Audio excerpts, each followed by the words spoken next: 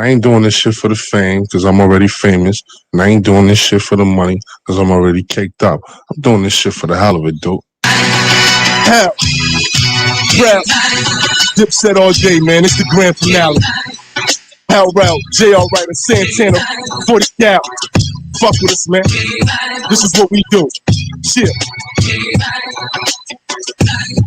Yo, dopes in the rice, the coke's on the stove, just sitting there waiting to be cooked, chopped and sold. And I could pop the foe, I would rock the roll, but the chain's so sick I can leave you watch your home. And please stop snitching, man, leave the cops alone.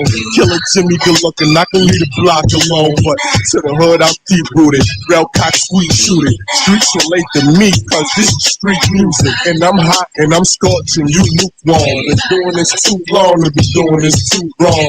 Friends come, friends go. Hey man, I move on. And the presidential suite with some bitches that do porn. Oh yeah, straight scussing them out. Shit swallowing my juniors. I ain't gobbling her tuna. Why you following them losers?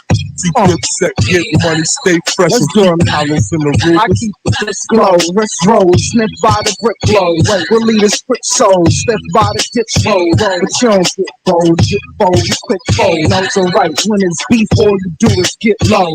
Smoke, I do this, pump my music.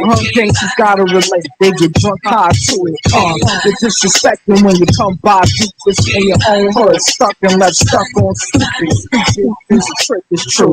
I got a principle, niggas who don't get it through. Keep a good clip or two at your interviews. Clap and let you get a few. It ain't only the game, the whole game's dissing. And it's pitiful. Listen, you slouch, get in this route. I show you what the business about. How to flip to a house. Cause rappers are just hustlers, and most of them need work like it was a drought. But y'all acting like I'm new to this. Mac to the Uzi clip. When it come to beef, we all packed like Louis Rich. Battling is ludicrous. Half of y'all uterus. Matter of fact, Jimmy just passed me the goofiest. Fuck the trail shit, cause when my coat come in, they gotta use the scale that they weigh the whales with. Parsons on the Jeep, Gotti made the prototype. Hope you get the picture, but you just can't photo like. Determined niggas make it, kicking down the door and we burning niggas naked. The house costs $1 million, sitting on the beach, and the only thing I know if it's furnished, I'ma take it. My bathtub lift up, my walls do a 360. We got the shit that the government got. Talking money, then you rubbing the spot. Real niggas say that they be wild.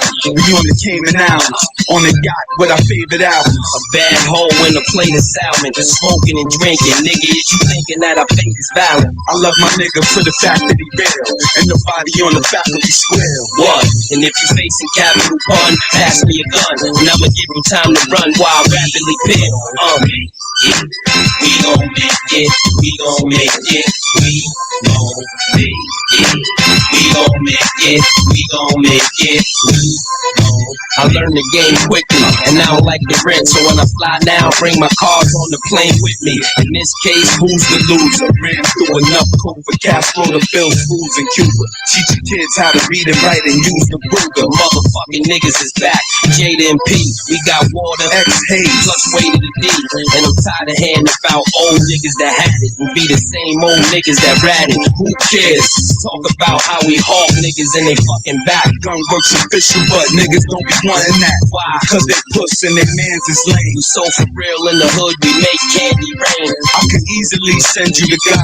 Come and see me at the Plaza Hotel, I might give you a job. If you can't remember the name, all you gotta do is ask the name for the niggas that deliver it all. We gon' make it, we gon' make it, we gon' make it, we gon' make it, we gon' make it, we gon' make it. I'll kiss you, you bitch ass nigga. Bet the hood won't miss you, you bitch ass nigga. Might find your man dead in the ocean. Be alright, though. No dead rappers get better promotion. Why we don't laugh at death and cry at birth?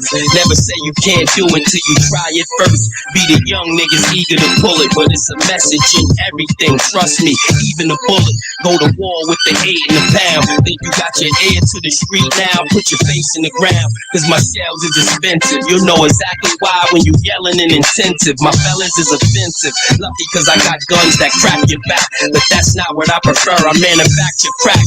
And niggas turn bitch when you show them the steel. But we know how to bid, so y'all go ahead and squill.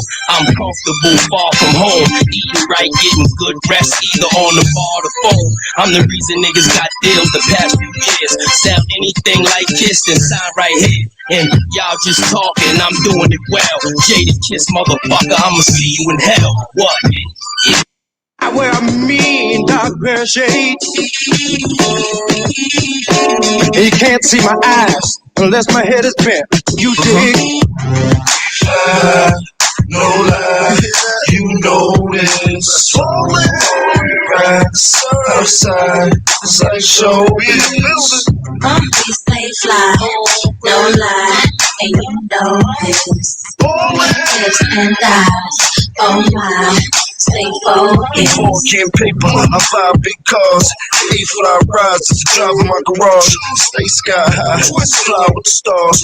G4 flights, 80 grand large.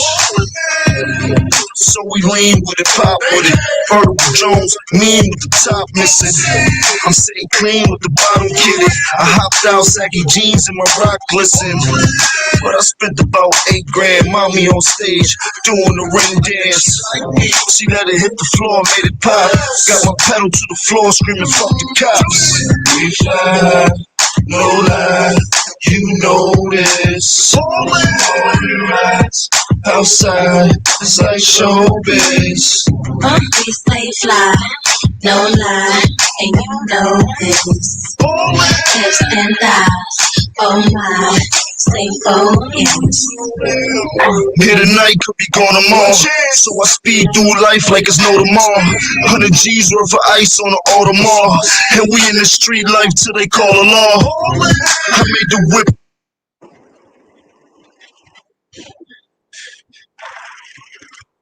Money, power, respect. First you get the money, then you get the motherfucking power. After you get the fucking power, motherfuckers rule your lives. Money, power, respect, eating life. Money, power, respect, eating right. Money, power, respect, money, power, respect. Hey, yo, my whole clique bout it. We take yours while you pout about it. Truck, step out the horse, wanna crowd around it. You can see me on Optimum TV. On your bathroom, turn the light out, scream, Bloody Mary. 1, 2, 3. Chic ain't your usual friend, but I can set you up like Heiser and walk straight at the end. I'm done with ice and charms. I'm trying to ice my whole cast when I'm gone. Pull up with class on the dawn. Once I meet him, I greet him. Kiss his feet for freedom. Tell him thank you, Lord. Cause on earth I was getting bored. Now resurrect me back to this cat or sheep. So I can make this album and get back the cat this week. 230, 6'2". Me bunch for you, that's like a cat versus a pit bull. Gun, no flip bull. Keep hunger and plan for the future. Cause you figure you gon' be older way longer than you gon' be younger. Eat live, money, power, respect, eat live. Money, power, respect, eat right. Money, power, respect, sleep at night. You'll see the light, keep the light. Money, power, respect, eat life. Money, power, respect, eat right. Money, power, respect, money, power, respect, money, power, respect, keep the light. Only time to tell how the clock tick. I really love it, but I'm still a hostage. 2 personalities, check the posture. Smoke out the mouth, flare out the nostrils. Thinking death, the life seems scary. I pass the graveyard, seeing people here marry. I ain't chillin' till I'm out parachute and race my man in my own time for about 10 diamonds. 25,000 apiece, fuck streets. Trying to own the island, forget about wildin'. Try riding, in the car that be gliding. If I showed you where I live, you would think I was hiding. Sling dick, the chicks that don't speak English. Wake up to Trinidad, like fucking I'm rich. Come back, private jet, live on set. If you get shit go, I can spit forget. Money, power, respect, eat life. Money, power, respect, eat right. Money, power, respect, sleep at night. You'll see the light, keep the light. Money, power, respect, eat life. Money, power, respect, eat right. Yo, Money, power, respect, Yo, nothing but the hotness whenever we drop this. Monotonous for y'all to keep hating, cause y'all never gon' stop us. I keep my rock spotless and my hoes topless. Take time, try to figure out who the lock is. Fear no one, kick rhymes like Shogun. You scared to blow one, get robbed with your own gun. If I don't respect you, I'ma check you. And if I don't kiss you, I'ma peck you. Right before I wet you, I sneeze on tracks and bless you. I'm special, and if you like working out, then I'm gon' stretch you. Hustling is dead, but we still get red. Serving spots in the bakeries to give back bread. And y'all said my money spent, but it's an event.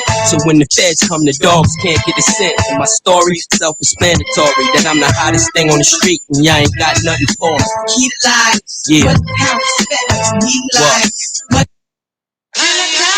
Killer cam cam, killer cam, killer cam, killer cam cam. Anamai killer cam cam, killer cam, killer cam cam, killer.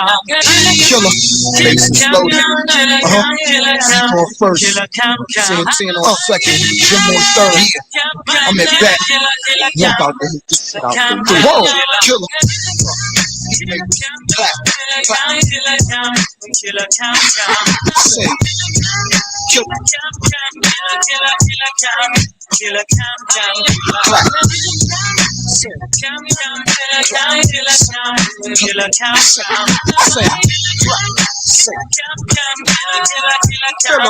Killer, yo, with the goons I spy, stay tuned with mom. She like, damn, this the realest since Kumbaya.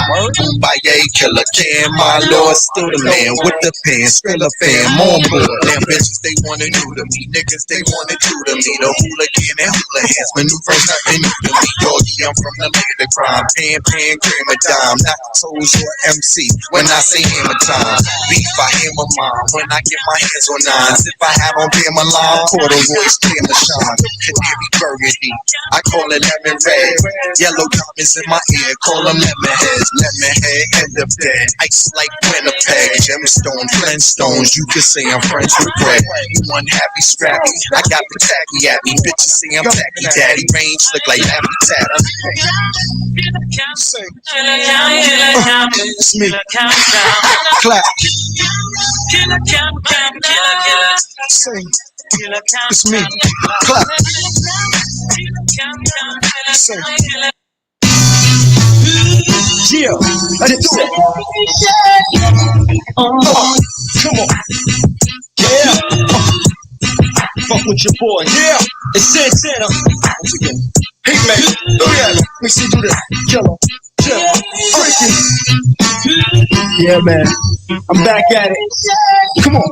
Today's a new day. Got the booty up in the suitcase. So go uptown to Harlem. Tell them that I sent ya.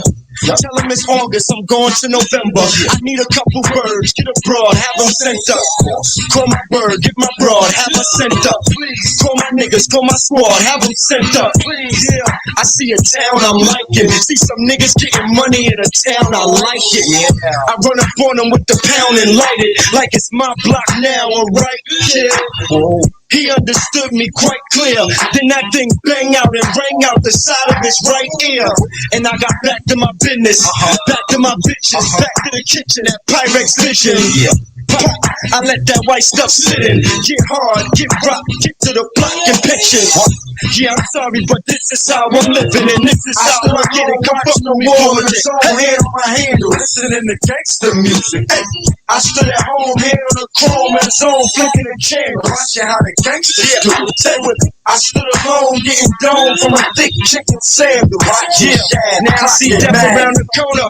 Gotta stay high while I survive in a city where the skinny niggas die. No, it's the city with.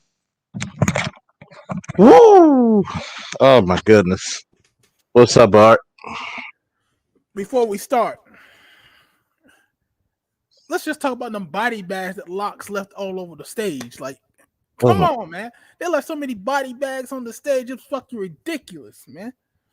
I know I'm on injured reserve and shit, nigga, but god damn, I might have to go to the Northern District and type up, get an x-ray no for this triple homicide I just witnessed. Oh my god. It was not even fair. This is probably the most one-sided fucking verses I ever witnessed. It was getting bad. And then what's up with Jules? He looked like he was high off of perks or some shit. Well, you know, he's always had a drug problem. He's always had a drug problem. Jesus Christ. Like, let's keep it funky real quick, man. Like, anybody who's anybody know Jada Rock's period of performers. Al Qaeda, Jada, the Ghost, Silverback I Gorilla. mean, all three of them dudes, man. yeah, like it's funny because when you're younger, you don't appreciate this shit till it's gone. You feel me? It's like, you know, my roommate back in Morgan, he was a big Wu fan. But now we don't have anything like a Wu, so you miss the music and you bumping it all the goddamn time. And I'm like, y'all do know this nigga has been vicious for decades, right? Mm-hmm. You needed Hell Row, 40 Cal, and some other niggas just to stay. If Cameron wasn't there, them niggas would have been done like hours ago. He was keeping them afloat for a minute by himself. Listen, I put it to you like this. Anybody who says that, right, you basically saying they need 6 motherfuckers to take care of 3. That's when I looked at it, I was like, how come it's not? It shouldn't have been just pretty much. I mean, it shouldn't have been just Dipset and the Locks. It should have been Dipset versus Rough Riders. Because Dipset is a whole group. The Locks is just 3 people. Guess what would have happened if it was Dipset versus Rough Riders? Jesus Christ. Imagine if X would have been still alive. X, you had nobody challenged X. Shit. It would, man, listen. Anybody who wasn't on some Rough Rider shit back in the day, I know you and me, you woke up on this shit. So anybody who want to own that shit, y'all slept on anybody on that crew, y'all tripping, man. Y'all tripping. Y'all are straight tripping if you ever slept on Rough Riders. The Locks, X, Drag On. Remember when them niggas used to go on fucking concert every fucking summer? You were not kidding. I mean, anybody who wants to join, they can join in the conversation, but man, like, don't get me wrong, they came in that bitch like, ha! Like, they came up there like on some fucking, some Avengers fucking Infinity War shit. Like, I mean, massacred. And they didn't even play some of their fucking best hits. Nah, they didn't. They got a whole bunch of stuff people not even heard about. Yeah, God forbid if you would have heard some of Jada's freestyles. Mm-hmm. I'm just looking at this like none of you niggas practice. The Dipset forgot some of the words. They looked like they were tired, man. Yeah. They looked like they were tired. They didn't sound right. Cameron definitely didn't sound right. I was like, yo, is that how you sound now? Ooh. Yeah, like, you know. Well, OH didn't do him well. Like, I'm just like, I'm like this, my nigga. Like, yo, I'm happy to hear some of the shit we grew up on, be that late 90s, 2000 and shit. Like, say that again. I said I'm glad to hear that late 90s, 2000 shit. Mm-hmm. Agree with Angry Man. They beat them off of stage performance alone. We're not even going to go talk the lyrics. We're not even going to go talk the battles. Stage performance alone. Alone. They lost. They were prepared. They had their lyrics down pat. They even ad-lib shit. Yeah, you're right, Two Trip. They were lazy as shit. And you got what they have like more people than well, they had over 600K. Mm-hmm.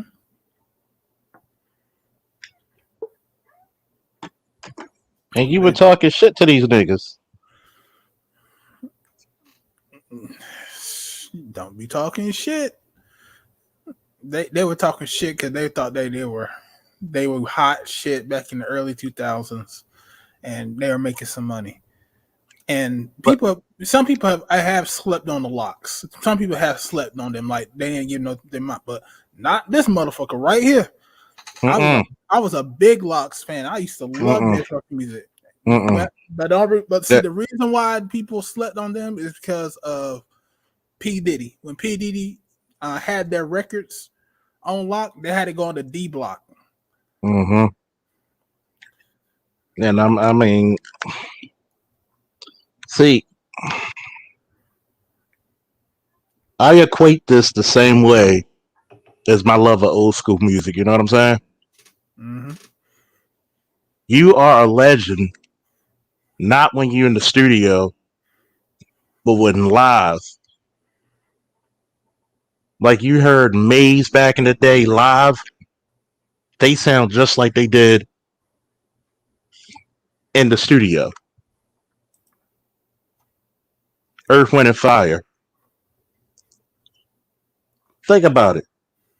When you went to a Locks, a DMX concert, DMX was damn near carried off that goddamn stage. You feel me? Yeah. He gave you his heart and soul. I don't think drugs took him out. I think that he left so much shit on the stage, his body just couldn't. I just don't have anymore. When you go out there, I mean, Cam, Killer Cam had some bangers. I'm not gonna lie, but when you don't try to perfect your art,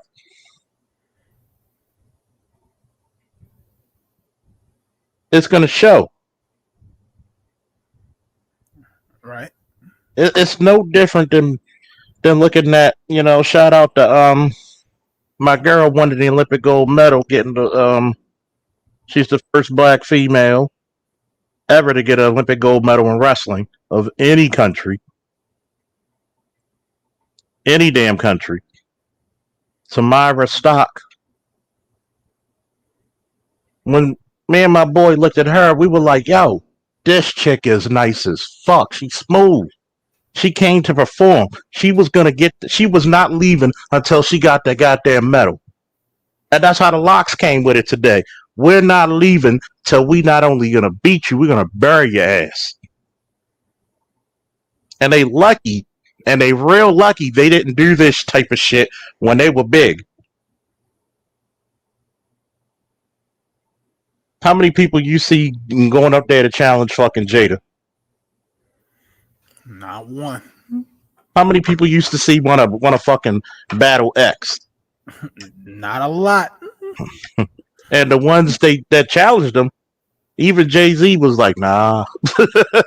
Nah. Nah, that supposedly never happened. It happened behind closed doors, but no one tells you who won or who lost.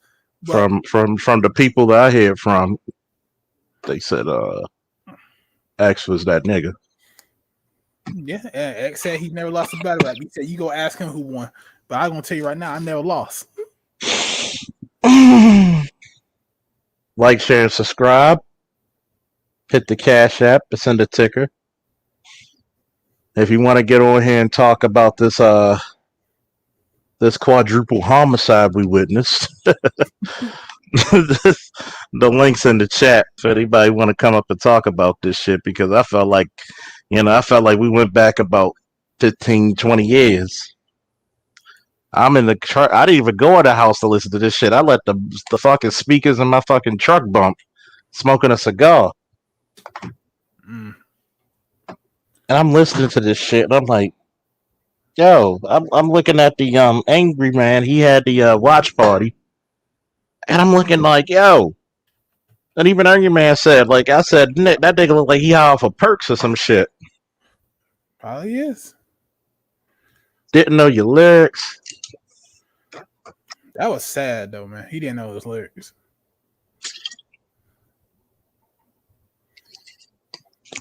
They lucky they took it easy on him. They really took it easy on him. And how many motherfuckers told them like, yo, where's Hell Row? Where's 40? I don't think they're cool anymore. Yeah. Shit, they need to get cool because they needed help. They needed more than help. They needed damn fucking what's the machine they use to shock you in your chest so you can get your heart pumping? You're the defibrillator. They need, they needed some shit like like what we call it, the law enforcement, a signal 13, officer down, officer need assistance. Mm-hmm. Like, god damn, that nigga came up in there like, I'll be your huckleberry. Need to be something. Shit. That's my nigga. Imagine if you ever notice, like, you don't see the top stars, the current stars now going versus because there'd be a lot of careers ended, man. I mean, I will watch that. First of all, yeah, that's true. My man came up to that fucking studio like, bitch, get off my stage. And I'm like, see, I kind of gotta blame us because we're not old, but we're older men now, and this next generation has to build up an appreciation for guys like Locks and Dipset.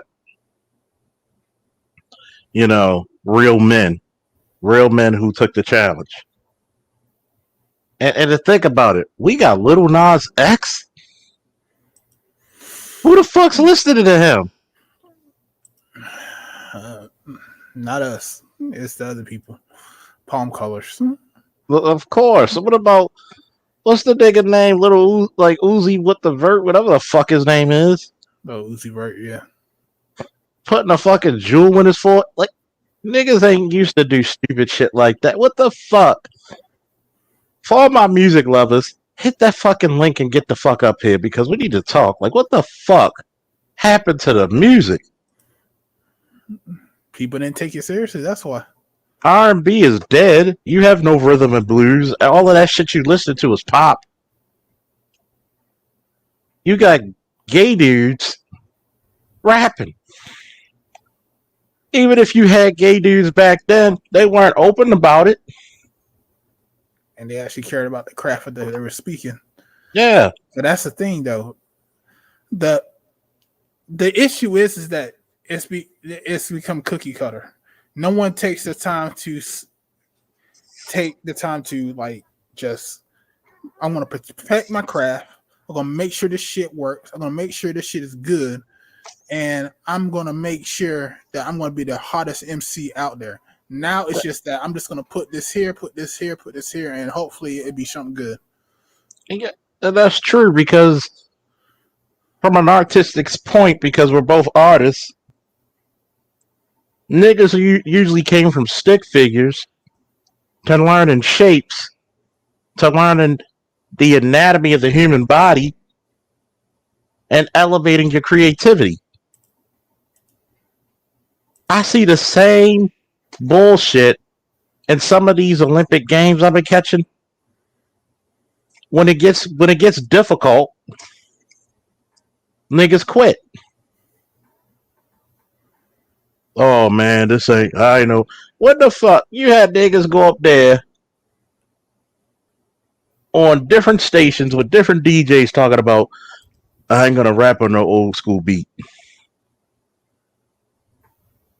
Then you're not a rapper. You're not an MC. They're not. They're right. They're not an MC. I am a corporate cookie cutter rapper. I have no substance in my raps. You know what? You know what I used to see when I was like looking at some old school, even R&B songs, old school stuff back in the day. They Mm-hmm. told a story in their Mm-hmm. rap. There ain't no told storytelling. There was a story within that music. There's no story in these songs anymore, in these rap songs. Nothing.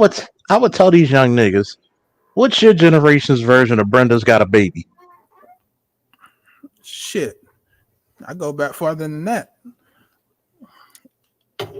What's your generation Slick Rick? Thank you. The ultimate storyteller. The ultimate. You could visualize what the fuck he's saying. Like, come on, man. Like, you get a semi-hot beat, and that should have carried you on.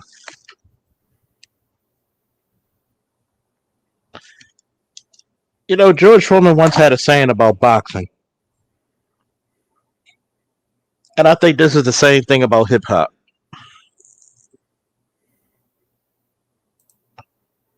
Yo, he said, boxing is like jazz. The better it gets, the less it's appreciated. I feel that same way about R&B, rhythm and blues. I feel that same way about hip-hop. I feel the same way about sports today. Mm-hmm. None of you want to be perfectionists.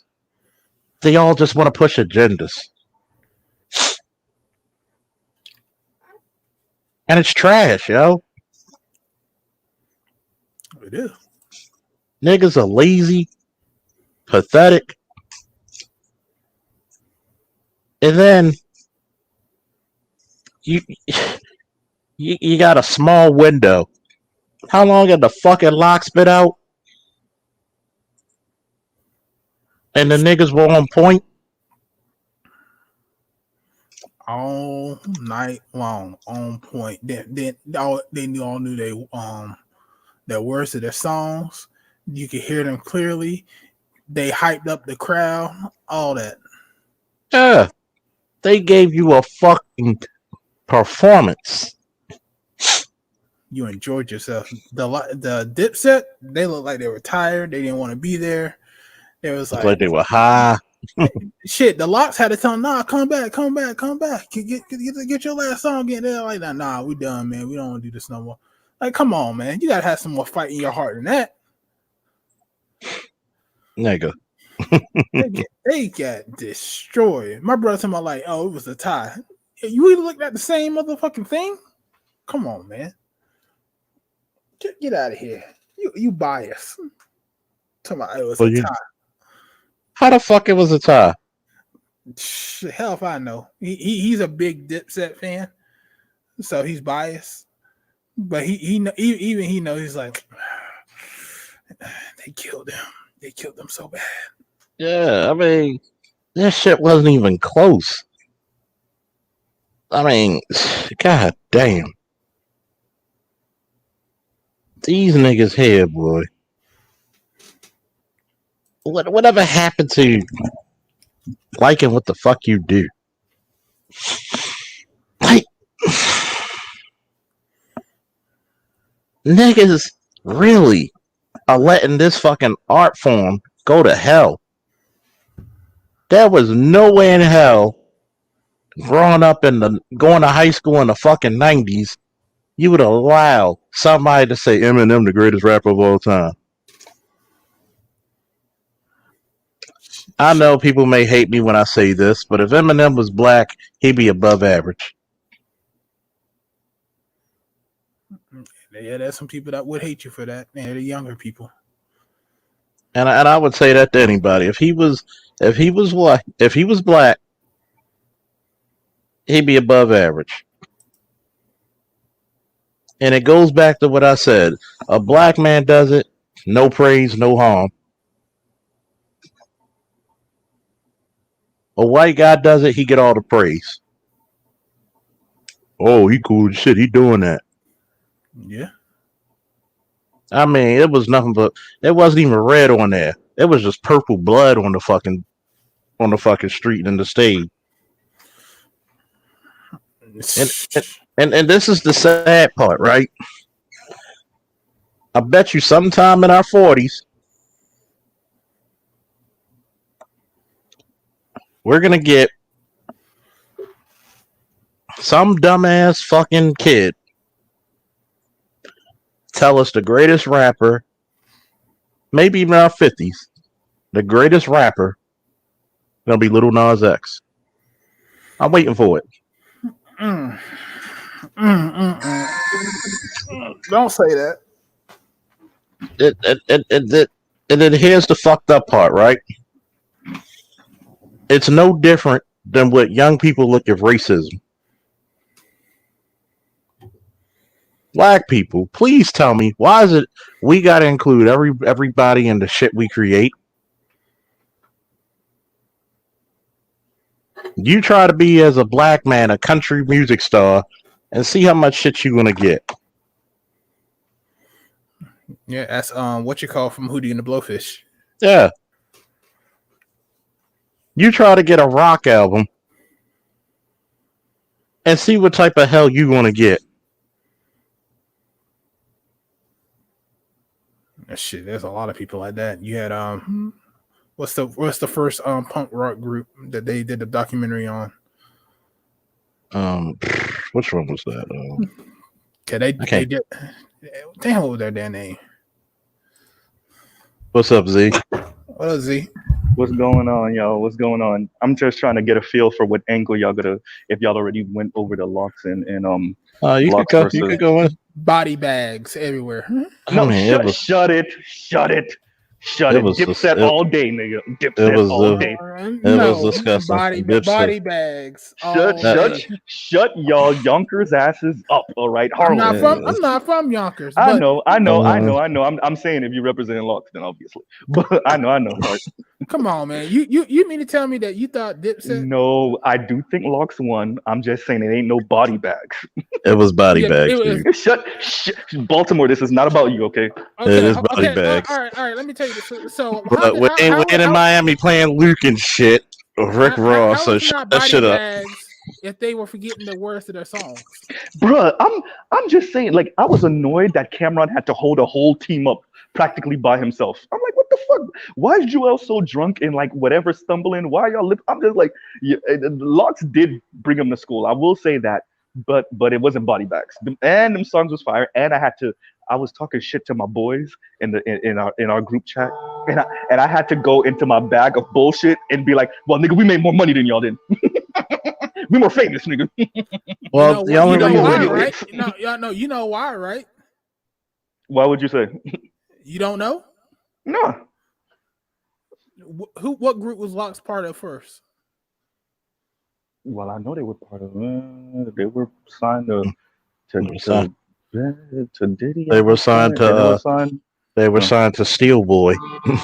Steal your, that's what I call bad boy. Steal your intellectual property. This is true. They took their name away from them. That's what only had one album under Rough Riders, and then it had to be under D. Yeah, I remember that. And you know, so I was just talking shit to my boys. I was like, it don't matter. And my boy said, he was like, I would have never thought that you would have went to commercial success, Z. And I'm like, well, it's New York, and that's all that matters anyway, money. So I had to do some sneak shit. I don't really mean that shit, but I was like, I can't let Dipset go down like that in this group chat. So I'm a Dipset fan. They I've got lots of Dipset albums. I got lots of Locks albums and mixtapes.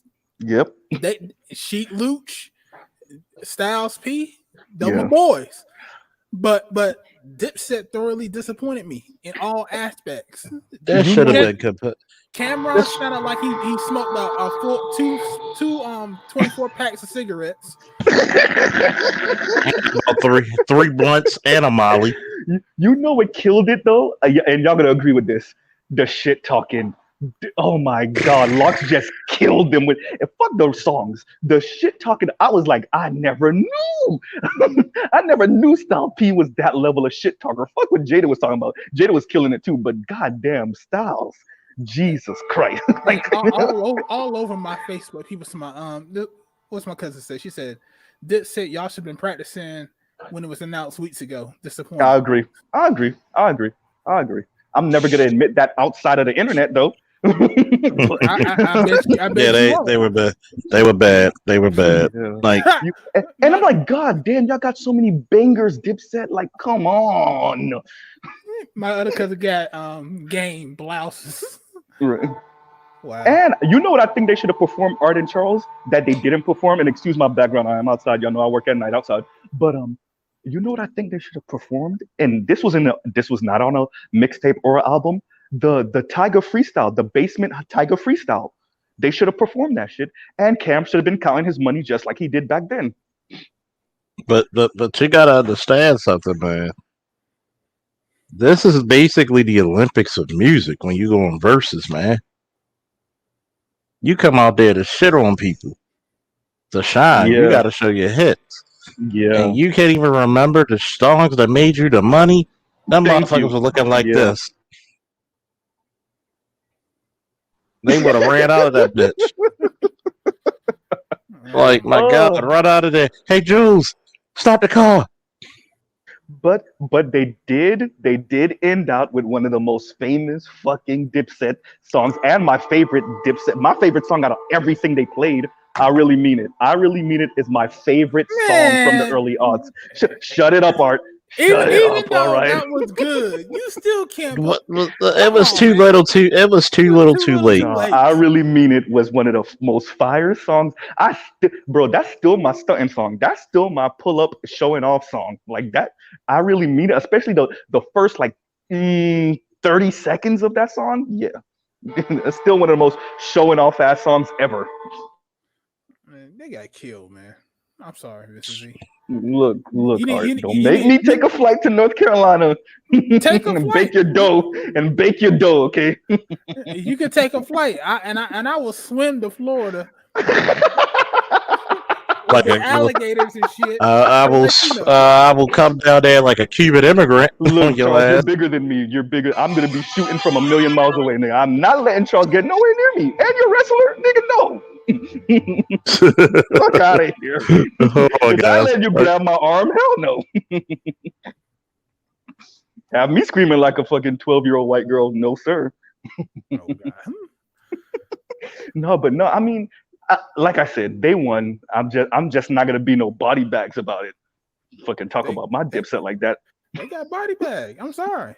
Nah, bro. Look, Nah, look. I can't say that. I can't say that on a public platform. Can't. Yeah, on a public. See, you know what, Charles? You know what this is? He act like a black female. Shame, insults, and it need to be right. Look, today y'all could talk all the skirt shit y'all want. I'm not admitting shit. I said they won. That's what I said. I ain't say I'm not going no further. Oh boy, I'm trying to tell you, man.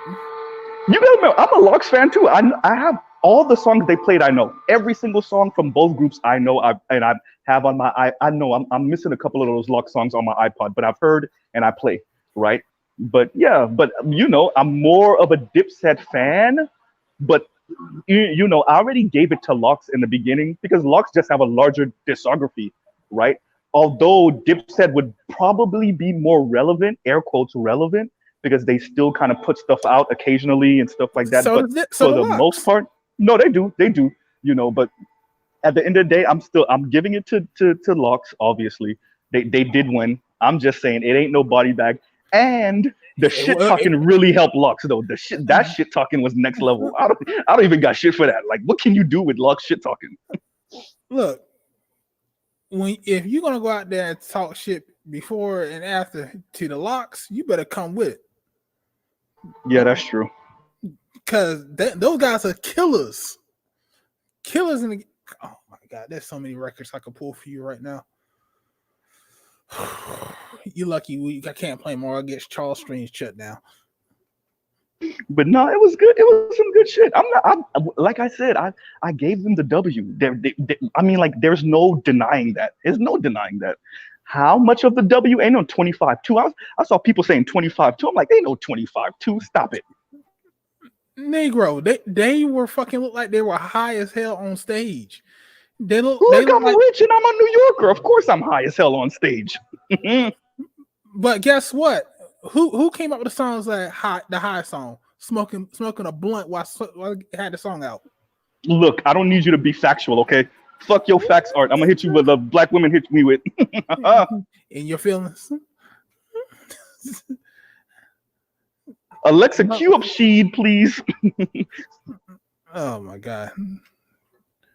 It was horrible, man. And like I said, I'm a Dipset fan, but they look horrible. And they're talking about they're gonna be on tour too. The only person looked like they were in shape and they actually sound okay was Jim Jones. I don't know. Cam sounded good to me. He Jewels sounded is the one horrible. that sounded horrible. Jewels who sounded fucking Jewels horrendous. and what you call sounded horrible. Jim Jones is the only one because I know Jim Jones. He works out because I be seeing him on Mike Rashid stuff that he be working out with Mike Rashid sometimes down there in Florida. So he works out. So he looked actually good and he sounded okay. But fucking Jules Santana, he looked like he was bugged the fuck out. Like he just like smoked something. I agree with that. He will bug the fuck out. Then you had fucking Cameron. He's like I said, he sounded like he smoked a whole bunch of packs of Newports before he came on. He sounded. I was like, what the fuck? Come on, man. You could hear the locks when they spit. Mm-hmm. You can actually hear Jada was performing with passion. Yeah, Jada was performing. Yeah, Jada did his thing. Styles Jada did his P, thing. She. Styles P did his thing. Yeah, she. Yeah. That's a body bag. Yeah. And I'm like, y'all are Harlem niggas. Y'all supposed to be like the pretty boy niggas, and y'all supposed to be the biggest shit talkers. And what the bro, no lie, Art. I was like, what the fuck y'all got going? Y'all supposed to be the shit talkers with the pretty boy shit. Y'all letting Yonkers niggas fucking punk y'all out of y'all own lane. Well, like Art said, y'all was drunk and high, a little bit too drunk and high. So y'all just yeah. And they act like they didn't want to get it. Even at the end, the Locks had to tell them to come back here. You need to do that last song. They act like they didn't want to do the last song. Yeah. You know what also killed them? They rapping over the fucking words. But yeah, that's what Styles P kept on saying. Like y'all lip syncing. Like what the hell? We and like they always say, like know the words to your songs. Know the words to your song. Like yeah. I was annoyed by that. I was thoroughly. I'm like, bro, y'all are the Harlem niggas. Like y'all are supposed to be pretty boy, clean, fucking all. Y'all let the gully niggas from Yonkers outshine y'all. That's not even supposed to. Like for anybody that's ever been to New York or that's lived in New York, they know exactly what I'm saying. Y'all let the gully niggas outshine y'all, and y'all supposed to be the Harlem niggas. What the hell? Because guess what? Flashiness is only surface deep. But that's when the fucking music became shitty, because they were trying to get away from fucking that shiny suit era shit, and that laziness bit them in the ass, man. I'm glad they going on tour and they doing all this shit, but god damn. Yeah. No, I mean, like I said, Locks got it. I honestly think it would have been a better battle, minus 50's biggest hits, if it was G Unit versus Dipset, because the way they rose, how they rose up. But yeah, nah, this was just definitely the Locks. Their discography is just way bigger, and yeah, they got shit with Big, they got shit with Kim. Like, come on, man, They got shit. The Locks are good by themselves. Have you heard their solo albums? Yeah. God. Yes, of course. Yeah. I mean, god damn, when he came out with "We Gonna Make It," I mean, they captured. We gonna make it. We gonna. No, and one of my favorite lines ever, where it was like, what he said, the front of the, what he said, I missed my probation because the fucking house is so long, or the front of the crib so long. I wrote that shit down because that's one of my favorite lines. And every time I hear it, I'm like, yeah, that's still one of my fucking favorite lines. Where is that shit? Oh yeah, when when Jada killed me when he was like, these niggas don't know these niggas don't know what Grammys look like. They got grams. I was like, oh shit, this shit talking. I can't. How do you compete with that shit? Especially when you're too high and drunk to even know your own lines. It's just, yeah. And this is supposed to be your craft. This is your art. This is something that you're supposed to know through and through. I was annoyed by that. Oh yeah, there we go. Takes so long to get to the front once I miss probation. It's one of my fucking favorite lines. I mean, shit. I mean, they were talking mad shit to them. Man, tombstones. That was like call the Undertaker. I was like Rocky, ring the damn bell. Yeah, I'm gonna come out with that meme where that white kid's like standing next to the grave. But Dipset on the grave. He's like, yeah, he did. They got cooked. Man. They got cooked. I ain't gonna say all that. No, I'm not going all the way there with you, Art. You low key admit it. No, I said they got beat. I said they lost. That's who the most you get from me. No, you that's low the key. most you get from me. I know you. I know you. You just hard headed right now. No, bro, I'm not gonna give up the fight. It's Dipset all day, like Cameron said. And they should have played "Get 'Em Daddy" remix, the one where they went at Jay-Z after Cam got shot. Like that, they could have played that. I don't remember them playing that. They're so man. I'm like, come on. Bigger picture, y'all. They could have played that. I'm like, but would it even have mattered because they was drunk and high? Man, Lots could have played a lot of shit. Yeah, so could have Dipset. You know what? That's true. Jewels came dressed like it was still. I said that to myself too, and even the size of the pants and how they were singing, I'm like, nigga, like God damn, like you're in a time warp, my nigga. You know what it is too. You know what it reminded me of? The dude that was the jock in high school that comes back like nigga, why do you still got a Jerry curl box fade, nigga? What the fuck?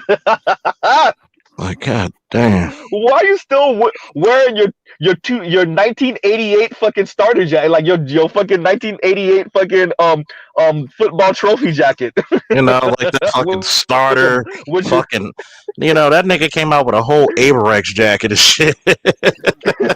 Averex, I ain't wore that in forever. Nigga, are you wearing Dadas right now? You're not wearing Dadas. Yeah, the nigga got a couple of Jabot jeans on and shit. Like what the fuck?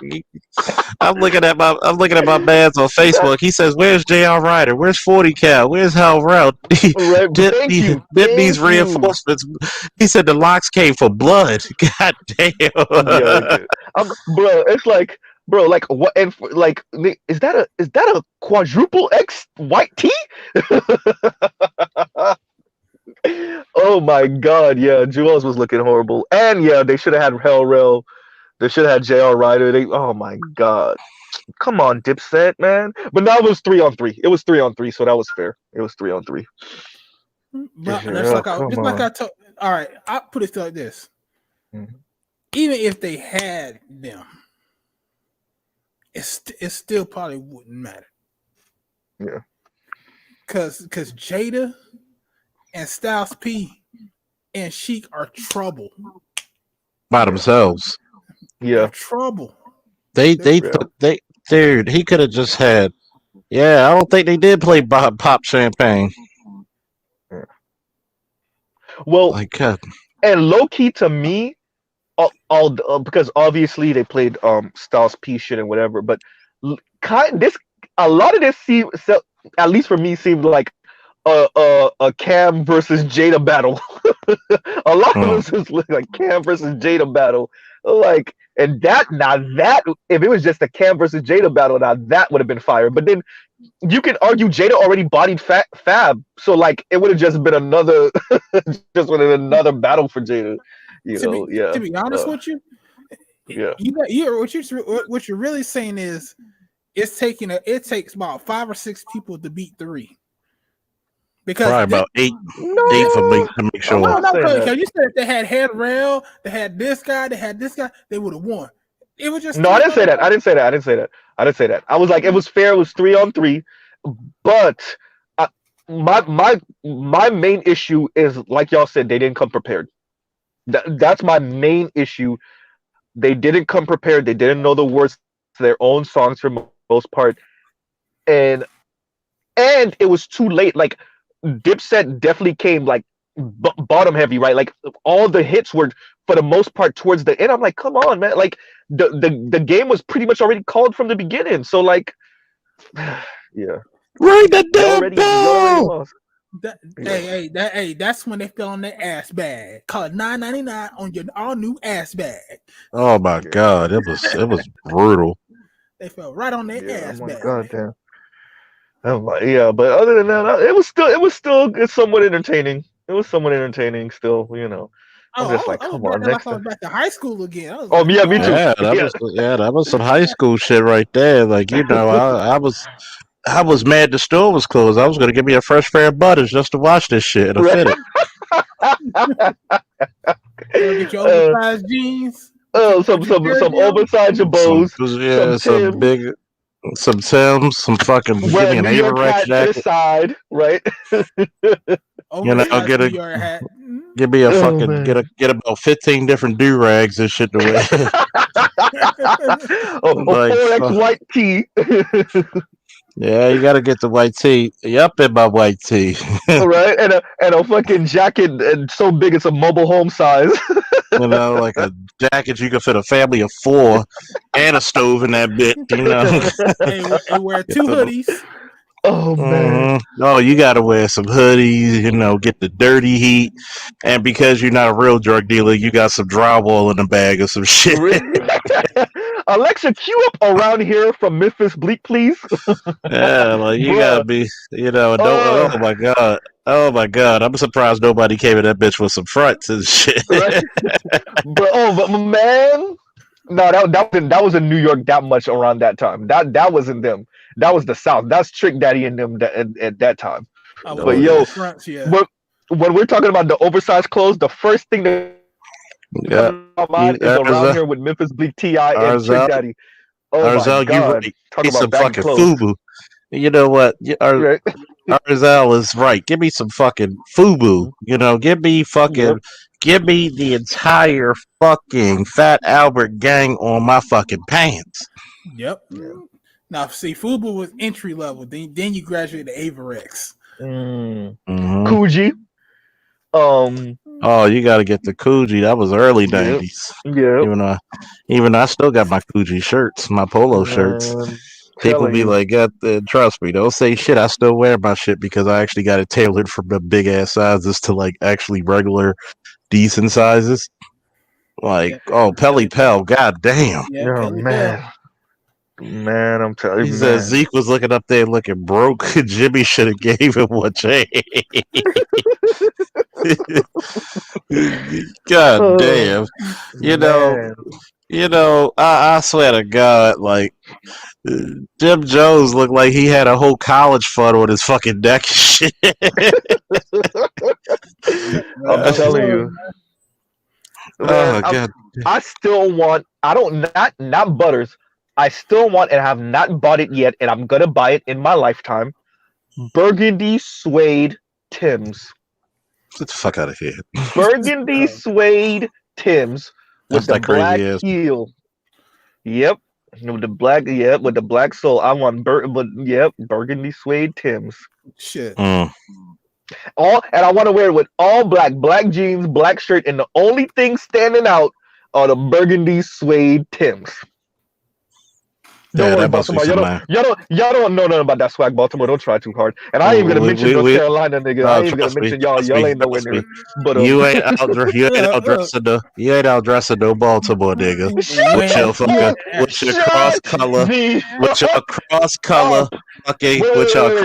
shit. Baltimore. I think North Carolina is trying to say something. Nah, I'll just say you look like exactly. Shut your ass up. Anyway, nigga talk about all black with some brown suede shit. Look like a dirty, stupid shit. Burgundy suede Tims. You know what he looked like? You know what he looked like with that outfit? He looked like a damn Black and Mal. You know, yeah, he did. Look like a dirty, stupid some shit in the city and shit. God damn. Look like an unwashed rim and shit.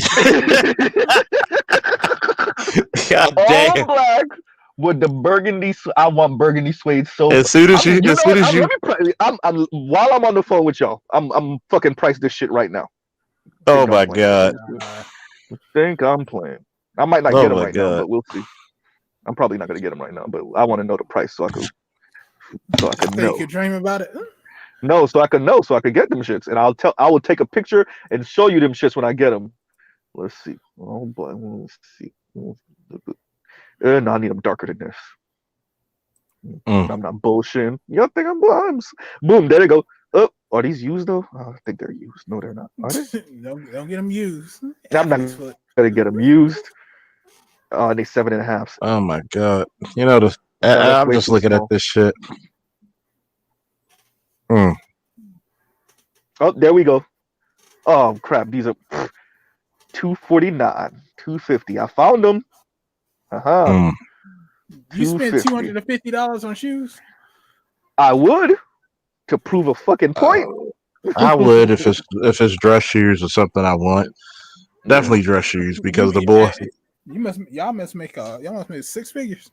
Oh, I'm just cheap. No, I'm making. You're No, just cheap. It's not that. It's occasionally, right? This is not something I do every day or once a month or whatever. So like, But- if once in a while I buy a pair of shoes that cost 150, 200. Like, and when I say once in a while, I mean like once a year, maybe once every. That's something. But this is not something I'm doing like once a month. I know dudes that like once every couple months they're spending 300 on 300, 350.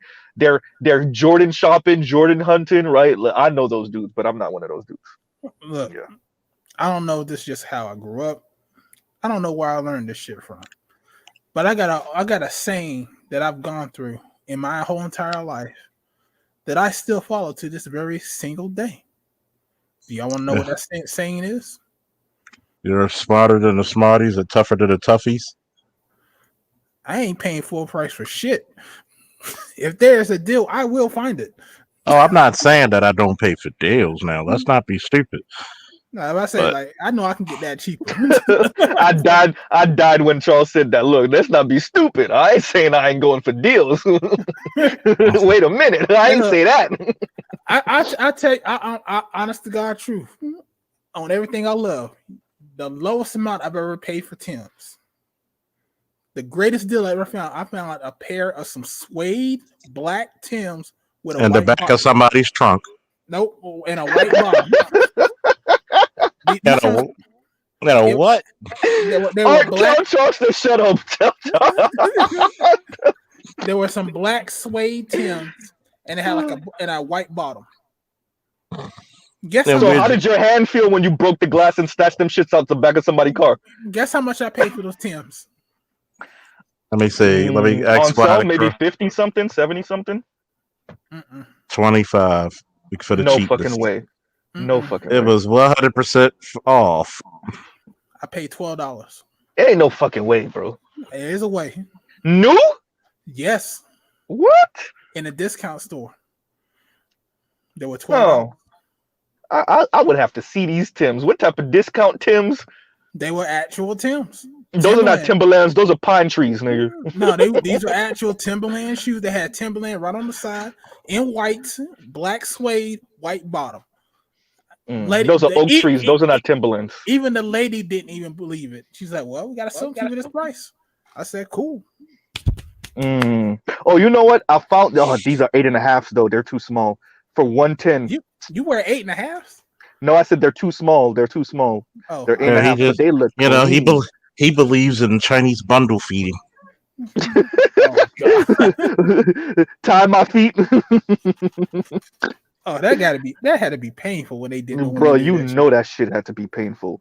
You know that shit had to be painful. I just put the link for the Tims. God damn, that's a long ass link. That shit ain't gonna. What? No, let's not do that. Let's not do that. I was gonna put the link, but that shit was way too long for the Tims. So Devin Allen has booked his spot. Oh my goodness. I'm catching these fucking Olympics.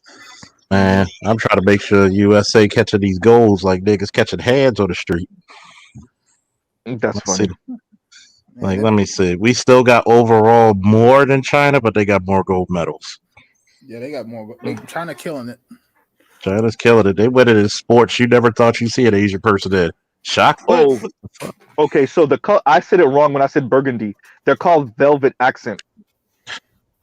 You sure you can't get them custom plum wine color? Stop fucking with me, Charles. I'll do it. They Oh might. my god! stop. Hey, stop fucking calling my bluff, Charles. Oh my god! You better guy. ask. Jesus. You better ask my friends in real life. Fuck around. Jesus, take the wheel. Right. Plus, Jesus. it's almost the same color anyway. Think about it. If I'm saying velvet, like that's pretty much we pretty much in that same realm of color anyway. If we ever really do this fucking meetup shit, don't fucking doubt I will come in that bitch with plum wine for real. With you know what, y'all'll make me fucking walk in that bitch with some burgundy, some nice ass suede burgundy shit. We're drinking plum wine. Don't fucking tempt me. I will do that shit. Oh my god, this nigga gonna come in there looking like Pinky from Off of Friday. Where's the bitches? I know, really. Yeah, Cindy McLaughlin. Cindy McLaughlin did break the world record on the 400 hurdles, and she's not. That is not a bad looking chick, by the way. Good God Almighty! Oh shit! I finally know how to do the share shit. God damn! Oh man! How do you share from your phone? From the computer. I'm on the computer. So yeah, we stepping up in prices. God damn it! I'll be like, or if I can't do that, Charles, I'll do cranberry and vodka all night. Just so I can have the drink in the glass matching the shoes. You know, that's like the safe sex of liquor. Shut your ass up. You said that last time, and that shit's still funny as fuck. It's enough of this funny as when I told this one fat chick. I said, I bet you're so damn big, you lay down on a fucking memory foam mattress and give it amnesia. I'd be like, did she sneer at you? Did she curse you out? How did that turn out? Did she try to pipe? It was you ever notice when you insult somebody so badly and it's so funny they even have to laugh? Yeah. That was one of those moments. Like she like, who thinks of that? Who thinks of shit like that to say to people? Serious shit. He said, "Hell no, safe sex of liquor." That's a good one. I'm telling you that. But you know what? Like I told you last time, I don't get off on the fucking rubbing alcohol. That doesn't mean I drink the rubbing alcohol. I do occasionally, but I don't get off on that shit.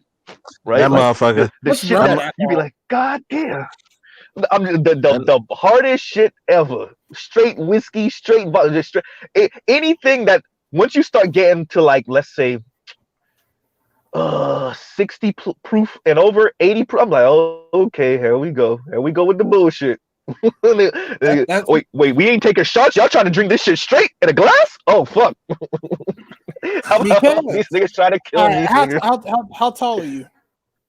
5'9". How much you weigh? About 185-ish. You know, take away from being Haitian about 160. If it wasn't for the gut, it'd be like 170. You know, you gotta take away from the revolutionary spirit, which is about 20 pounds and shit. How do you remove it? You can't. I'm just trying to figure out like why his alcohol tolerance level is so low. You must don't drink. But I didn't say it was low, Art. I did not say that. That is not what I'm saying. I don't get off on the hard shit. That's what I'm saying. I bet you the soon to be Mrs. Z probably a stronger drinker. Oh hell no. We already tested. Nah.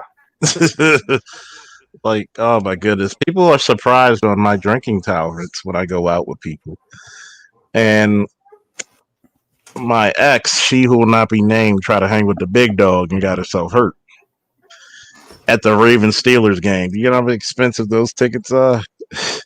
And she was like, Blah! She threw up at the parking lot where we're tailgating 2 or 3 times and threw up in the stands. We'll find out when we go to Vegas. Oh, I'm a good drinker. Shit, I'm like the Olympic champion of drinking. I drink responsibly though. Yeah. Well, He'd be like, "Shit, you should have saw me at BlairCon." Oh, I know. You had a whole bar just there. Now my homeboy said that was so fun. They're like, "Oh, that's gonna be his new. Oh my goodness, that's gonna be your new nickname, Weak Drinker Z." Dragon Ball Weak Drinker Z. Oh man. My God. I've never seen plum. I actually looked for that to see what it was going to taste like. I never knew there was anything like that. And the guy told me he said, "Nah, we don't carry that weak shit here." I was like, I started laughing. Hysterical. Well, my girl put me once again. My girl put me on that shit. I was like, it's drink. It's not. It's definitely not drink. It's not. You don't drink it to get drunk. I guess you drink it to chill. You should see the look on my face right now. Like, I guess. But I mean, if that's what she want to be on, and it's just me and her, or it's some family shit. I guess. I mean, I'm not gonna be like, no, I need whiskey right now. Like, hell no. I mean, I'm just looking at shit like this. What whiskey have you tried? Let's ask that question. What's ever been given to me? So the last time I had whiskey was when I went to North Carolina. So like that was 2 months ago now. That was the last time I had whiskey. What kind of whiskey was it? Because there's different types of whiskey, and some whiskey's not that great. Alexa, cue up shrug emoji, please. Alexa. So you literally just drink whatever people give you. You don't ask them like what it is. If I'm in the safety of friends and family, yeah. I mean, hopefully you ain't trying to drug me. I hope you're not Bill Cosby, but I hope this ain't no gay shit, but or some Cardi B shit. Well, first of all, right? Oh, well, that part too. Well, first of all, we cannot say definitely that Bill Cosby drugged to rape. This is true. He was acquitted. This is true, or not acquitted. He was No, in the disposition, he said that he did not get those pills to sexually assault. This is true. But Charles, what is that called though? That's not acquitted, is it? Or is it?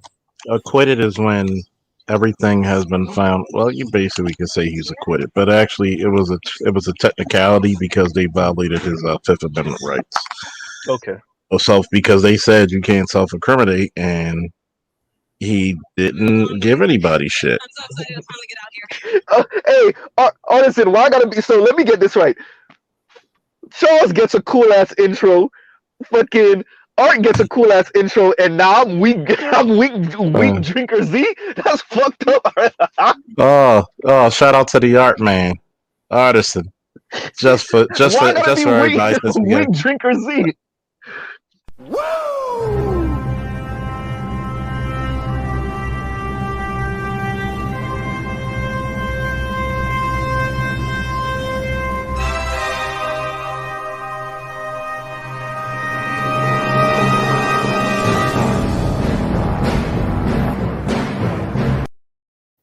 Oh shit! That gives me substance. I'm just saying, why gotta be weak drinker Z? Look, I tried shit. I tried like hard shit, but I'm just saying that ain't my preference all the time. That's what I'm saying. I mean, like, what's the hardest you ever drunk? The hardest proof I think I ever drank. A very fizzy Pepsi. No. I think that I remember seeing what it said on the bottle was 90 proof. Dude, you need to figure out what you drink. Yeah. That's the hardest. Like, I remember seeing on the thing where it say 90 proof. You know what? You're the type of guy like, here, take this. He's like, okay. That's you. I'm paranoid. I'm like, nah. Like, what is this? I don't care if it's from my own dad. Like, what is this? I ain't drinking. You know what, Art? I think you're right. You definitely got me more self-conscious now, and I think I'm gonna stop that. Of course, we had the show. Yeah. He said, "Don't get me sensitive, Z."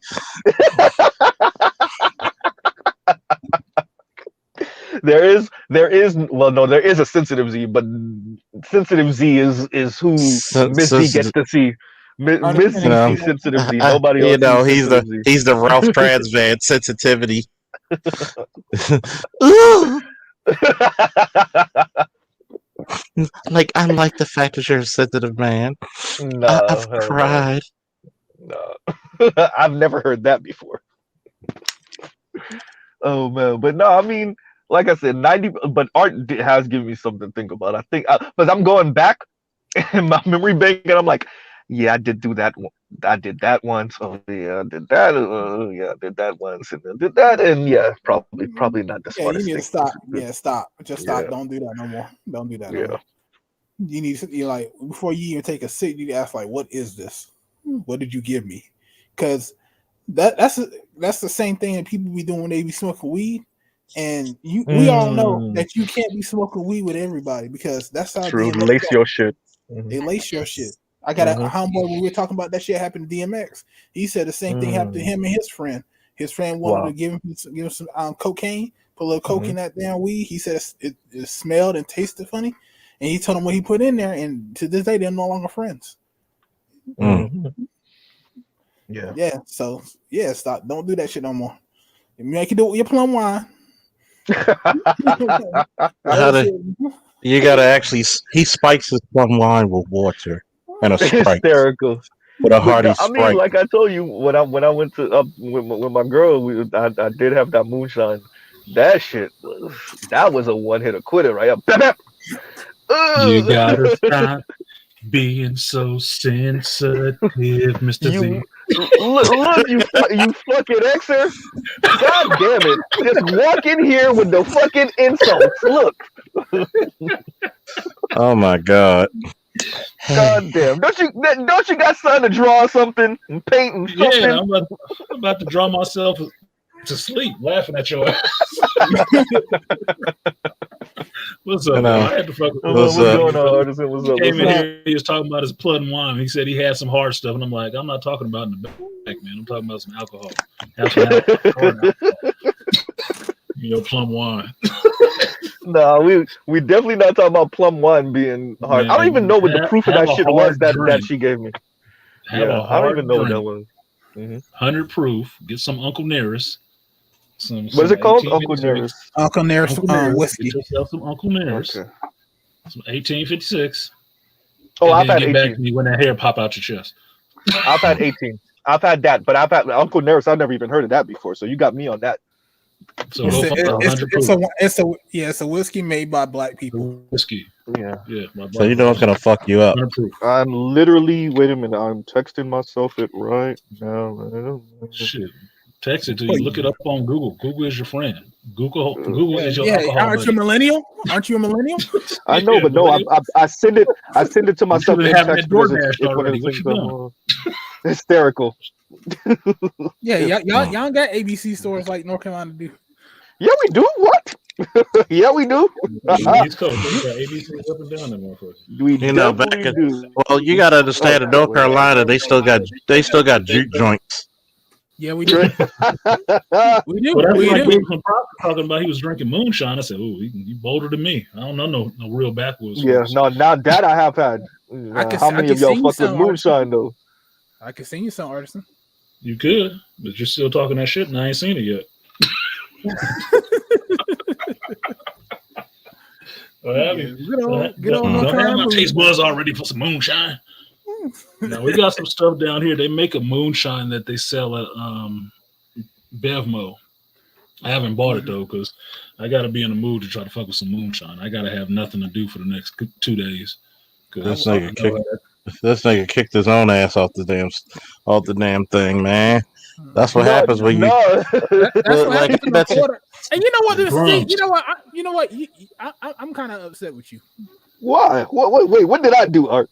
When we were having a discussion about how much it costs to live, you didn't say Florida didn't have a state tax. Oh yeah, I should have brought that up. You should have brought that up. I was like, Look.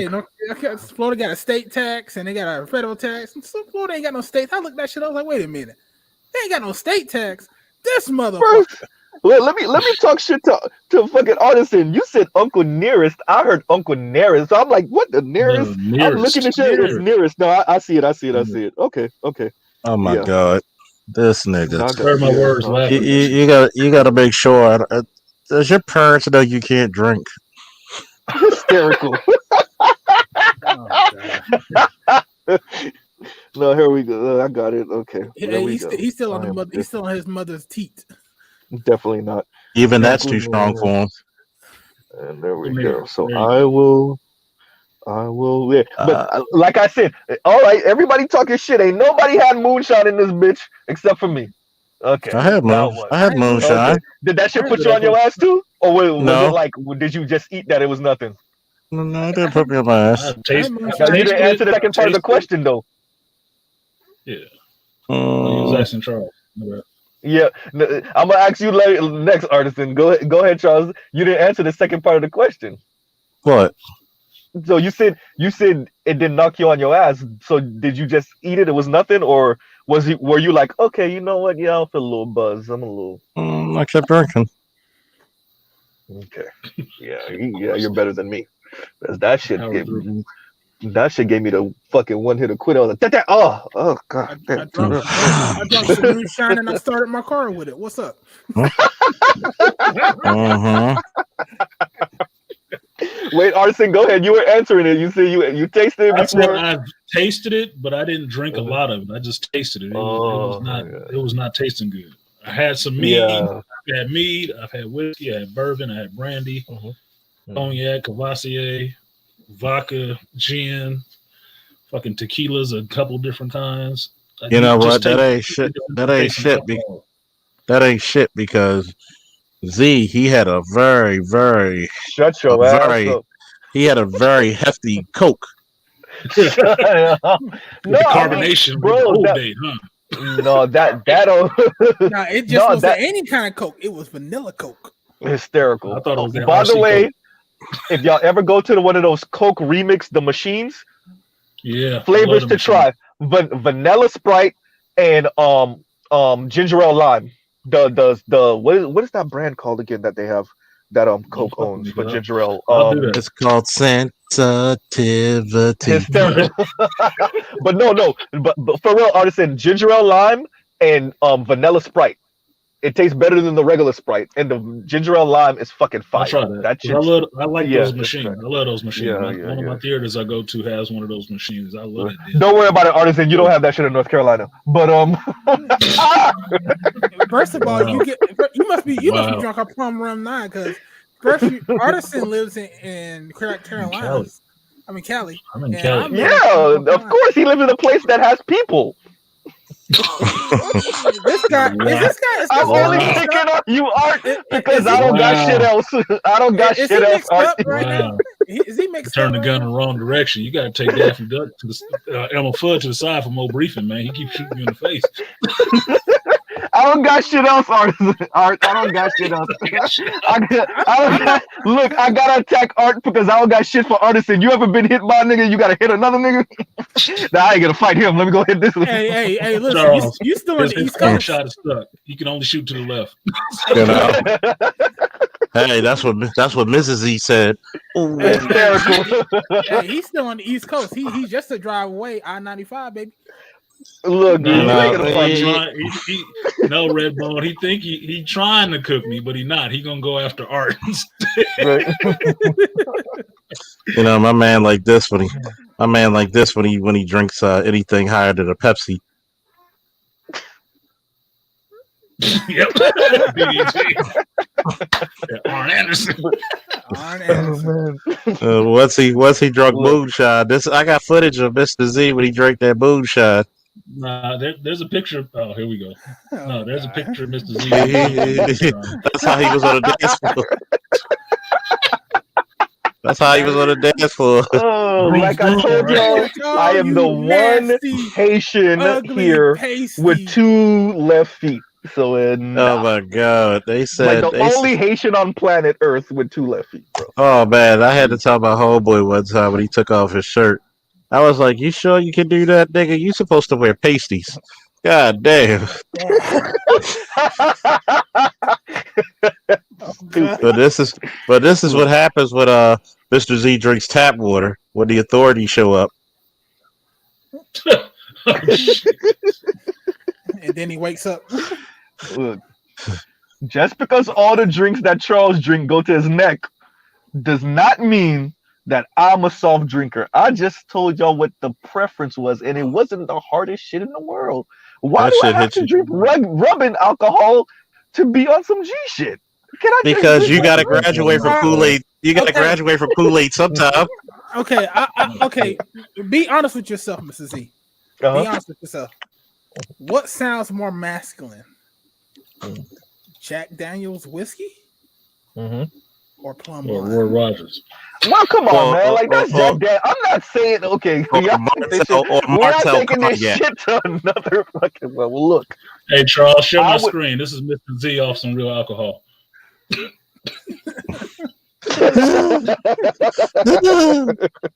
That nigga struggling No. and shit. That nigga. This is what happens when he drink pineapple juice. Wait a minute. Pineapple and Sprite. Yep. Pineapple. Oh, shit, it got Oh me sick. man. He said he went to his girl. He like, I'm about to pour like some cheap vodka. This would happen. Ooh, vodka. Ooh, Pineapple, by the way. like girl, hand me my All jokes pasties. aside, there is some shit that tastes good with pineapple. I've had some pineapple drinks that taste fire, and then them shits they hit a little nice too. My man why was y'all taking his bullshitting? girl I'm out. thinking, Charles, I'm thinking what it is that because Z is in Miami, right? You down in Florida? Yes, sir. You down that way? That's why he want all these fruity drinks, man, because the girls down there be drinking all this syrup alcohol. You know what? Half the time, for real, He was like, give me a fuzzy navel and the girliest drink you got. 2 fuzzy navels. And don't forget my umbrella, motherfucker. I mean, somewhat of what Artisan said. That's partially true, also. But yeah, man. Like, Yeah, you see, Did y'all see? Did y'all see this picture that everybody's posted of Jada Kiss in the Knicks uniform? They said he scored 62 points. He's 23 for 35 with 13 rebounds. That motherfucker had a triple double, boy. I'm telling you, body bags all over the damn floor, man. no, it was a win. It wasn't no damn body bag. Yeah, It was like this shit. It was like this. Oh shit! Oh, you got It lyrics. was a win. It wasn't no body bags. And stood over there. It was a win. Look, Man. Look. Am I the only one here trying to Yes. protect Dipset's fucking? Yeah. Why didn't they even let me get the question out?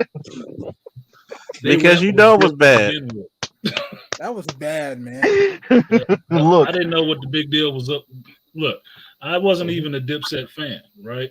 I'm not saying I'm fully in the Locks camp, but just watching that shit as somebody who like rap and love rappers, them motherfuckers didn't represent shit to me. I'm like, what is they up here for? They garbage. These motherfuckers. no, they ain't garbage.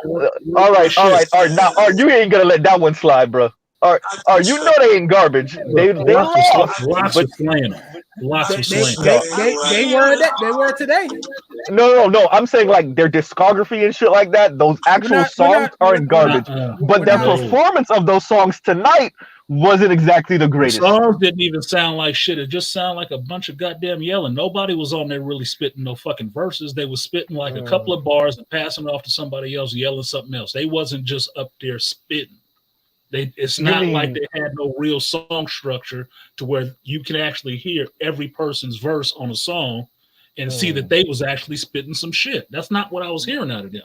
What I was hearing is a bunch of just working a party. As long as the beat pumping, I ain't really got to say shit. That's what I was hearing. I told you, Cameron sounds. What I was hearing was songs, bars. That's why they remember that shit because they wrote it. They wrote a song. Just hilarious. Said Dipset doing karaoke and shit. Hell yeah, karaoke. That's why I told you. That's why I told you, Z, is that Cameron sounded completely different than he did back in the 2000s. He sounded like he was smoking 24 packs of cigarettes. Motherfucking Santana looked like he was bugged out throughout the whole fucking. Oh yeah, thing. he did. Like, no, I agree with that. He didn't. They did not look like they even wanted to be there. Yeah. Their whole performance sucked on their songs that Right. made it sound horrible. Lots So I'll came say with this. that shit. They came with I that don't shit. think that anybody wrote their songs for them. I will say that they look Shit. pretty bad. Yeah. No, like the original songs. You think other people wrote Cam and Jim and Jewel's music for them? Do you So know? I What I don't was think so. seeing, Cam was Can the I- only one who was a real rapper. That's what it looked like That's to me. what- yeah, Cam that's what was I the was only saying. one who was a real rapper carrying that whole crew on his fucking That's back. what I said. So that's what I was telling Art. Do you Yeah, know? that's Do what I you was know saying. do you know who used to write? You know who used to write before he quit? Kanye West songs. Who wrote Who? Kanye's Kanye. joints? Rhyme Fest. Kanye used to write his own Yeah. shit because he used to write Rhyme Fest. some shit for Jay. Rhyme say? Fest. Rhyme Ron Fest. Fe- Yeah, Rhyme Rhyme Oh Fest. yeah. Do it different. Oh yeah. For all of you, No, I just have to say, I'm saying Rhyme Fest used to be Kanye's ghostwriter before he quit Damn. a couple years ago. damn. Oh yeah. By the way, if you're friends with me Yeah, on I remember that Facebook, shit. I do have to warn you, you're gonna get a lot of He-Man lessons today and tomorrow. Oh god. There we go. No, because you remember Rhyme Fest when they song Brand New? Brand new. Brand new. See, Charles, you want to read this comment for me, please? Thank you very much. But this is pretty much my whole entire argument. I'm messing with both. I was rooting for Dipset for battle. They They music just chose come suck correct. as far as what the That DJ music was. choice for as well. Hey, they chose that shit. Exactly what I said. They put chose all that the most cool shit towards the back. It was already done because Locks picked Jarvis, all that's a their good hot picture of his phone, man. I shit, like you that. know, in the That's beginning fun. for the most part. You know, so like it just That's you their know, fault. and they didn't come correct. So that's I'm agreeing with that. I'm not disagreeing with that. So I'm just Oh saying, my like, god. you know, Somebody I'm not said disagreeing that with that. that's hilarious said, even though I don't think she's funny, but she has her days. She said she met Jules Santana. He had the same fiddle 11 years ago. Hey, Baltimore niggas. You see, ain't she from Baltimore? You see, that's the same thing No, you said, she's Charles. just It's Baltimore yep. shit. There's Baltimore, nigga. That's shit. We will talk about your fucking style of dress because you know you can't go outside in Baltimore without matching underwear, socks, chain, t-shirt. You even got to make sure the dirt that you fall in matches. Hey, Like yo, that. Glizzy gotta match the same color as the fit. Shit. Like my guy, Black Parents. You don't come in there with no fucking. I didn't even know white people never match. I'm gonna tell the army. I didn't know white people didn't match when they put on their clothes. I thought everybody No, did they it. never give a fuck. No. They never gave a fuck like that. I was like, Why? no wonder Why they do I act- have to match in America? I'm white. they I'm actually above asked me this style thing. these sergeants were asking me. They were like, "Wow, you match with everything. You're Yeah. supposed to. You fucking rainbow. God damn, nigga wearing orange tennis, blue jeans, red shirt. Like a orange wife beater. I mean, that motherfucker looked like a whole electric company from the 70s. Like God Hysterical. damn. Oh yeah. By the way, I'm gonna give you a He-Man lesson for the day and a couple more. Remember, folks, if your sex doll nose starts to run, she isn't sick. She's full. Next time, friends. What? If you're friends with me on Facebook, you'll see all the He-Man lessons. Wow. I'm just saying. I saw some of those on Instagram. They had me laughing with Skeletor ass up there. He's like, till we meet again. Yep. And the sad part about it, if you're an '80s kid or grew up with the show, you can only read it in his voice. Yeah, you got the sound in there. It got its own sound. Let me see. Let me give you a little more. Okay, let me give you a little Skeletor lesson for all you kids. Remember, quit buying nudes when you can look in the mirror and see a pussy for free. I'm telling you it again. Oh god. Remember, if you're a junior, your mom has probably moaned your name during sex. I'm telling you it again. I'm sorry, Charles. Hey, she never called him Charles. I was safe. But anyway. Oh, this is one of my favorite ones. It's about time petrol stations show porn at the pump so we can see somebody else get fucked in the ass when we fill up. Until next time. Oh, them gas. Oh, Artisan, what are those gas prices looking like in California right now? I know It's it's just looking like looking what crazy. I saw this morning was $5 a gallon. I said, wait God a minute. damn, we should go to war with somebody. We should, You know that's what? what I'm thinking. Like, ain't we supposed to be bombing somebody right about now? I was like, My yeah, God, last time we got you this know close, what? we was trying to impeach a president. I'm like, come on. Gas is so fucking high, man. I swear to God. Did you know Titan has like 30 times the fucking crude oil that the entire planet of Earth has? I think we need to fucking liberate that motherfucker. Right. On to Jupiter. On to Jupiter. On to Jupiter. Remember, here's another He-Man lesson. Remember, folks, never try bungee jumping. A broken rubber brought you into this world, and and one can also take you out. I'm sorry I couldn't let you land. I saw where you was going with that. I had to start laughing already. Wow. Remember, I'm ladies. feeling that. I like that one. Remember, ladies, if dick isn't a Valentine's Day gift, then neither is pussy. Until next time, friends. Oh my god. Oh my god. Here's the funny one. $5. I'm still stuck. $5 a gallon. Artisan. What? Yeah. My car don't take a lot to fill up. God damn. And that's regular, right? So what is premium? No, that was mid range. Oh, it's mid grade. That's mid grade. Mississippi, you need to watch this again. Shit, it wasn't that far behind it for what was it? 89? Like, god damn, they tripping. You get the fuck away from here. My god damn. I'm just listening to Jada spit in the verses. Oh my, Mrs. Z, you need to listen to this again, man. Look. Oh my god. I'm gonna hit you with the black woman shit real quick. I said what I said, okay, Art. I said fuck your facts. Fuck your facts, Art. All right. I deny your reality. I deny your reality. My truth was that Dipset won. Hey, what Riley said on what episode was that? Was it the chocolate episode? The chocolate mafia episode?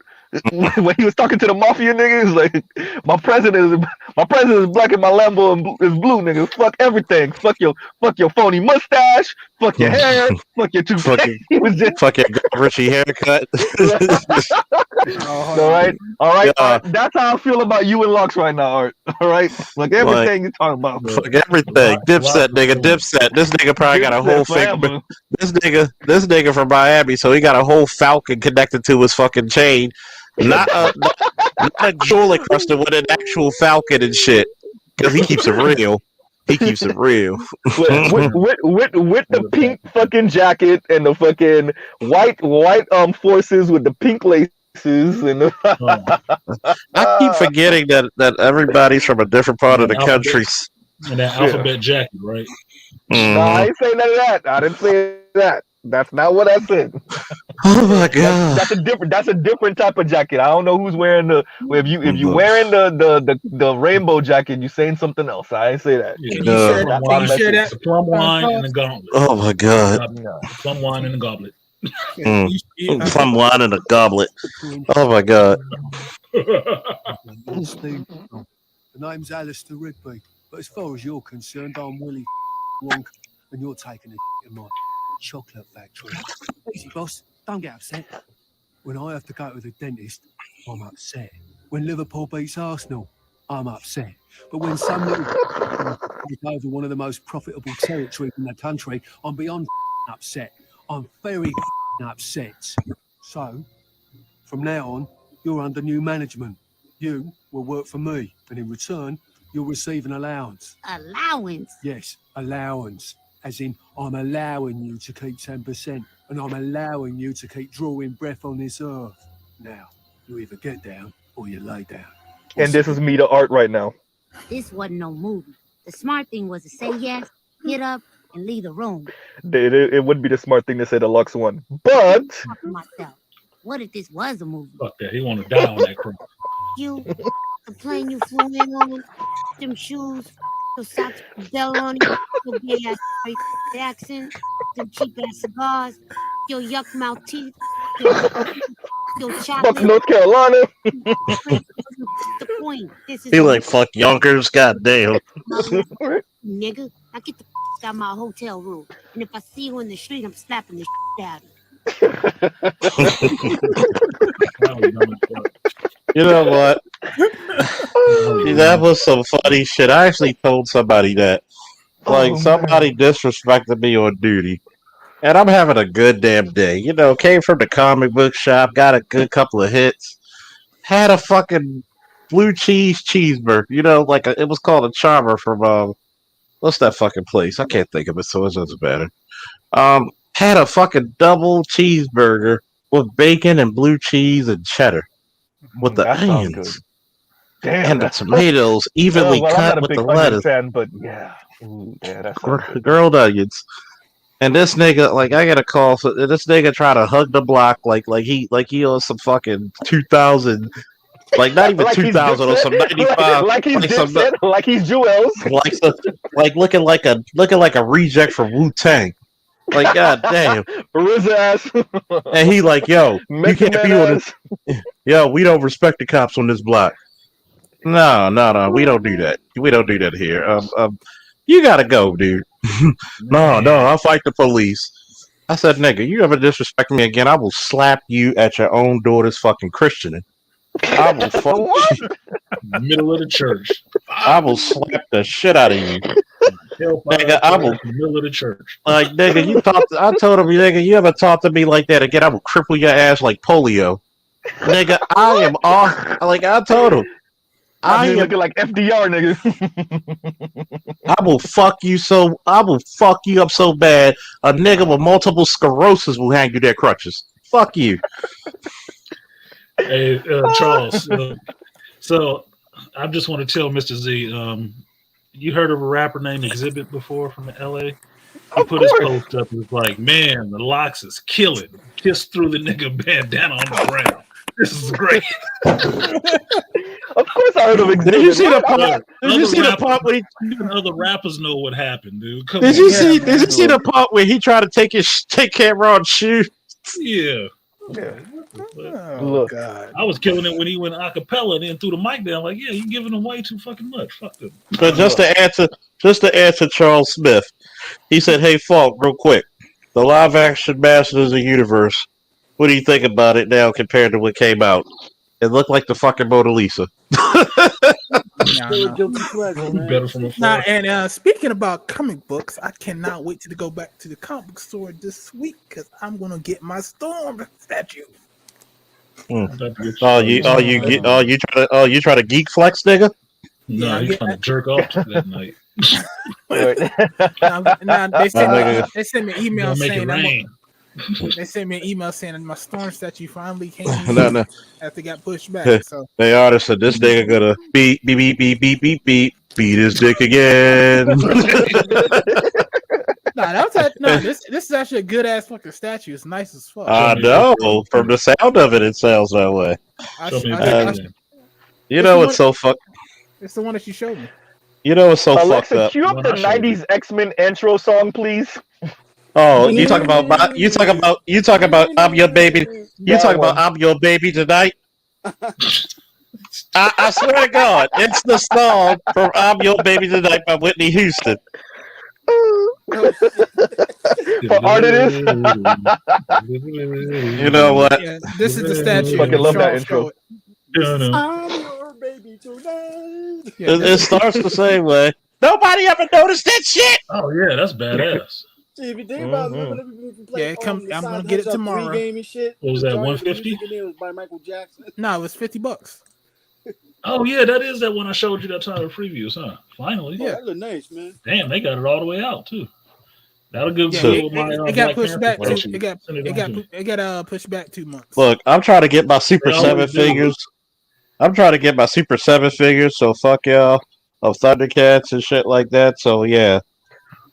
You know what? Well, fuck y'all. Y'all gonna listen. No, while we're sharing, then I'm X-Men. The next oh, there you go. Yeah, I'm gonna put this next. Sounds muffled, Charles. I'm gonna put this next to my White Witch, White Queen. I mean, why the fuck you gonna do that? Emma Frost? Cause they hate each other. Why not put them together? Because they hate each other. Oh yeah, you gotta look. Emma Frost too. Emma Frost a little bitch. For all my car game and racing game people, Forza Horizon 5 comes out in November. Get your shit together. I'm getting the special edition one, which I always get. Forza. Yeah. You like Forza For- better than Gran Turismo? Hell no, but hell no. I have both systems. I always get both. Oh my god. So we go both ways. Oh my god. Do I need to do No, this but to I'm a bigger myself? Gran Turismo fan because it's more realistic to me than Forza. Yeah, I like Gran Turismo. I fucking hate. I fucking hate with a passion racing games. What? Charles, I'm kicking you off your own channel. What the what? This is sacrilegious. It's the white queen I got. If Charles show it, you got your white queen, your queens. Look, Charles, explain yourself, sir. Explain what? Look, you're muted. What the hell, Charles? he muted how you say that and then just jump on and just fucking mute yourself after that? Because racing games. The last word. Because racing games suck. no, racing games do not suck. I know a Madden King ain't telling me racing games suck. Not Gran Turismo and Forza. That's all right. It's just like a plain statue, though. That's I mean, her costume is kind of plain though. To be that's Hey, the Warren Ellis version. That's why. You see what he says? Look at it. Oh shit, Charles is right. I can't believe I didn't notice this. Matter of fact, Beyonce stand, yo. Matter of fact, I'm a share this shit so everybody can. All the independent ladies. Oh my god, that is so funny. I'm a share this shit. You got Dark Phoenix? I will. I got the comic, but No, I'm talking about the statue. Edmore, you got the Dark Phoenix statue? No, I don't have that one. They have it at the store, but I'm just not paying that much for how small it is. Oh, you're talking about the Whitney part, Charles. Okay, yeah.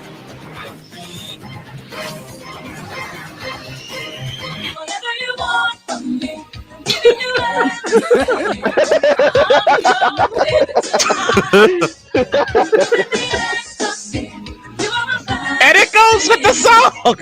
It goes. Yeah, with Storm. Yeah. Yeah, they did rip it off. No, it synced it up good. There's another one like that that's funny as hell. I'm not gonna lie, that would get you kind of hyped to what? Yo, nigga, Whitney Houston to play this.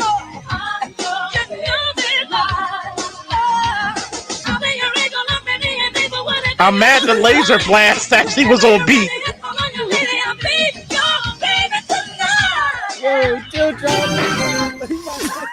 Hey, and you know the craziest part? When Whitney used to let her hair down, her hair did look like Storm's hair. Mm-hmm. That style? Suing Marvel. Oh man. They be like, we didn't. He said, "Oh shit."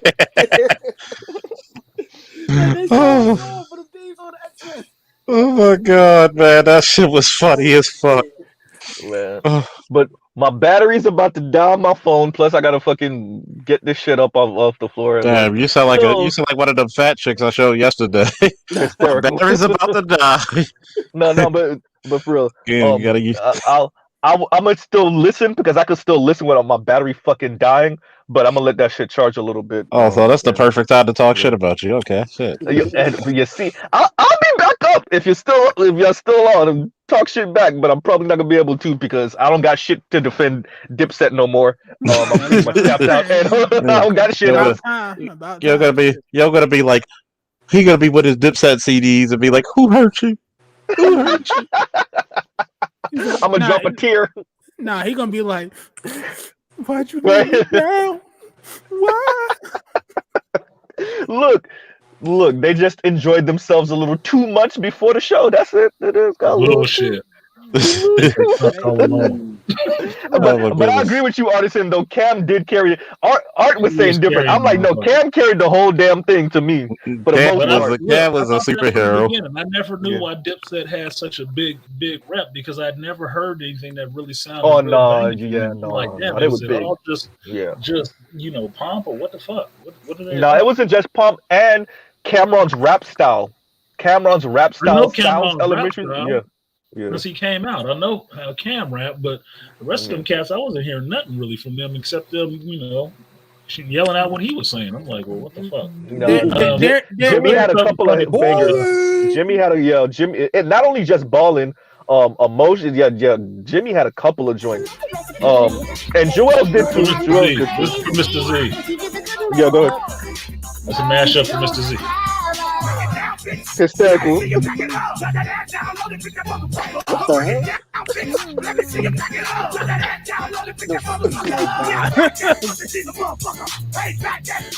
What? What you need to show is the DMX reading Rainbow. Oh my god, no. DMX reading Rainbow? Oh my god, that shit is so.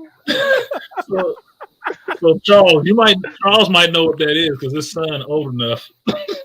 That's that What's damn that? Lazy Town when they mixed it with Little John. Cooking No, about DMX reading Rainbow is a classic, man.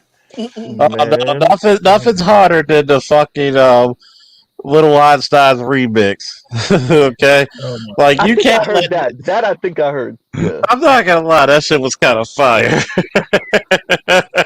All right, yo. I'm a drop off. Don't do too much shit talking. Y'all gonna make me kill my battery trying to get back up here. God damn it! Kill your battery, buy some alcohol, some grown man. Look. I'm at work. I can only entertain the alcohol conversation so much. And ABC fucking doesn't open when I get home. Hey, you got a flask, don't you? Hey, I'm gonna be one of those people at work. Mr. Z, why you walking sideways? No, I'm good.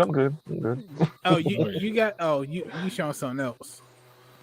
I was gonna show the DMX.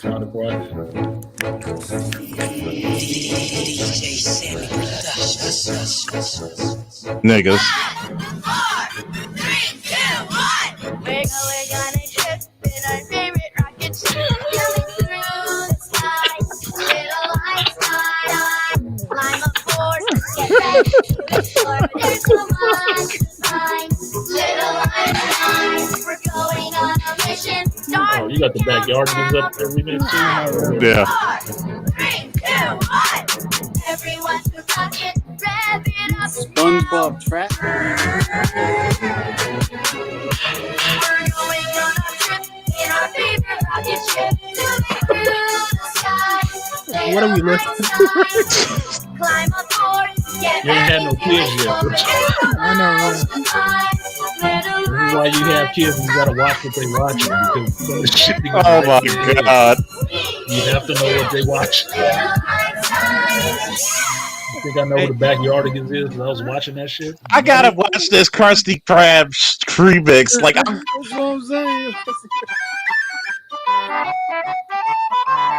It's the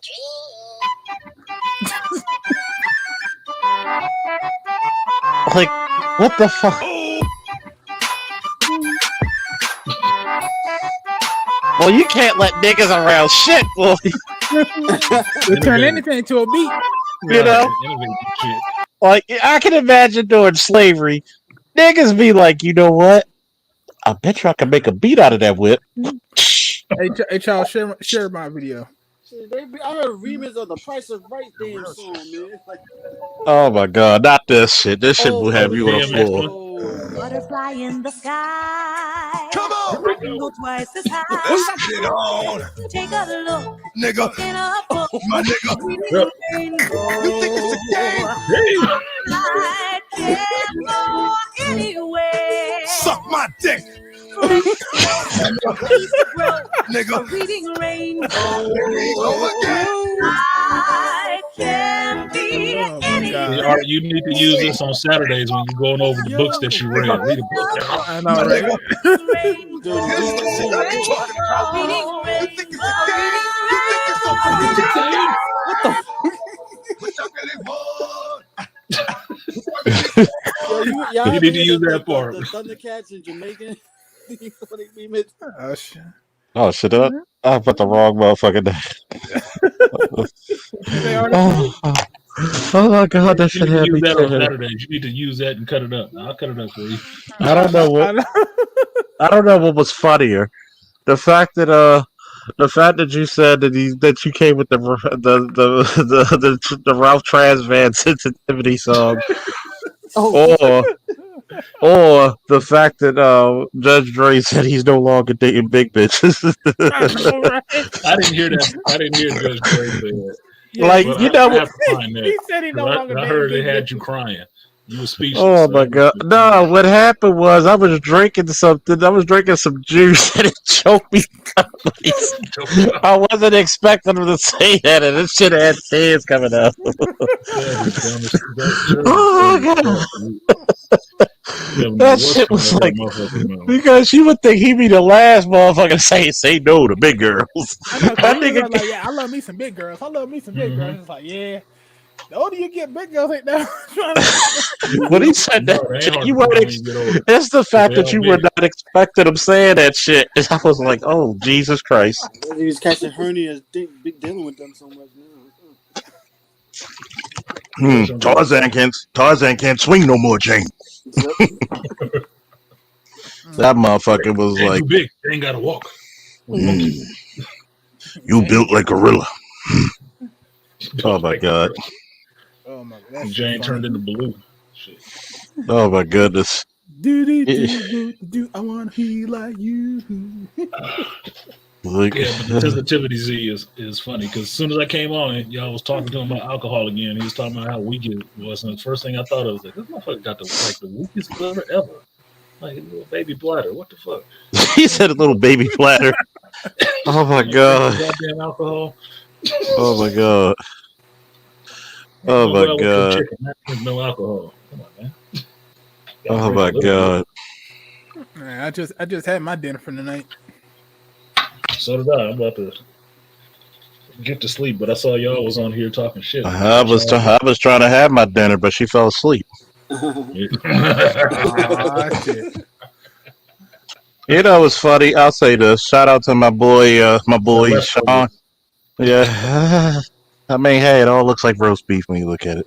But anyway, but it's like my homeboy, both my homeboys, Josh and Sean. Shout out to them. They did their thing on the stand up stage.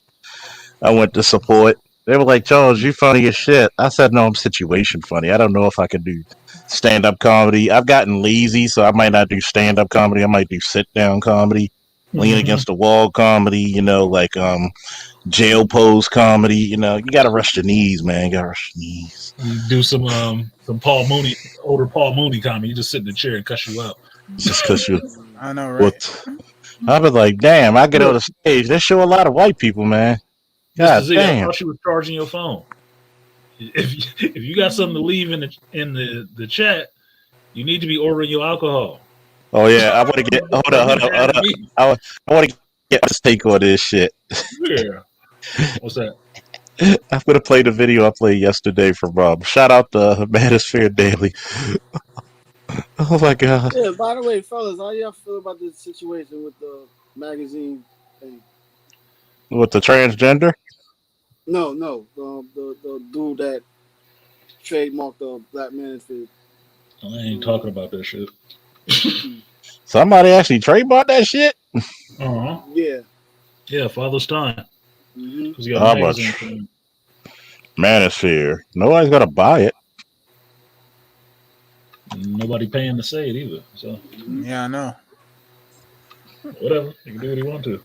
Fuck ya, nigga. Is he trademark? Did he trademark Black Manosphere or just Manosphere? No, the Black Manosphere. What's your feeling on it? My feeling?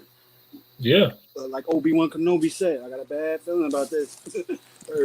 Okay, so outside of a cliche, what's your actual feeling on it? Yeah, that was it. Well, nobody don't really know about this dude. Everybody saw that. I did see it was like a comment like crazy. Like he said when he was on Bernard Riley's show earlier that he spoke to an angry man because we all know the O'Shea Angry Man Obsidian. It was like the pioneers of the Black Manosphere, and Angry Man was the one that coined the phrase and stuff. But he's saying that Angry Man, he got blessings from Angry Man to trademark it. I doubt that. I doubt that, seriously. Exactly. That's what I doubt Angry Man got the magazine. Yeah. Angry Man showed the magazine on the thing when somebody was in his chat asking him about it. He said, "What do you think? I don't know about it."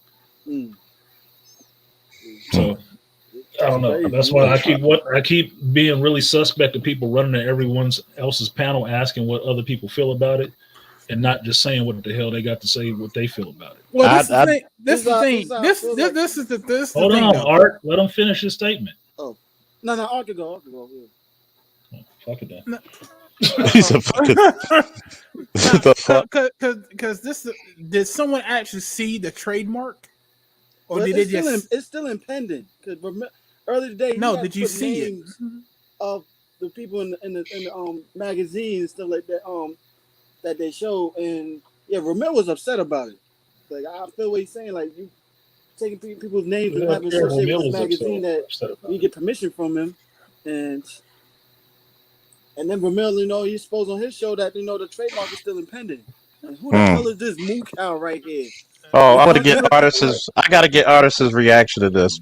But that's what I'm saying. Unless that someone woman explain why dating sucks, because you fat, bitch. unless don't someone she look like that, Charles? Don't she look like that old little punching bag that was shaped like a clown? Yeah, she do look like a. She do look like one of those. She do look like one of those inflatable waving pull-on things. Yeah, with a mouth. That's why it sucks, because that's all she was doing. I mean, she got more chins than a Chinese phone book. So I mean, hey, What was the name of SpongeBob driving teacher? Mrs. Puff, Miss Puff. Patrick right there. I mean, I mean, goddamn! Like, I mean, if you get her and her sister there, you got wall-to-wall action. God damn! Is she saying something? I just want your reaction to what these entitled bitches say. Okay. Always comment or like or message or say stuff like, "Oh, you're beautiful," or "I love your body," or "You're so confident," "You're this." Who the fuck said they love your body? But you don't think me. You don't want to be seen in public with me. But you asking for nudes, though. This is gonna be a fat one. And support, and don't forget to give a subscription to Manosphere Highlight Daily. Video or support the man. But we don't Good feel sorry videos. for Okay, I was about to say this highlight compilation will show you why. So let's get this highlight reel started. I hate dating. Oh my God. I have zero desire. Zero. She doesn't have a desire wrist. to go out on dates. She's just straightforward. Guys tend to she got think the we're nerve very to have a easy, septum piercing. and I believe it's because a lot of big girls are easy. They kind of They view are. us as people with like lower self-esteem, so they feel like they can get little away with a lot trash more. So I kind of feel like that happens to us more than like anyone else. Like they don't think we're gonna catch on because we're insecure. And I feel like there's a reason why they're gonna assume this, because most girls are gonna, you need go to put along your with hair it. back. I don't blame them. I also was a very insecure girl. Not gonna say I'm like completely confident now, but She I'm got getting titties there. on her That's arms. right. Take responsibility for your actions. Nobody is forcing you to do anything. And no, these supersized women are only easy for a specific type of guy. We'll get into that later. go out with somebody and you're cute enough to want to hook up with, you're cute enough to get along with, you're cute enough to friend zone, but you're not cute enough to I mean, I'm not going to say her eyes lazy. It's on welfare. I've been through on that welfare. one too many times. Looking for a reason. because I'm fat. Oh no! No, your I'm makeup not job is terrible. Is that what it is? I am not willing to go out with. She got the triple chin talk decker. to, Pick a struggle. meet up with. Yep, pick a any struggle. Guy. Now, the who struggle is the essentially cheer. gives off the vibe that he's only Man, she gonna interested shut in up having that sex. microwave in the background. Is that a safe? Ready to bust it wide open for you? Is that what it is? Oh, God. I'm confused. You watch this Of course, Yes, like you are. every guy I've talked to online, it always resorted into sex. You're talking to guys online. That's why, you goofy motherfucker. Number one, when she said bust it wide open, was I the only one who threw up in her mouth? A little bit, I did. Like, what the fuck? Like, around, you gonna see fat. They want to see news. What else you got to show them? like, God. imagine seeing this shit, and she's titty free. You know, you in the bedroom trying to get shit, and she swings around because she's excited to get a man knocking fuck shit over off the dresser and shit with her titties. This one right here, though. Here's my thing on this one right here, right? And I don't usually go in on talking about people all the time, but goddamn, there's certain things that you can do right off the bat. You got this fucking weave on your hair. You got these plastered on fake eyebrows. You got all this foundation, makeup, and stuff on it. Then you got this stupid ass bull ring in your goddamn nose. Exactly. Look, man, what do you want from a dude? What, If you what do you want him fat, to do? you Overlook should all not that? have a bull. You cannot have a bull And ring then in you your nose talking if you're about it? fat. Yeah. And then got that little ass mirror hanging up there saying you can't see yourself in that mirror. You only seeing one titty in that mirror behind you. You better take One that shit finger. down and get You a mean full one? board. You mean one finger? She's got Come 4 on, man. butt cheeks on her back. Yeah, word. Oh, like the OxyClean man. Wait, artisan. There's more. Oh shit! Here we go. Because that is not going to happen anytime soon.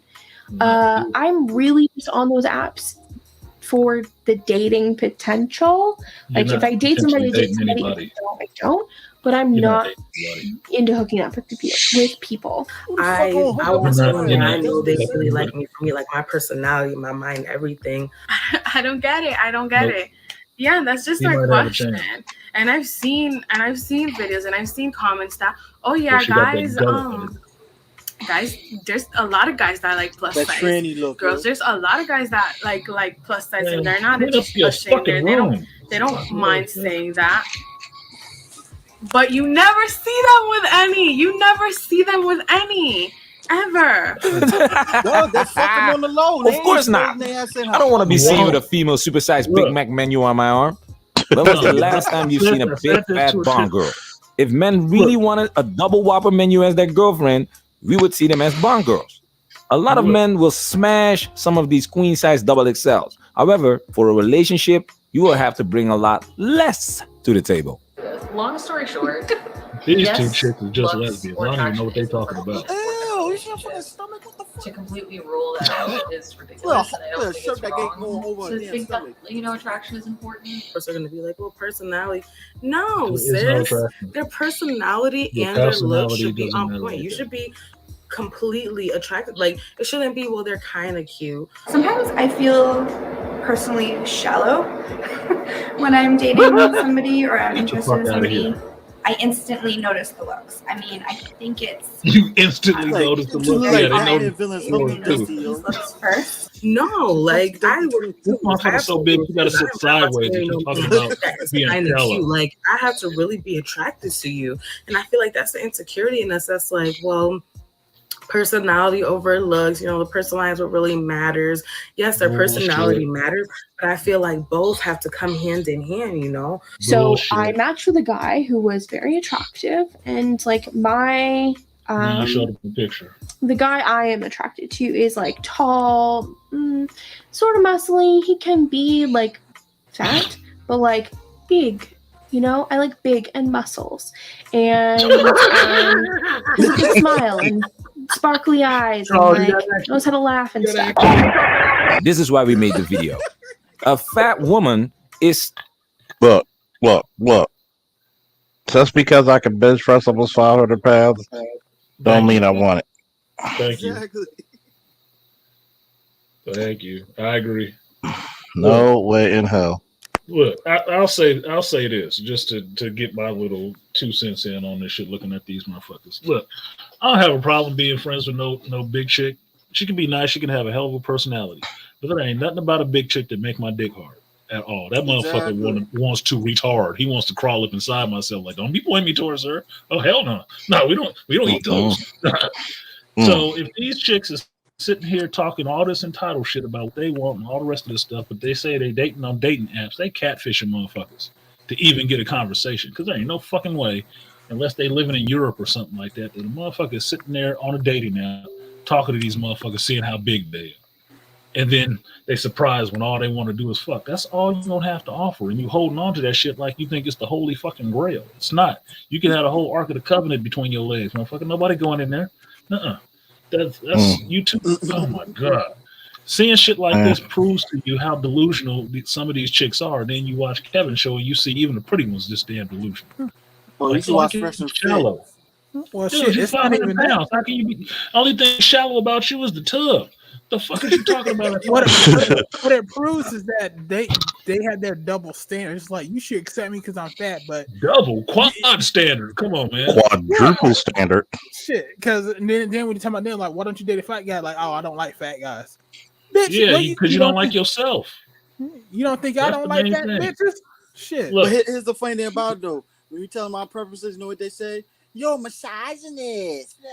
No, that's not misogynist, and that's not men being shallow. It's understanding that what's attractive to men and women is not somebody 400 pounds. I said this shit in my video about the relationship calculus.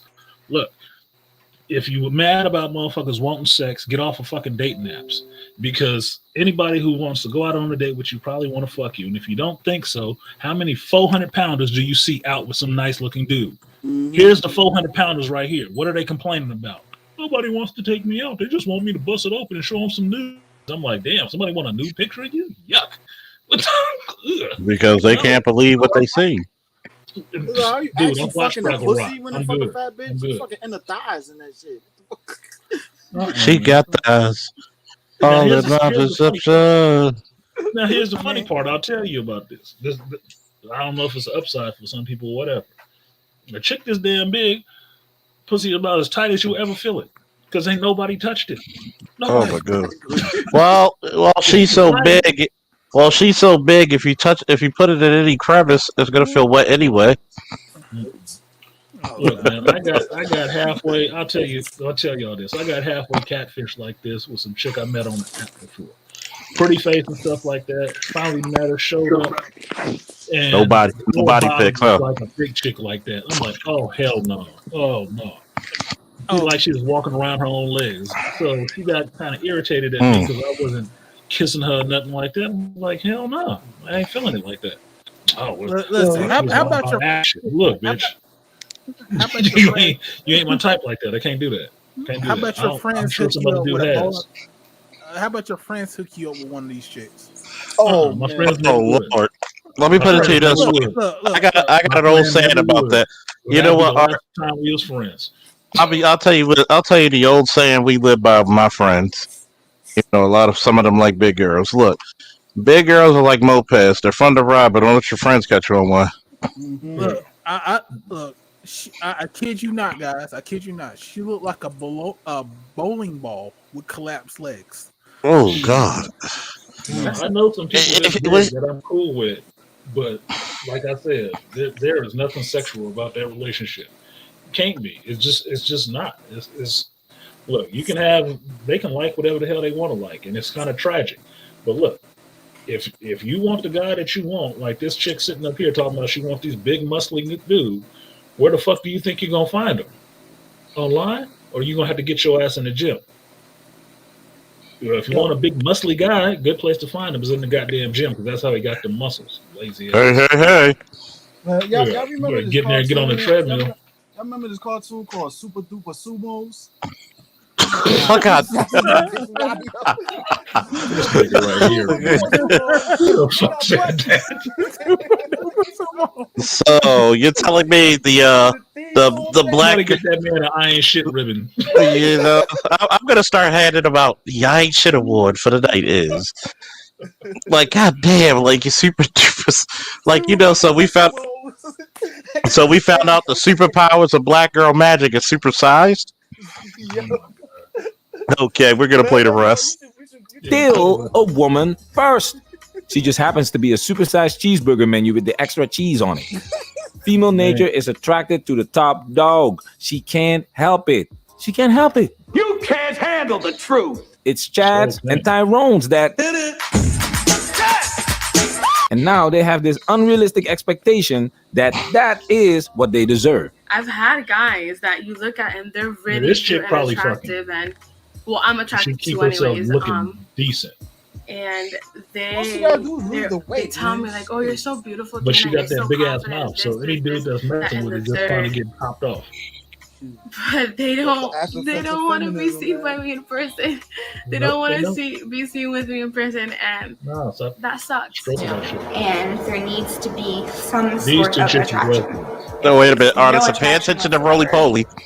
Your relationship's not really going to go anywhere and be as successful as it could be. And unfortunately, sometimes we're attracted to certain types of people more than others. And there's nothing necessarily wrong with that. For example, being a fat girl, some people are legitimately just not attracted to me. And that is A-okay. I want the ones who are. I feel like I'm way Okay, more then likely to cheat if I'm not that don't worry attracted about to the weight. you. Did you hear what she said? Did you hear what she No, just I said? didn't. Roll She's back. most likely to cheat on you if she's not attracted to you. This is coming from a double Whopper extra cheese menu. What do you think is going to happen when a woman is above average? Hear what she just said? The ones who are. I feel like I'm way more likely to cheat if I'm not that attracted to you. Did you hear what she just said?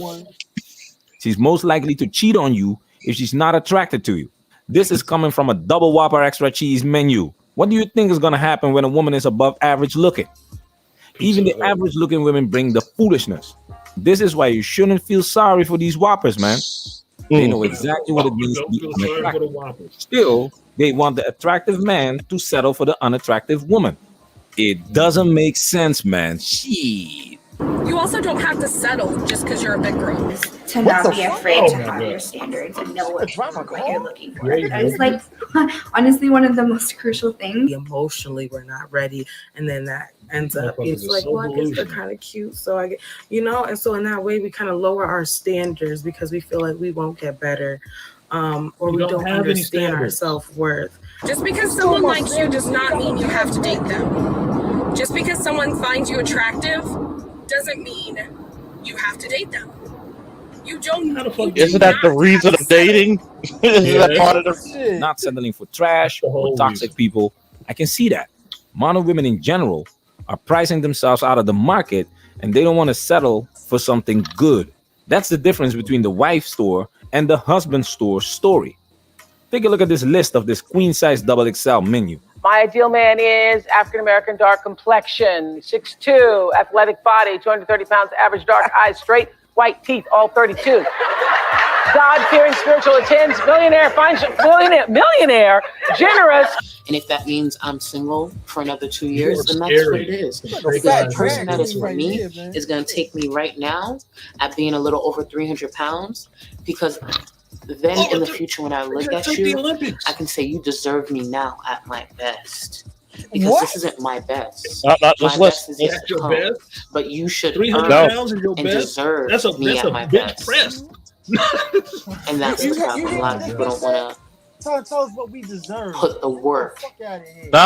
I want you to really pay attention to what she said. This video has officially Pay been attention to what highlighted. I don't want anybody. Don't say anything, and just mute. Just listen to what the fuck she says, and it will trip you the fuck out, man. It will trip you the fuck out. You gotta repeat that. Tens, millionaire, generous. And if that means I'm single for another 2 years, then that's what it is. Because the person that is for me is going to take me right now at being a little over 300 pounds. Because then in the future, when I look at you, I can say you deserve me now at my best. Because this isn't my best. My best is yet to come. But you should earn and deserve me at my best. And that's the problem. A lot of people don't want to put the work into people that don't look like they're worth the work. This video has officially been highlighted. Okay, hold on a second. So first thing I say is the bitch stole my line. Okay, look, I've been known for showing up on a date, not dressing up, just dressing regular with my geek shit on or whatever, and showing up and talking to a chick and just gaming to her, and she's like, "Oh, I thought you was gonna dress up a lot more." I said, "I don't even know you. Why am I doing all that?" And that was my thing. It's like, look, if I don't know you yet, why are you getting to see me at my best? I don't believe in sending representative. I sent me. So if you're cool with this, then when I dress up and do that shit, you'll deserve that shit. But if not, fuck it. I don't care. Dude, there's too many of y'all out here. I don't have to be worried about that shit. This big ass motherfucker right there talking that, or see me at my best, will come back in 2 years then. That big ton of fun. You know, You kills me though. you talking about that big ton of fun right there? Installment plan on a big broad installment plan. This is not the layaway and hope the weight go away. See, this is a distinction of coming at your best or coming at your worst. You're coming at people at your worst. Yo, worse, yeah. So go ahead, man. I didn't mean to cut you off. Go ahead. No, it's funny. And no argument. We just had this subject earlier in your show about what men need to ask for what we deserve and shit. Yeah, you got this bitch so what we feel what we should deserve. I Like, was. come on, man. Like, yo. Remember. Okay, I'm sorry. Keep going. Yeah, why do they tell us, yo, I need You the need some sex volume, at your Mel. worst? I don't want you at your worst. I want you at your best. So we can be more better than what we are. I don't want you to be at your worst. I'm not the cleanup guy. Shit. Fuck out of here. It gets to like Look. moo counter. Shut the hell up. Look, I might not even take you at your best. I take you at 50. I might take you at 50%. Maybe I might check you out at 50%. But if 50%. If that's where you at now, and you just thinking somebody's supposed to be buy now, and it'll be greater later, like you was fucking tripping. That's not how that shit work with women. You don't get greater later. You're not aging like fucking wine, motherfucker. You or they say you curdling like milk. Come on, no. Oh, That's not to how give you context, Lopez from Cuba, can't pronounce his first name. I think it's Medellin Lopez. Medellin Lopez from Cuba is a 4-time. Just won his 4th gold medal in Greco-Roman wrestling. He has the most Olympic gold medals in wrestling out of any man. He's 6'6", 280 to 290 pounds.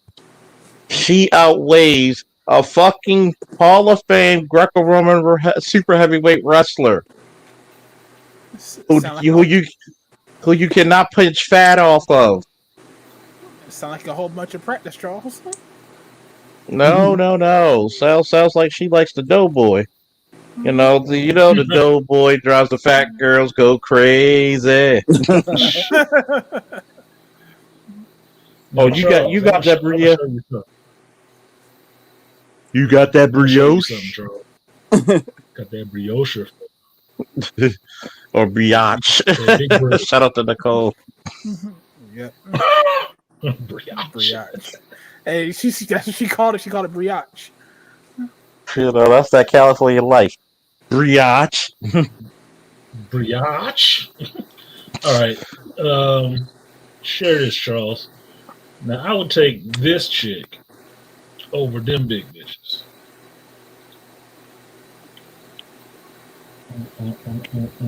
You know who this is, Charles? Who's that? Ecuadorian chick, powerlift. Oh yeah, it's a chick. Oh yeah, she's very shape. She's very attractive. Yeah. Here's a cute face. How much you say she weighed? About 200 something pounds or so? No, she might depend. What weight class is she in? I don't know. Should say it in the ticker. It says a temp 145 kg, women 7 kg, 76 Well, kg. she doesn't weigh that much. That's how much she's lifted. Yeah. Like, put it to you this way: she might be 170 pounds. Yeah. Okay. I was thinking she was She about might 200 or so. No, she ain't that big. See, the big girls are like little more jiggly. No, she's about like one because you got to think there's a lot of muscle underneath all that softness. Yeah, so you got to think about it. But there's a woman who's probably at her best, right? And she's a big girl. You're talking about a world-class athlete versus.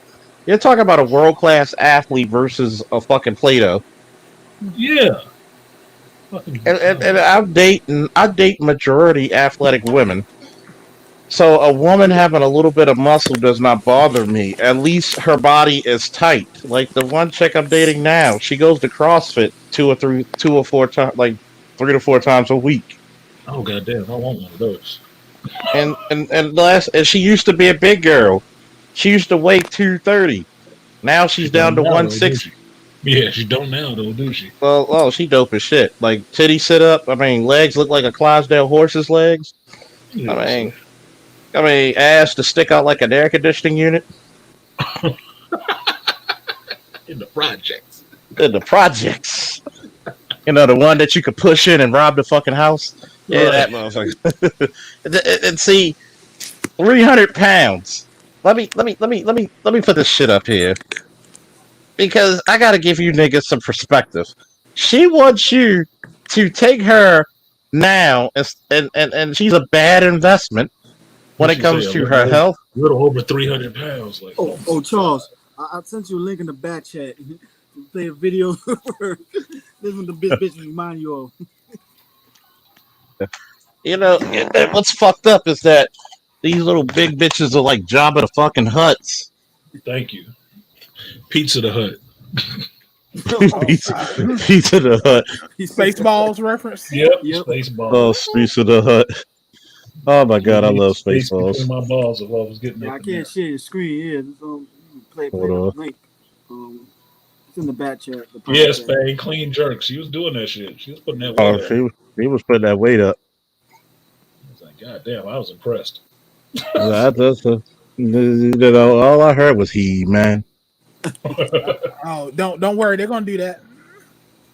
Oh no, They're gonna do that with the black chick. That's the rumor out now. I'm going Oh no. hell no! She's gonna be the new He-Man, and Tila's gonna be the new Sorceress. They do that. I swear to God, I will go to jail. Can't cancel shit.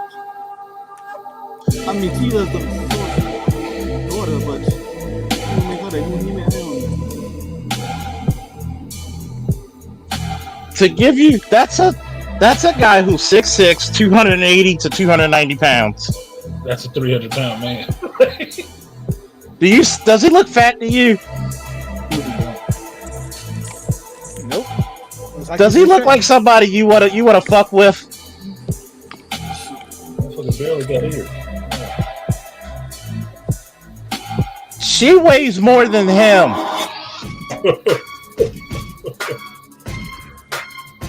And he's throwing around 200 and something, 290, 300. Like, she outweighs him. Gotcha, boy. Gotcha. Damn, nigga. This is how Charles be catching the food out of Baltimore. Get yourself there. Give me your wallet. Fuck out that car. They do have y'all on judo training, right, Charles? Huh? They Yeah. do have y'all on judo training, right? For I what? think that for a police officer, like some type of Nah, defense tactics. Enough to get your ass kicked, basically. It's enough to get your ass kicked. I was just saying, like, judo would actually be good for cops, to be honest with you. Watch this. Reverse. Wow! Let me get back.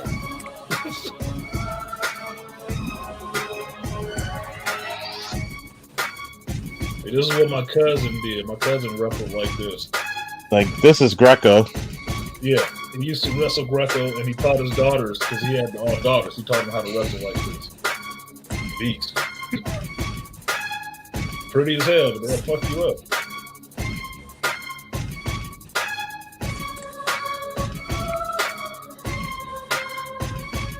Fucking wrestling porn.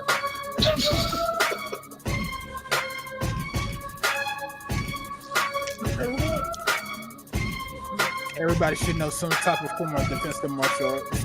No, they should. Look, what's the percentage, Charles, how most fights end up on the ground? Huh? I said, what's the percentage of how many fights end up on the ground? Well, it's gonna end up Almost all of them. About 80 to 90. Yep. It's gonna be the stamina. The fuck out of here. Get out my mat. Yeah, get off my back. Get on my circle, nigga. You know. Got on my And he's making and to make it, he's making it look easy with 300-pound men. He on his ass too. Nice overthrow. There's the gut wrench. Yeah, you try moving dead weight like that.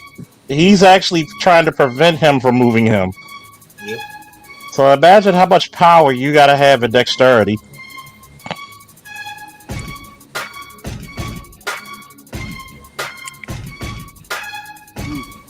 You better not fight a Cuban because they're pretty good at wrestling and boxing. Oh shit, he got that arm.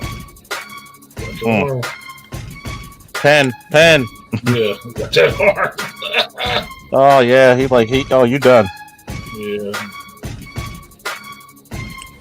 Oh. So like we're shaking his head like, I'm fucking too strong. She outweighs him. Looks like a big silverback gorilla. She outweighs him. She out At her best. at her best. And to answer your question, Art, they have something called defense tactics. It's enough to get your ass kicked, in my personal opinion. I mean, there's some good stuff in it, but I believe every should not. Who was that? Okay, go ahead, Charles. I think that every police officer, number one, should take up some type of martial art or two, and I honestly train. think judo will be good for you guys, to be honest with you. Judo will be hard for some people because the one thing about judo is your grip. You're not see. How can I say it without bragging? Brag, maybe. Not everybody's gonna be built like me or have the training like me, and there's people who are even higher trained than I am. Oh, trust So, me, I know. so even when I'm not in competition shape, I can still hold my own against nationally ranked wrestlers who are heavyweights, super heavyweights. Win, lose, or draw, they in for a fight.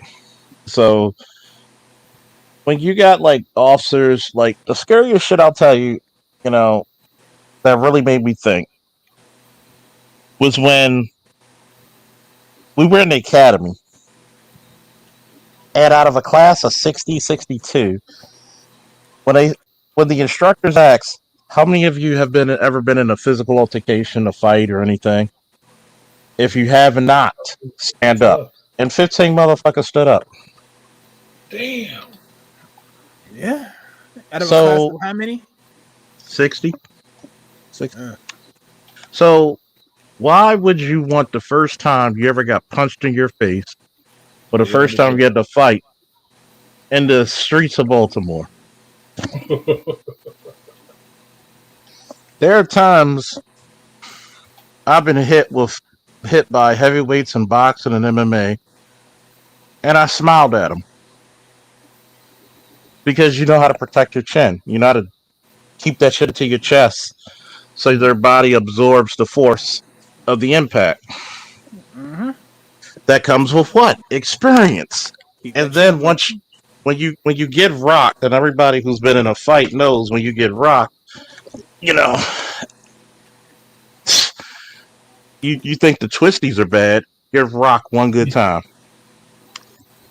And exactly, you got to fight your way out of it, because what they used to do was get these pads on, and you fighting the instructors, and the first thing they start off was the instructors rocking you,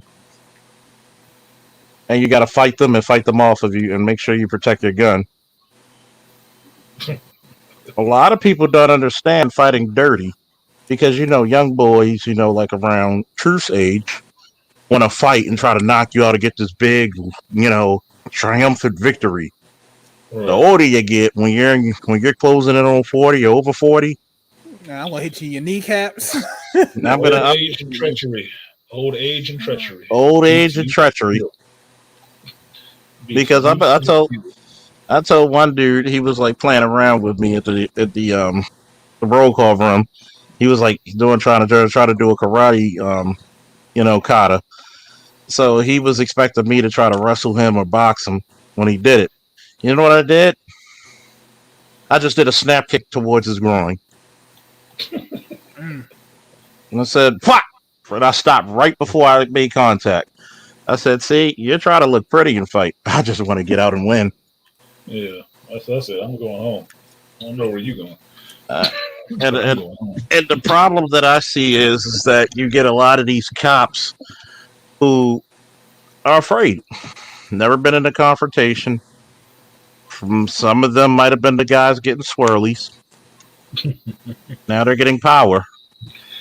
That's the problem I have with it, Charles. With some of the people that get onto the police force or some of these law enforcement agencies, these are some of the dudes that are too afraid. They're too afraid to be out there on the street like that. They're too afraid to be having a gun next to me. Because I told you that 2 years ago I got pulled over in my city that the shop is in, El Cerrito, and this big 6'3" Latino dude pulled me over. He got the gun, the badge, the vest, and everything else. And this motherfucker scared as shit while he trying to hold me a ticket pad. I said, "Look, you need to calm down, man." But I'll just hold it. Look, calm the fuck down. You out here nervous as shit. You gonna get somebody killed. And he was scared. He was scared of me. This motherfucker damn near twice my size. I'm like, nigga, you got the gun and backup already. What are you scared of? Relax. Yeah, and what fucks you up inside is that people used to say, "What do you do so much, Faulkner?" And I had to tell this one female, "I keep people like you from getting your ass whooped."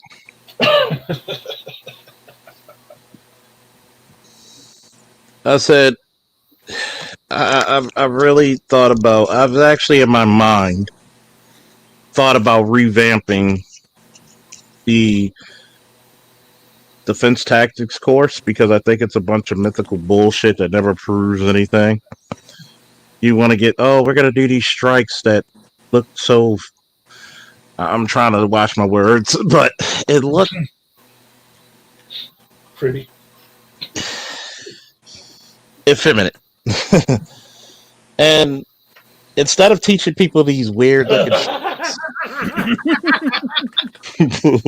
what? Effeminate. Do you do like okay. They got y'all doing that fake kung fu in there or something? What the fuck? They're trying to combine a bunch of shit that some guy called Hicks.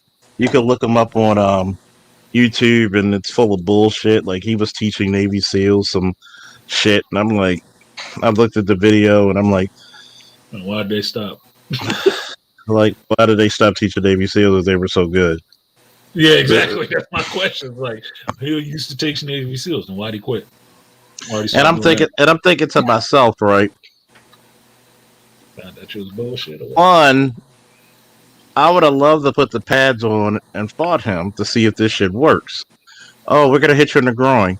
I've been hitting the groin several times in wrestling and MMA. So when you're in the midst of a fight, you might not feel it. You'll feel it afterwards, definitely, because I remember one guy grabbed my nuts and the ref saw him cheating. He did it again, so I just bucked him off of me and cross-faced the ever-living shit out of him and beat him within and legally within wrestling rules, beat him in an inch of his life and pinned him. And then next thing I know, 5-10 minutes later, I'm like, oh my god, all the adrenaline wore off. That's when you feel it. So, Robin, like drums. Yeah. And my balls were the size of tennis balls at that moment. Each one. And that motherfucker. I killed that motherfucker. The coach was dying laughing. And it was like, you have to be put in certain situations, meaning I treat females the same way I treat the dudes, only worse. And people say, that's fucked up. No, it isn't. You're giving up natural strength. Think about it. A woman versus a man, that man can be twice to 3 times stronger than her, pound for pound. The same weight. So we're not talking about somebody who works out. So when you get in the street, you don't get to pick your opponents. Yeah, if they picked you out, they're probably going to be bigger than you anyway. It's like I told my son when he started training, it's like, look, you get in a fight out here on the streets, it's probably going to be more than one dude. So you need to be ready for that shit. Don't you better have be some one-on-one squirrel. That no. motherfucker is hyena-minded in the motherfucker. It's going to be 3 of them at least. Every time I got into a fight in the street, it's at least been 3 dudes. Every time I got in a fight, it's either multiple people or guys much bigger. Right. And that too. Grown ass goddamn men and shit. Like, what the fuck is you doing trying to fuck with me? Like, God damn, dude. And it was crazy because I told people, like, look, don't think because I'm a peaceful person, I forgot how to wage war.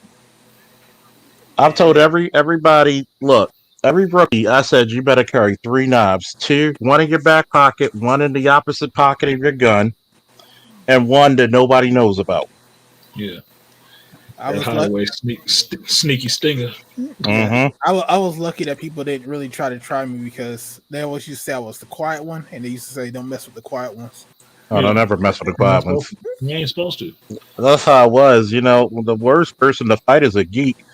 Like people geek. Being a geek is popular now. Don't grow up in the 80s and 90s when you like comic books. You were fighting. Even if you lost, you were fighting. Motherfuckers try to tear your comic. And he as big as one of these fucking chicks that we was just looking at. And he was my friend at the time. We was out there squaring up and fighting because he started saying some dumb shit. Yep. Look, Yeah. you're gonna be brawling. It's just gonna be what's gonna happen.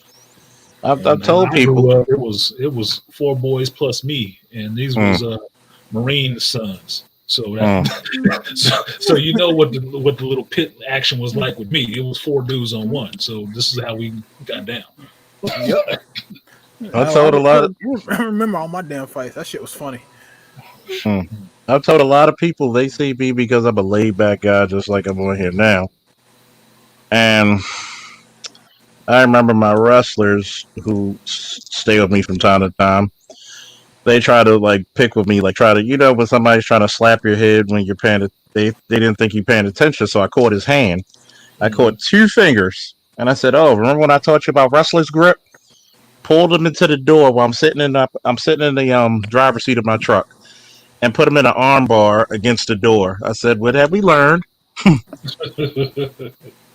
I said, "What if I would have pulled my gun at you, or I would have pulled a knife on you? You'd have been dead." My homeboy had to tell another one of my homeboys before about that shit.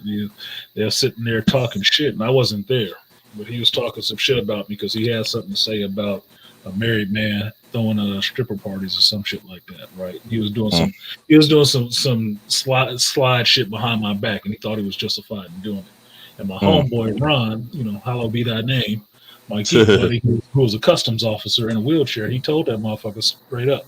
He's like, "Look, you need to stop doing what you're doing because you find out about that shit, I'm probably the only person in here that could pull him off of you." Like he told his ass up and said, "The motherfucker is a construction worker and he do this heavy shit all day. You ain't fucking with him like that." I'm gonna tell you, first person, he's just a doughboy, motherfucker. Look, I'm a calm person until you start fucking with me. After that, that's your problem, man. That's on you. I ain't got nothing to say about it. Yeah, you pissed me out. That's your problem. That ain't mine. That's all your problem. And unfortunately, that shit is in both of my children because that's what happened to my son. And he a really calm dude, really fun loving, nice to be around. That motherfucker got out there fucking with him, and they had to get 3 people to get him off his ass from kicking that boy's ass. He was trying to be his friend after that. Like, hey, how you doing, man? Hey, we cool? Yeah, fuck you. That shit did not die down in the seeds. It just, calmed down a little bit more. My family is crazy for a fucking reason. Y'all ready to see this guy who they show defense tactics? This is the hokey shit I be talking about when it's disgusting. It's hokey that he gets away getting millions of dollars teaching people this bullshit. Yeah. And you could tell this motherfucker I said it. Can't whip my ass. I want him to show up.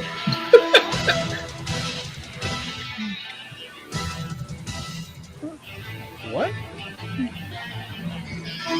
That ain't look like that would work, to be honest with you. Is this that same dude who was like Sacha Baron Cohen was just flopping and flipping around and shit?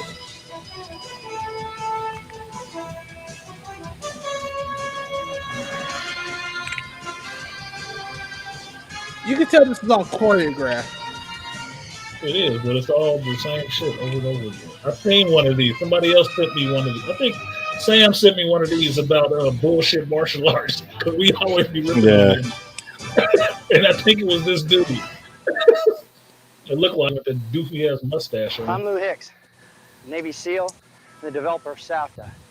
If you want to fight with the efficiency and ability of my teammates, study and practice the next coming 50 lessons and all the information in this video. 50 lessons, each $100 a piece. Like my teammates. All right, guys, let's get ready for the line drill. Line it up. These are motherfuckers that you had under you. Really? What kind of box is this?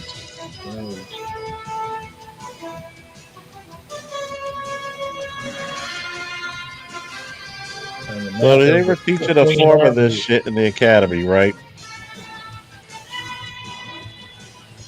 Well, they kind of got away from it when I came, but they showed a little. They taught some of this. You don't have to be a Navy SEAL, but you'd have to be mentally and physically aware. If this system's for you, then study and practice the 50 lessons that come and the autonomic reactions that are going to be viewed here shortly. And if you have any fears of any situation, you can put them away now once you start studying the SAFTA fighting process. You don't have to worry about any situations, and here's just an example of one of the scenarios you might find yourself in.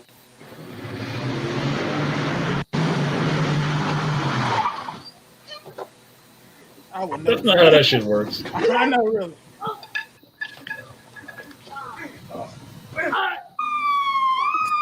No, that's not how the shit works.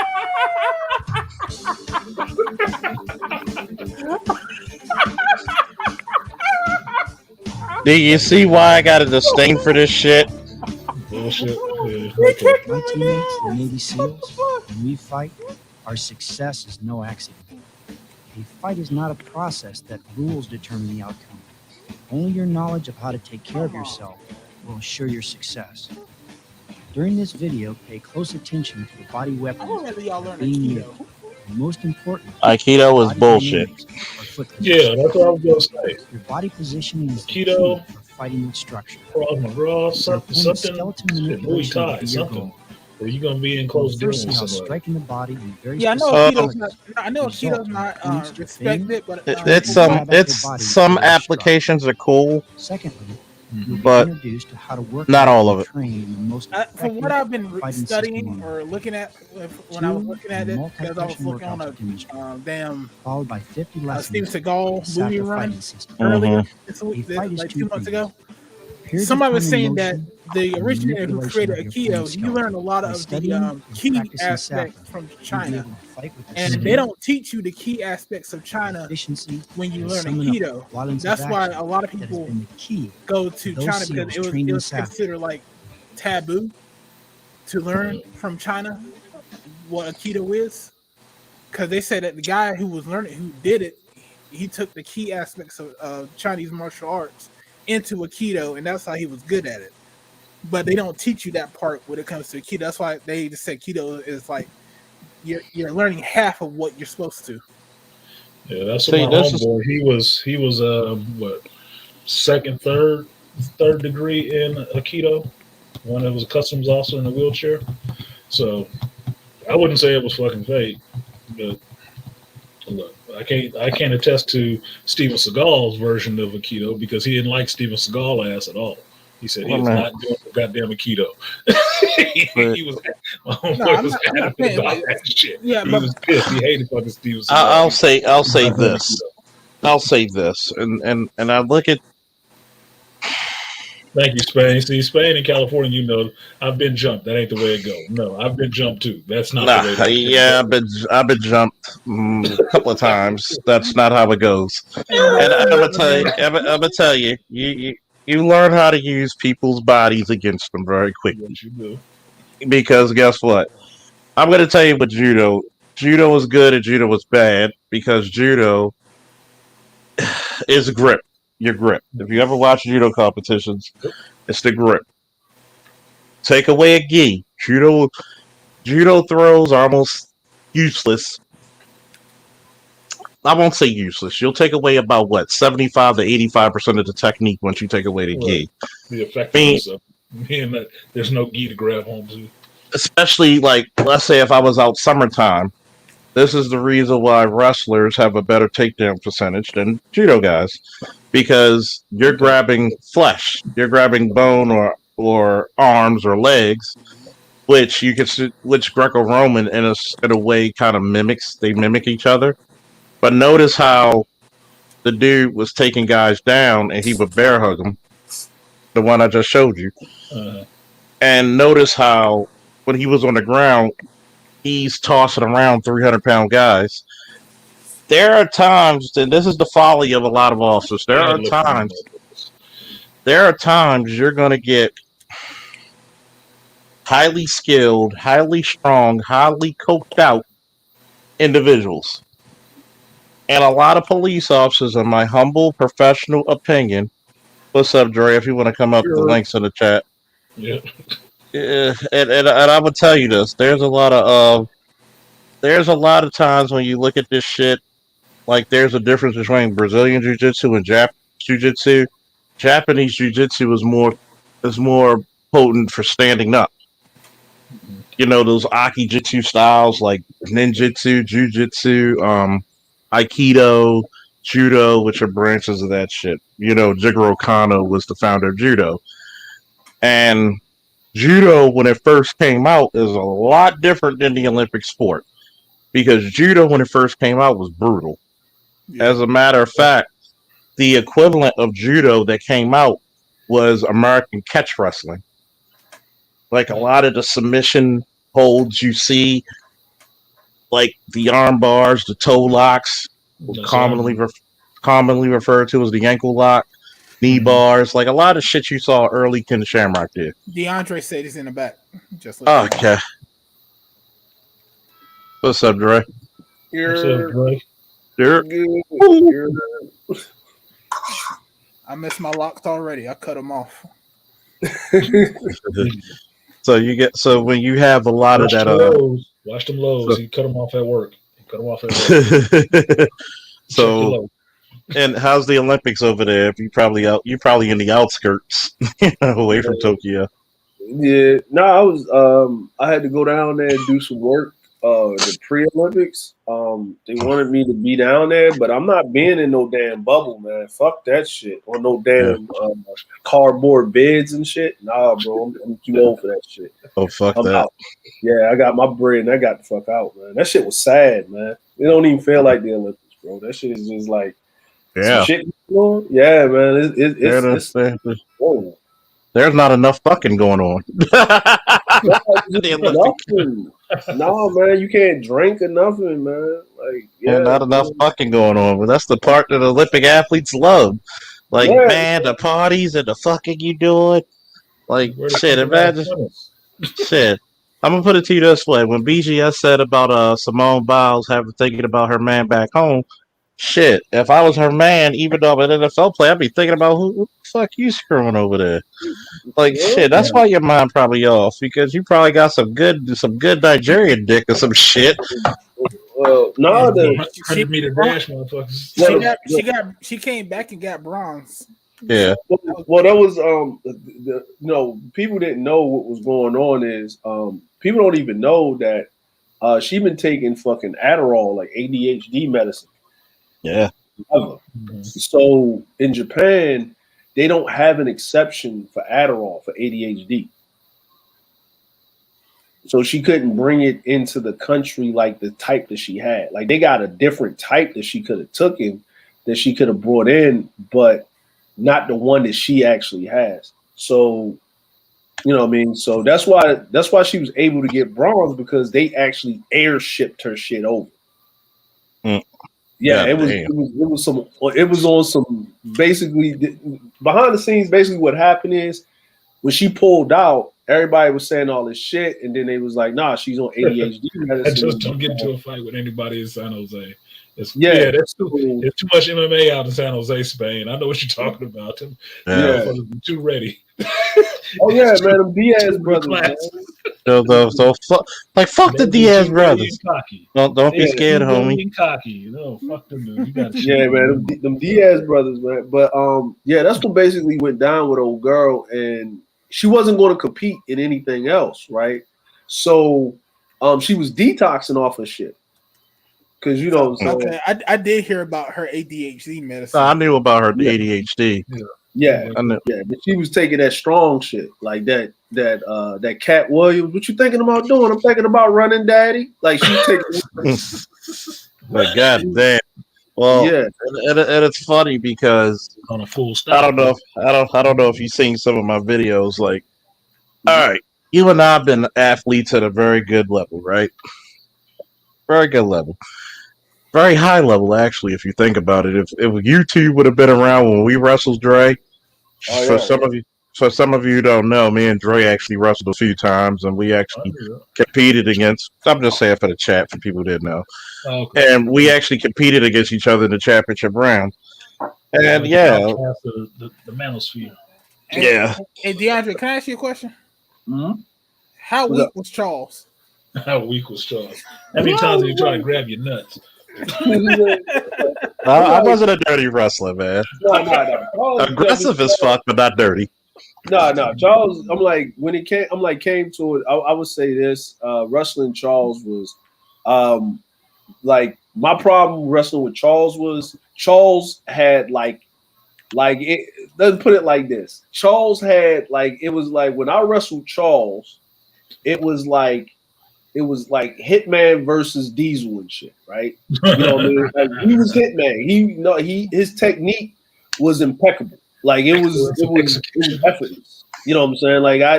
There's no, a lot of this shit Charles got me in. I was supposed to got pinned if I was anybody else. It was just I was just strong as fuck. Yeah, he was I got out of a lot of he was this short powerhouse motherfucker, and I'm like, look, I can't pin this guy, so I'm gonna have to beat the fuck out of him or beat him off. There's some guys you're not gonna pin. You just gotta beat them off, and if you can't, and that's how it was. Like, don't get me wrong, Dre had skill, yeah, but the thing that overwhelmed people is how fucking strong he was, and it was like I could match his strength. I was close to his strength. I would say he was stronger. And I would be like, you know what? I'm not going to play the strength game. A lot of people try to a lot of people try to get me into wrestling, and even though they kind of said I was fast as shit. Yeah, you got to be a bit good for it. You got your low center of gravity. You're stout, not too much to grab. So yeah, shit. Imagine having long ass arms at 5'10". Like I got the reach of somebody 6'2". Yeah, so that was Charles' problem, man. Like Charles had them damn fucking Jay-Z arms, man. This nigga stand up and scratch his chins. Damn wingspan. No, you get into a elbow and collar tie with this nigga. He actually grabbing your back, nigga. Like it's not like Reed Richards. The Reed Richards effect. And it's funny because when it was actually fun to wrestle him because a lot of guys didn't like to wrestle us. It was it was funny because we were assholes, but we were polite, not to each other, but to everybody else. Because we would actually stand up and clap for each other while the other was wrestling in a tournament, like bravo. Because we already knew that we were going to beat each other in the finals. Not to be arrogant, but when you know, you know. You know, we were like, okay. I'm gonna see you in the finals, homeboy. Good match. Good match. Like it was, and to be honest with you, like a lot of my technique got better with wrestling Charles because, you know what I'm saying? Like my technique got better with wrestling Charles. And the funny thing is that when I wrestled, and Charles could tell you, right? Charles was a shooter. Like Charles would shoot in on you. Right, like he would shoot in and then it's over. Like and he could pin you if he wanted to. Like Charles used to do asshole as shit. Right? What I mean is, not Charles. No, asshole as shit. Right. So Charles would do this. He would wrestle you. He would just demoralize you with technique. And then when you thought that you was 1 point away from getting tech faulted, he'll let you up, and then he would pin you in the most. Just embarrassing pins. Like you got your butt cheeks up in the air, your shoulders on the mat, balled up, but he's standing up somehow. Like he's standing up, and and he got one knee down because you got to have at least one knee down, and he got you stacked the fuck up. And he looking at the ref, and the ref looking at him. And and if it's a white boy, it's worse too. Oh man, I loved it. I loved it. I'm gonna just tell you, we would go to tournaments for the white boys and terrorize the motherfuckers because white boys will come with this cocky, arrogant shit, and being a black city hood booger, that's what they looked at his ass. Yeah, and we're looking at them like, dude, we're better than you. And you're looking down on me. Okay, I'm gonna fuck you up. And I'm a sportsman. I don't do anything dirty. But once you do something dirty, like Ray could tell you the first round of the tournament, this guy kept poking me in the fucking eye. He poked me in the eye so goddamn much, my eye damn near changed color. and the ref was like, "Stop poking him in the eye." So I grabbed him with a double leg and had his arm behind his back, picked him up from his shoulder, elbow, and wrist were dislocated or broken. Yep. It's, like I think the funniest, like, because me and Charles was in the tournament. We met in a couple of tournaments, right? And I think that was when my coach, because my coach, remember I had the white coach from John Hopkins, but I had them three dudes. Like one was from Nebraska, the other dude was from Indiana, University of Indiana. Then we had the other dude, he was from Michigan, right? Remember them three coaches we had, like our real coaches. The white dude was there to teach, but the real coaches were the three brothers, right? But the three brothers, right? So, like, I don't know if Charles remember this, but that's when our coaches taught their coaches, and they made it so that when it was tournament time, you wrestled 160, and then I wrestled 160. I wrestled 171. Like in the city, we would wrestle each other, but when we was out in the county doing these goddamn invitational tournaments and shit.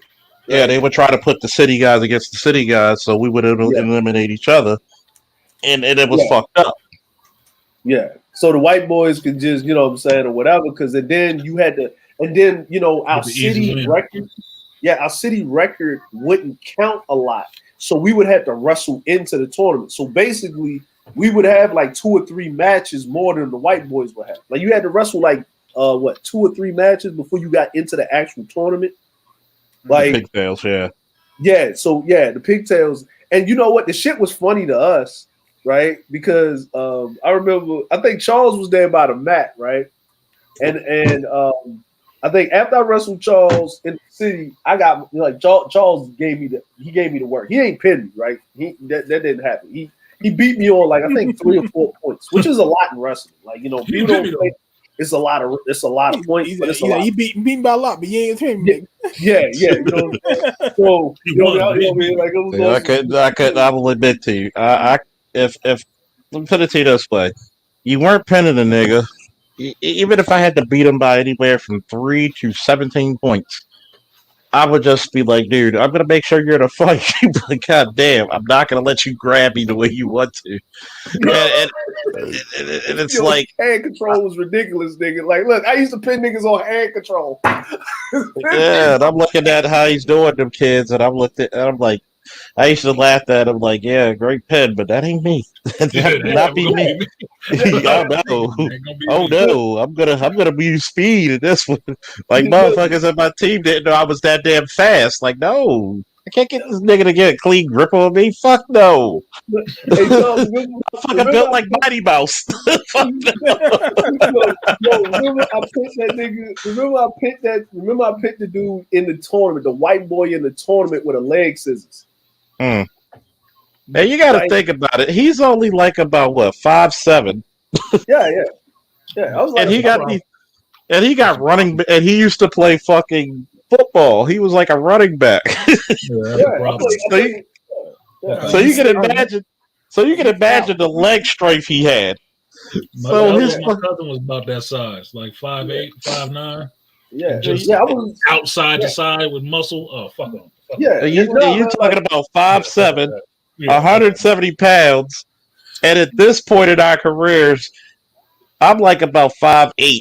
I grew 2 inches to 5'10".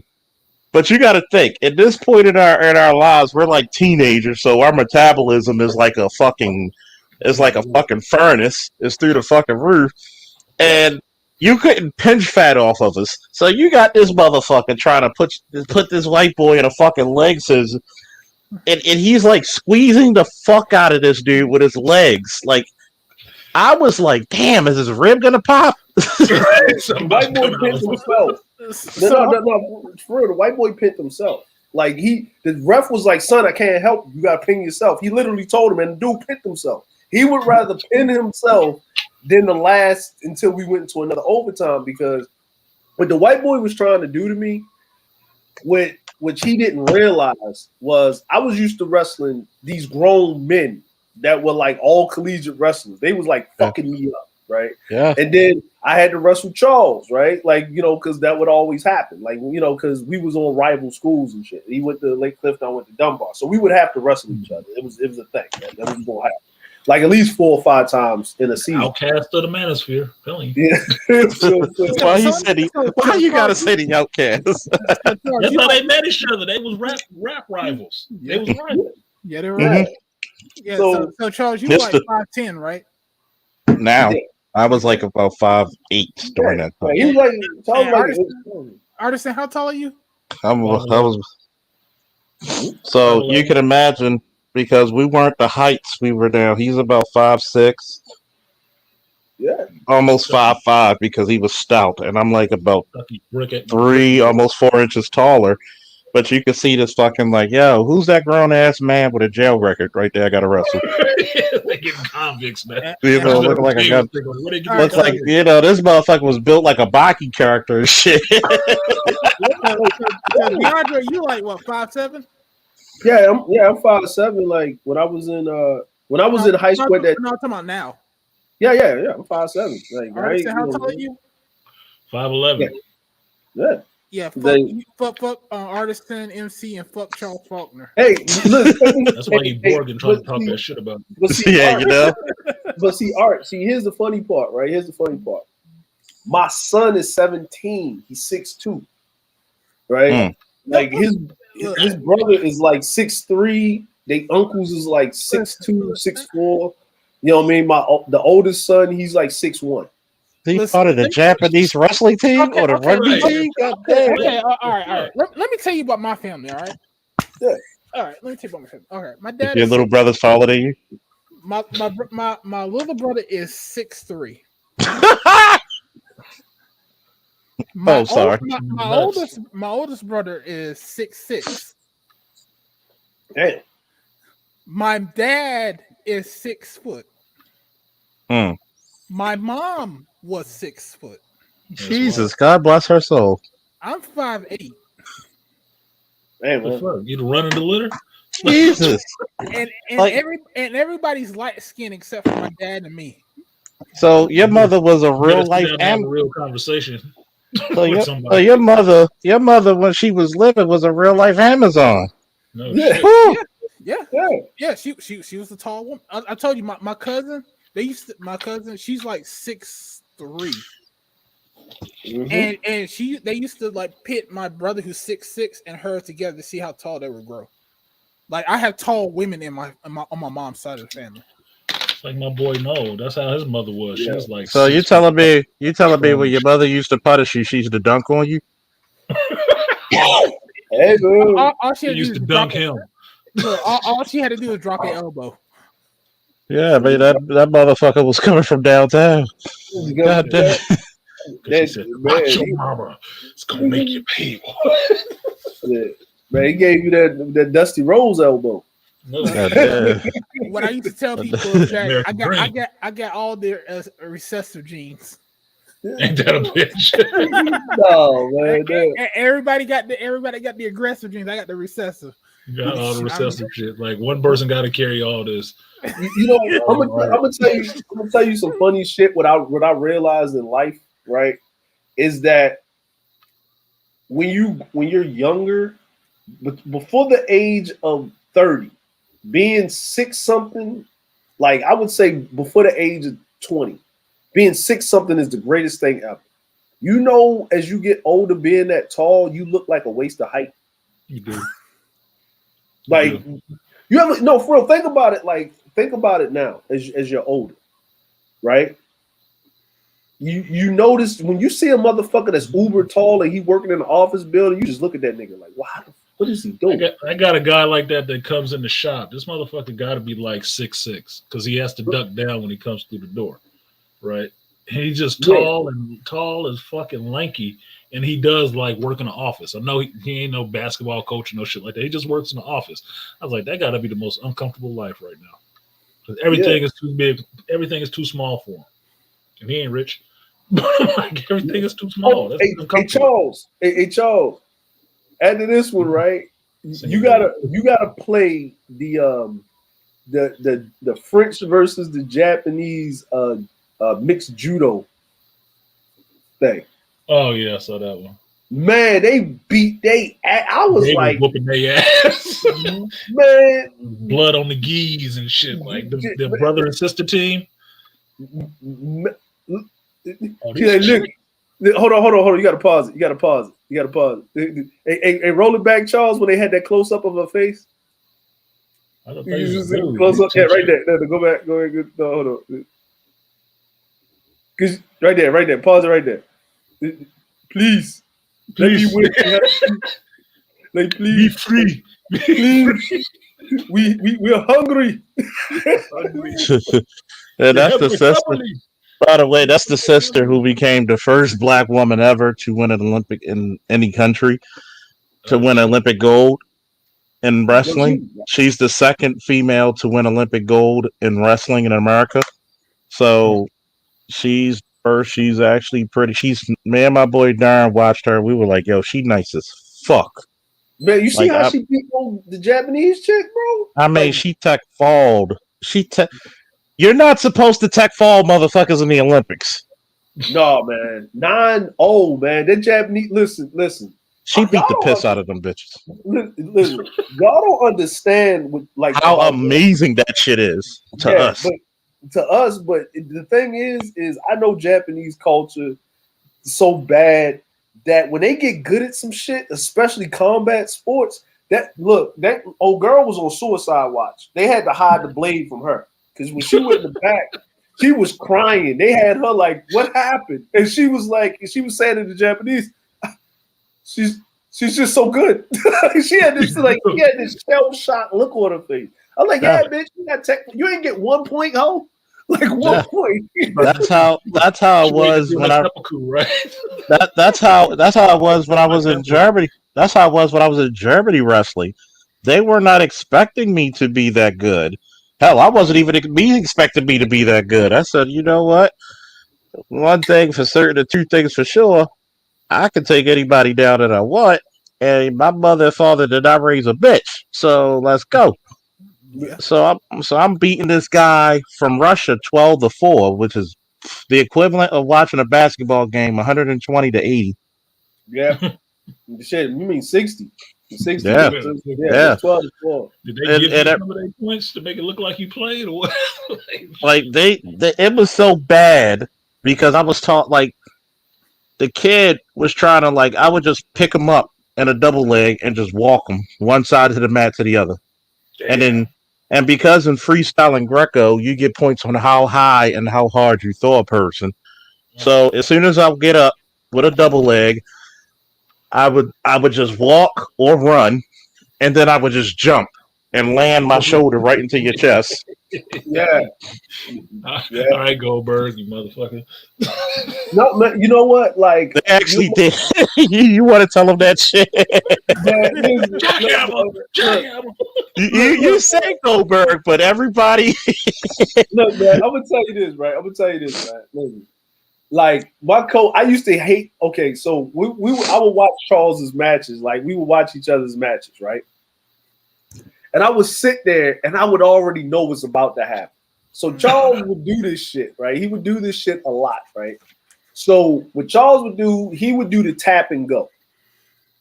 And people didn't think Charles was like that fast. So he would tap and go. And what the tap and go is he would tap you on your forehead, and by the time you reacted, your ass was in the air. And it's not a single leg takedown. It's not a fireman's carry. It's a double leg. You're over his shoulder like a bitch, like a sack of potatoes, right? And he's walking with your ass somewhere. Now he got I think he got a penalty, right? Because I could tell he came back from his freestyle shit, right? Because the only time Charles would other people would get points on Charles is because he'd get a penalty from doing some extracurricular shit, right? Shit, man. He be doing some shit, and my coach was like, "You see that shit?" And I'm like, "Nigga, why are you loud? Nigga, I saw him." Right? Because I've been talking to my coach like that. I said, "Nigga, I saw him." He said, "Look, oh, that's so sweet. Look how he got that." I said, "Nigga, I don't know." Charles was laughing on the mat when I said this. I said, "Nigga, do you want to coach the nigga or not?" like that was the beautiful thing about city wrestling because it's black people and we're from the hood, so it was like we would just say some shit like damn. Like one time he beats the piss out of this one poor kid, because the kid was traumatized of this guy. He looked like a sexual assault victim the way he wrestled. And I'm looking at him and I'm fucking with Dre like, damn, did you pitch the bitch? Man, okay, so this is what happened, man. I'm gonna tell you what happened, right? So Charles did this thing, right? He did this fucking thing, right? So he was okay. So Charles did this shit. I don't know where he learned this shit from, but the shit looked like some awesome shit, right? This shit was like watching. It was like some watching like Frieza watching Goku go on Super Saiyan for the first time. Shit, right? Like if I can kind of give it in that context, right? So they in the thing, they in the thing. Charles is like a point or two away from tech faulting this dude, right? And Charles can pin him whenever he wants to. He keeps taking them down and letting them up, getting back points and shit, fucking what they do, right? So the dude comes in and Charles does, I'm talking about the sweetest duck under from like a tie-up position to where he ducked under the dude so bad that he was already behind the dude as the dude was going down on his knees, right? And when the dude hit the mat, Charles already ran the half in him. He ain't even had to do much because the dude's momentum flipped him over and then he balled him up. Right. Like it was all in one motion. Like the shit just happened, right? And I was saying to myself, I said, this nigga think he gonna do that to me. And I was thinking in my head, I've not seen no one do that, right? But I seen my coach do it to a motherfucker when he get mad because he think he doing something in when we rolling around. So I was like, I have to put it out of this nigga's head that he can't even think about doing that shit. I gotta do it. When I got on the mat, right? I got on the mat. I made sure I got into the tie up, but this is what I did to do. I did the same thing that Charles did, right? Right? But I stopped with the double leg, picked the dude up, went down on my knees, and I made sure I had my fist behind this motherfucker's kidneys. Oh God! I'm like, he got Arn Anderson spine busted, right? And when I balled his ass up, I was looking for Charles in the crowd. Like, you ain't gonna do that shit to me. You just did to the other motherfucker. You know what's the funniest part about it? I actually stood up and applauded him. Like, that's how you do it. I was like, oh, man. Look, I think the funniest shit is when I do to that chick when she cross-faced me and shit in front of everybody.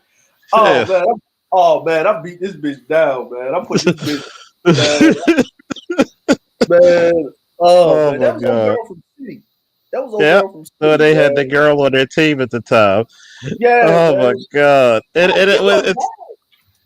I'm like, she was actually pretty good, man. She was giving motherfuckers that work, but it's just when she came to it's like, you ever seen somebody in athletics? They're great if good, but when they go against the top 2 or 3, you can see the training. You can see the difference. Yeah, it was because in wrestling, you could be.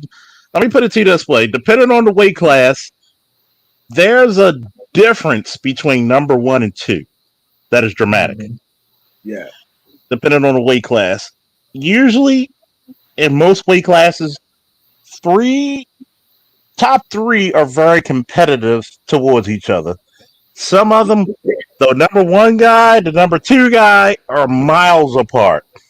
Yeah. If you're the number 9 guy, I feel sorry for you, because you know how in brackets of the tournament, number 1 seed faces the 8th.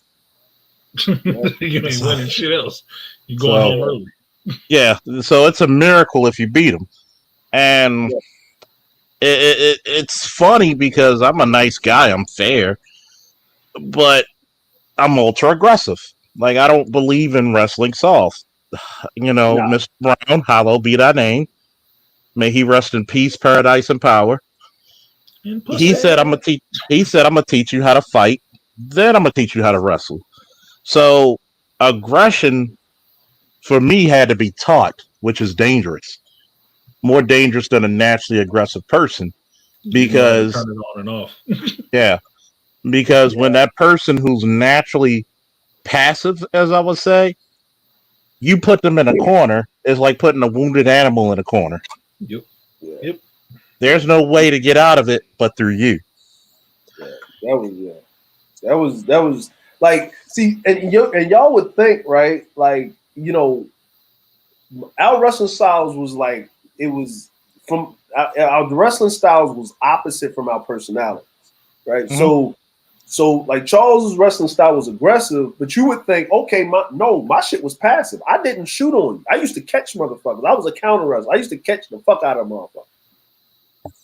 I used to set traps. I used to let a motherfucker try to go shoot on me if you want to and catch your ass in this half, and I'm about to cripple your ass. You about to finish. I remember one time we were at a tournament, and I kind of wish we would have had recorders and a mic because you see how funny we are now. It'd have been like funny, but the technical terms would have been so encyclopedic. So it's like we know what the fuck the moves are, we know how to get to it. Hell, we even do the counters, but it was like we were some dumb nigga shit. Like we said, like what the fuck is this guy doing? He could have easily got out of it. And Dre's like, yeah, why the fuck did he just stay in the standing position because he had a better tie, he had a better collar tie. Dre's like, yeah, he's going for the Russian tie. He should have just kept the control of the. I was like, yeah, but that nigga, he got like fucking bozo fucking feet. Like the nigga wear like. Yeah, the flat feet, those sideshow Bob looking at. Doing the wrestling play-by-play. Like, oh, what's wrong with him? Hook his ear. His ear's too big. Just hook one of them. Like the nigga look like Dumbo, and it's funny because it's funny because if I keep saying this, if you two would have been out when we wrestled, we would have been wrestling in one of the big schools for wrestling. Like when you go to Iowa, those are 15 to 20,000 people on a Sunday coming to see you wrestle. Oh yeah, man. I was pissed. I was pissed as fuck because when I went on a Summer tournament up to Michigan, right? And it was one of those like it was them tournaments, Charles, they got which are not recognized, but everybody they like open meets and shit, right? You pay a little fee to get in. It's for this like age group and under. It's kind of like the college scouts are watching, but they ain't supposed to actually be there because they're not like backed by any governing body. So it's like a bragging rights thing, right? Yeah, and like backyard wrestling. Yeah, but it's something like it's those reps and shit. It's like unofficial. Yeah, it's unofficial. So if you come up there and you wrestle 160, you can be 165. They'll let that ride. You know what I mean? They ain't real too stringent. So I went up in that motherfucker, and they introduced this white boy. I'm in the final round, right? I didn't wrestle nobody past like 1 minute in the first period, all the way up through the whole thing, because motherfuckers just wasn't understanding what they was dealing with. Like what I mean, like they wasn't counting on me. They thought it was easy work. So I get up there, they introduce me, right? Dunbar High School, 160. That's it. Nothing. This dude, he was X, Y, and Z, all fucking, junior American. He nigga been wrestling since he been fucking 8 years old and all this extra shit, right? He come out that motherfucker. He had Iowa, was he at Iowa, Indiana, Ohio, Michigan, and Nebraska vying for his ass, right? My coach that took me up there, he said, punish this motherfucker. Your coach ain't shit. No. I'm gonna give you before you finish your story. You gotta understand Baltimore City mentality. Okay, a lot of these guys, when we go to the counties, they already think of racism, but in sports. No, Oh, yeah. I get what you're talking about. We did that same shit with Hoop. Like, fuck these dudes. And when it came to it, Mr. Brown never cursed, never said a swear word. No, he But didn't. he would pull you to the side. You see that guy, you got him hurt. One more win, you in the championship finals. I don't care if you have to break his neck. Like you wonder Really, why. Coach? Yeah, get out there. You like get out there, break his neck, become his master. Like he said to the one kid Minor, he says, "You used to be rivals, but after that one loss you gave him, you became his master. Like you're in his head for all times." Yep, rent free. And that's how rent free. You know, taking shits in his spiritual toilet, not flushing. And and that's the mentality. If that's why I said, if you take a kid from Baltimore and you teach them the techniques, you send them to the camps with the mentality that we have, you're gonna get international level wrestlers. If you would have took Dre and I and molded us just like you're molding other kids, look, I'm gonna give you a perfect example. Jordan Barrows. Yep. Yeah. That is straight up. Like that, you know, when my coach said punish him, I was like, oh, you want me to just go in there? He said, no. People think you're a fluke. I want you to technically destroy him. Yep. Like, take away all his tools. He liked to shoot. I know you don't like to shoot, but I want you to shoot. And when you shoot, I want you to shoot through him. He said, when you take him down, I want him to feel every thud. I want you to suck the life out of these white motherfuckers. Oh yeah, yeah. Like when you got the see. Once again, I got to put the context into play. When I met Mr. Brown, he was in his early 50s. When we went for tryouts, we didn't try out in the wrestling room. We were in the grass. This dude knocked me unconscious from a throw. And after that, I actually told the story at his funeral and had the whole church laughing. And I said, you know what? When I came to, I'm gonna listen to this man because he could have killed me if he wanted to. And I had no shame. And guess what? You came humble because you're looking at 50-year-old, 60-year-old men who could crush apples with their bare hands. And Mr. Brown was only 5'8", 180 to 190 pounds. Muscle, man. Like muscle. And you know the crazy part about it was I was asking my coach, I was like, so what do you like? Okay, so and when I start seeing his face, right? I said, okay, something gotta be up. But he wasn't looking at me. He was looking through me, through the dude I was wrestling, but he was looking at the other coach. I said, oh, okay, I get it now. That's his pack. He's like, yeah. I said, I have to destroy him. So you can tell me about this later. So I said, so this is what I said, right? I said, so I get to be, you know what I mean? Like, I get to come out the cage. Yeah, nigga, come out the cage. He said it loud as fuck. I said, because they used to make me wrestle like really under control. Mm-hmm. Like when I get mad, it's a whole different ball game. It's Incredible Hulk season. We breaking shit getting broke, backs getting broke. We it's about to be spectacular, and I don't care if I get a penalty. What's the old saying? Kid Shamrock said, "It's a fight at this point. His feet flying, fists flying, people's bodies flying." I was like, I get to come out the cage. He said, yeah, I said, I get to come out the cage. I said, no. I said, and I had to tell him, I said, listen, you don't understand. He said, no, if you go off, I'll stop you. Too far. Yes. So I went on the mat. I always liked it when he was that way. Yeah, I was like, I went on and the mat. Even when he wrestled me, he was that way, but I let him finish. It was like, you know what I mean? But it was like, well, see, with Charles, it was like you don't turn it on, it's on. Like when we get on the mat, because he's like that. Like you know what I'm saying? He would be on his aggressive stuff, but it was this thing where it's like, yo, we just gotta do it. We gotta do the thing. So I'm getting on the mat. I'm getting with dude. I'm looking at the dude. I'm not even looking at him. I'm looking at the ref, right? And I'm looking at the ref, and the ref was like, "Are you paying attention?" I say, "Man, will you just let us go? What are you doing? Like, you taking too long." Like, I'm looking at the dude, and he's like, at this moment, I can tell he never been in a fight in his life. Like he don't know what it feels like to be in a fight. And I was like, and when I was wrestling with the dude, like I got into him and I said, "Dude, please do not disappoint me." And I slammed this motherfucker. And I heard, "Whoop!" I say, "Oh, you's a bitch." I was holding his ass up, letting him up, putting us. I was putting his ass in halves. Like, you know, when you run a half on somebody, when you run a half on them and you flip them over, that means you're going for the pin. No, I would run the halfway, get back points, and let him come back to neutral. Get the back points, then I would let his ass up.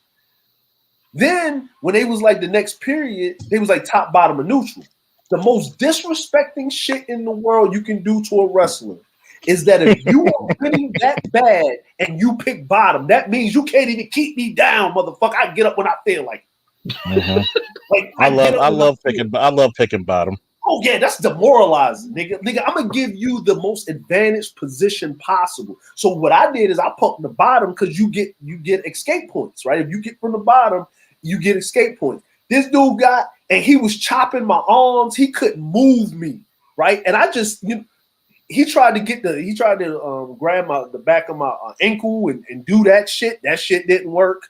Nothing. The ref was like, "Stop stalling." I said, "Oh, you think I'm stalling?" He said, "Stop talking." I said, you just told me stop stalling. I'm not stalling. He just can't move me." And I said, "Watch this." I stood the fuck up. Like I stood. Listen, this is the thing you never do in wrestling. You never stand straight the fuck up, right? You keep low. You move forward. You push your hips out. You pull the arm. You peel the arms, and then if you do it right, you can run a switch, or you can you can spin out, right?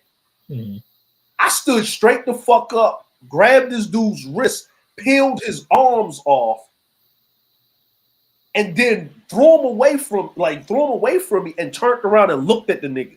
He didn't even think about shooting because he was so scared. Like, I was like, and I looked at the ref, and the ref was like, I said, "So was I stalling?" He was like, "No, you wasn't." Exactly. I said, and I told the dude, "You gonna shoot?" And this motherfucker, he went to shoot, and I caught it, and his coach was like, "No!" And I caught him in slow motion. No. He said no because I caught him. Because Charles know I used to do this shit a lot to people, right? I used to you know that thing when I used to have that little chicken wing out, Charles? Yeah. And the motherfucker was like the underhook in half. I have it like close to my stomach, right? Like I had a chicken wing there, right? And I have it like that. And then see, Charles wasn't stupid, right? Because Charles had perfect form when he was shooting.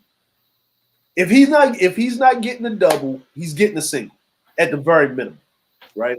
So you ain't never supposed to shoot with your head on the outside. You're supposed to run your forehead in the motherfucker's chest. Then when you get control, you have the head on the outside, so you use your head and your ear to guide the motherfucker into the mat. Think of levers. Mm-hmm. Yeah. So this motherfucker decided he wasn't thinking. He broke down all type of technique, nothing, and this motherfucker shot right into the fucking chicken wing in the underhook. Now, what I did with this is it's pretty much, in wrestling you can't like submit a motherfucker, but imagine. You remember when John Jones did the Lyoto Machida when he had that standing fucking guillotine and shit? Oh yeah. So I put the motherfucker in the standing guillotine, had the underhook. He's literally out on his feet almost damn near. And then I push into him, right? Release it a little bit. He gets the air in him. And when he pushes back, he's getting fucking suplex. Still in the chicken wing. Damn. Still in the chicken wing. Now we're not wrestling regular collegiate wrestling. This is like a mixture, right? So there's freestyle rules. So I don't need to go down first.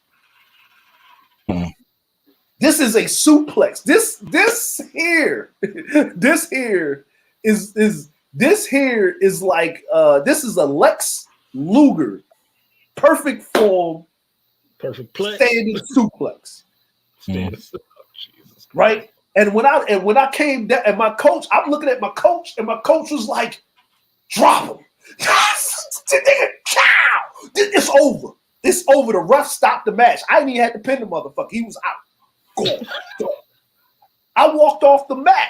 I looked at my coach. I said, Coach, he said, no, don't even thank that motherfucker. Fuck him. You know, as a wrestler, you're supposed to go to the other coach and shake their hand. None of that, right? And I saw his coach. This is white boy, his coach. The whole gym, like the whole gym was like this. They went from, because in wrestling, the thing about wrestling is you can turn the crowd in your favor because it's some gladiator shit. Yes. So they was cheering for this motherfucker. Oh my God, the carnage to, we want more. Man. They was like this. Man, I get off the mat, all of these goddamn scouts is like where you from? Where are you whatever. I was like, I'm from Baltimore. This is like, they got people like you. What? I said, no. There's very few people that wrestle like us in Baltimore. Like it's not that many. Like don't. It's not like that. Like I was like, talk to my coach. And I was like, I just walked in the wrestle room because I couldn't really talk because I had to put me back in the cage because I was mad because I'm used to facing Charles. Like after me coming out the cage with me and him tired. Like I wasn't tired. I wanted to wrestle 6 more motherfuckers.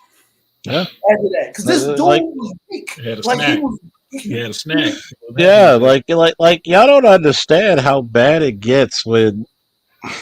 This is the part where people think I'm mean. I'm not mean. I'm a competitor. I don't understand people quitting. Like you got to realize something.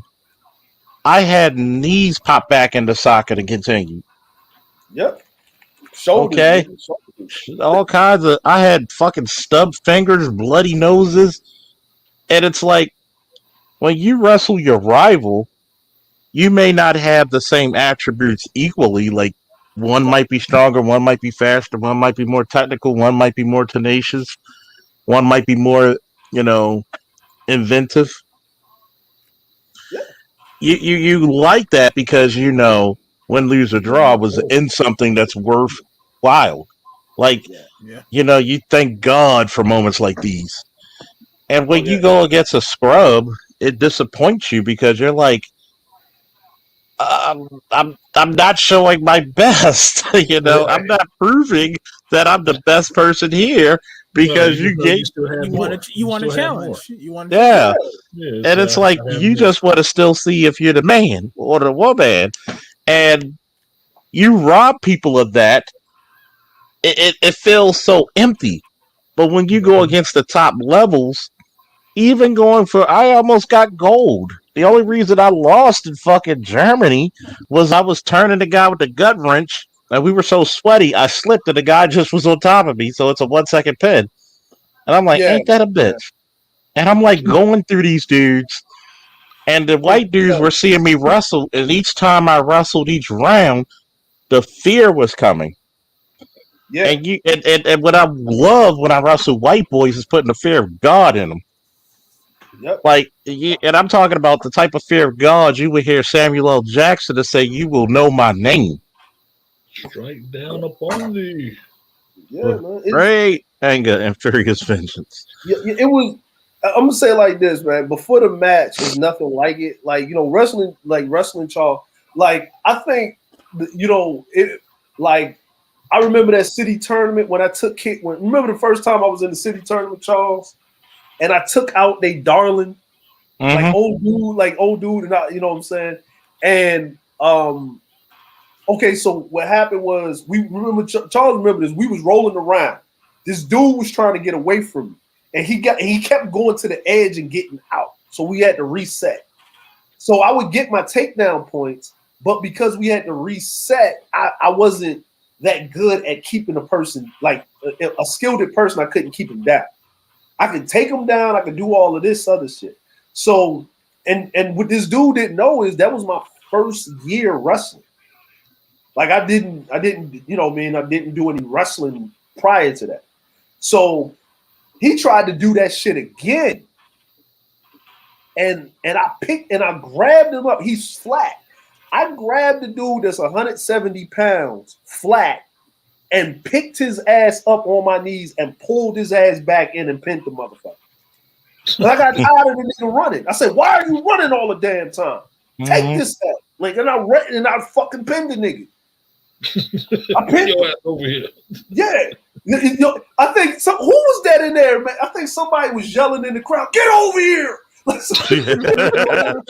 It's funny because the one thing I like about them days when we wrestled. This is the same time when Goldberg came out. It was funny that you mentioned that. So for every match, God forbid, everybody had, even if you knew a dude from another team, everybody had their favorites. And for some reason, everybody will just play along or go along with what the fuck's happening. So you remember Goldberg's theme song, boom, boom, boom, boom. So imagine like, and Lake Clifton's a basketball team, a basketball school. So they're nationally ranked. So we have these kids, and I never understood how other people felt because you're just worried about being the competitor that you are. So the one guy explained it to me. He said, "Dude, you don't understand how people look at you. You're just in the zone." I'm like, "What you talking about?" He's like, dude, I hope Fulton is out of shape. He's like, "Nah, that nigga cut like a bag of dope." He like, "Man, I hope he's not focused. Nah, that nigga look like he's in the zone." He's like, "Man, I hope the team is not with him." And all you hear is Faulkner. So, and he's like, "Oh shit, it's gonna be a long day." And then the worst part, he said, "I was cool with all that." He said when they started doing the Goldberg beat with the bleachers, and you know how loud bleachers echo, boom, boom, boom, boom, boom. He's like, "God damn." He was like, and I wrestled this guy 7 times in 3 years. And when he thought he had me pinned in the semifinals of my last match, but I got out of it. Like he thought he was gonna pin me, but I just escaped it. This dude literally had a conniption fit in the middle of the match. Like, no! I'm looking at him like, are we okay? Like, did we still do this wrestling thing, or do you need a hug? I'm confused. You know, he's like, I think it was never like with me and Charles, it was never a thing. Like, we would go for the pin, right? But I think if I pinned Charles or Charles pinned me, I think it was that one thing about it. We would have been on some shit like, I am very disappointed in you. Like, what have you been doing? Like, yeah, you know, like, what did she do? Yeah, like, what bitch was you fucking with? Like, did she break your heart? Like, what happened? You need to sit down. We'll sit down and talk about this shit. Like, you're not supposed to pin 1 and 2 because you're that high and you're that good. You're supposed to give a match, and you're supposed to show that you're skilled. And this is the reason why a lot of my wrestlers think that I'm a taskmaster, because I was trained by one. So when your coach comes in there and say, was that guy tougher than what you went through in practice? No. Was he tougher than me, tougher than Lloyd, no. And certain speeches light fires under your ass. Why the fuck did you lose? And yeah, exactly. And it's like, you're about to wring your ass out today for that. Yeah, he's gonna ring. And imagine a guy you can't beat, not cussing at you, but telling you the truth, barefisted. Yeah. And After that was a fire lit. You want to talk about the beginning of the arrogance. And I told a lot of people, like, yo, it's not even fucking arrogance. It's the confidence. Because, like, why not be, like, why not just be the competitor when you could be the destroyer? Like, I was Bearish before Bearish. Like, I'm gonna take you to worlds unknown and places unseen, especially when I was in pristine shape. Nobody wanted to see me in the third period because I'm gonna just look at you, what you got. And I would actually ask one guy, like at the McDonough tournament, which is McDonough's a private school.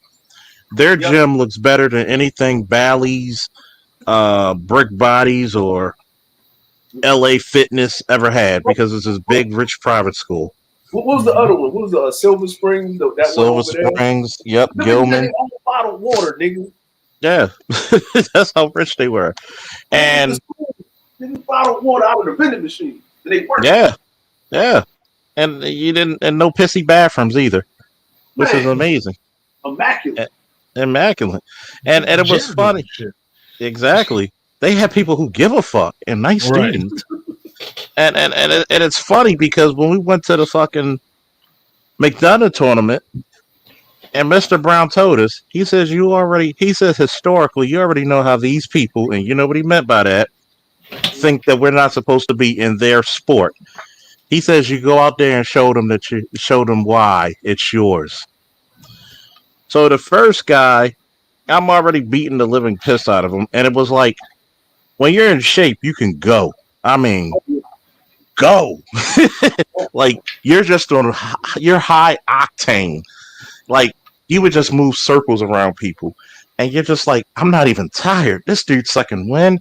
Whatever you do, don't show that you're tired in front of a wrestler. That's like running in front of a dog or cat. You're just gonna invite them instincts of dominance. Like, I'm gonna get a highlight reel off your ass.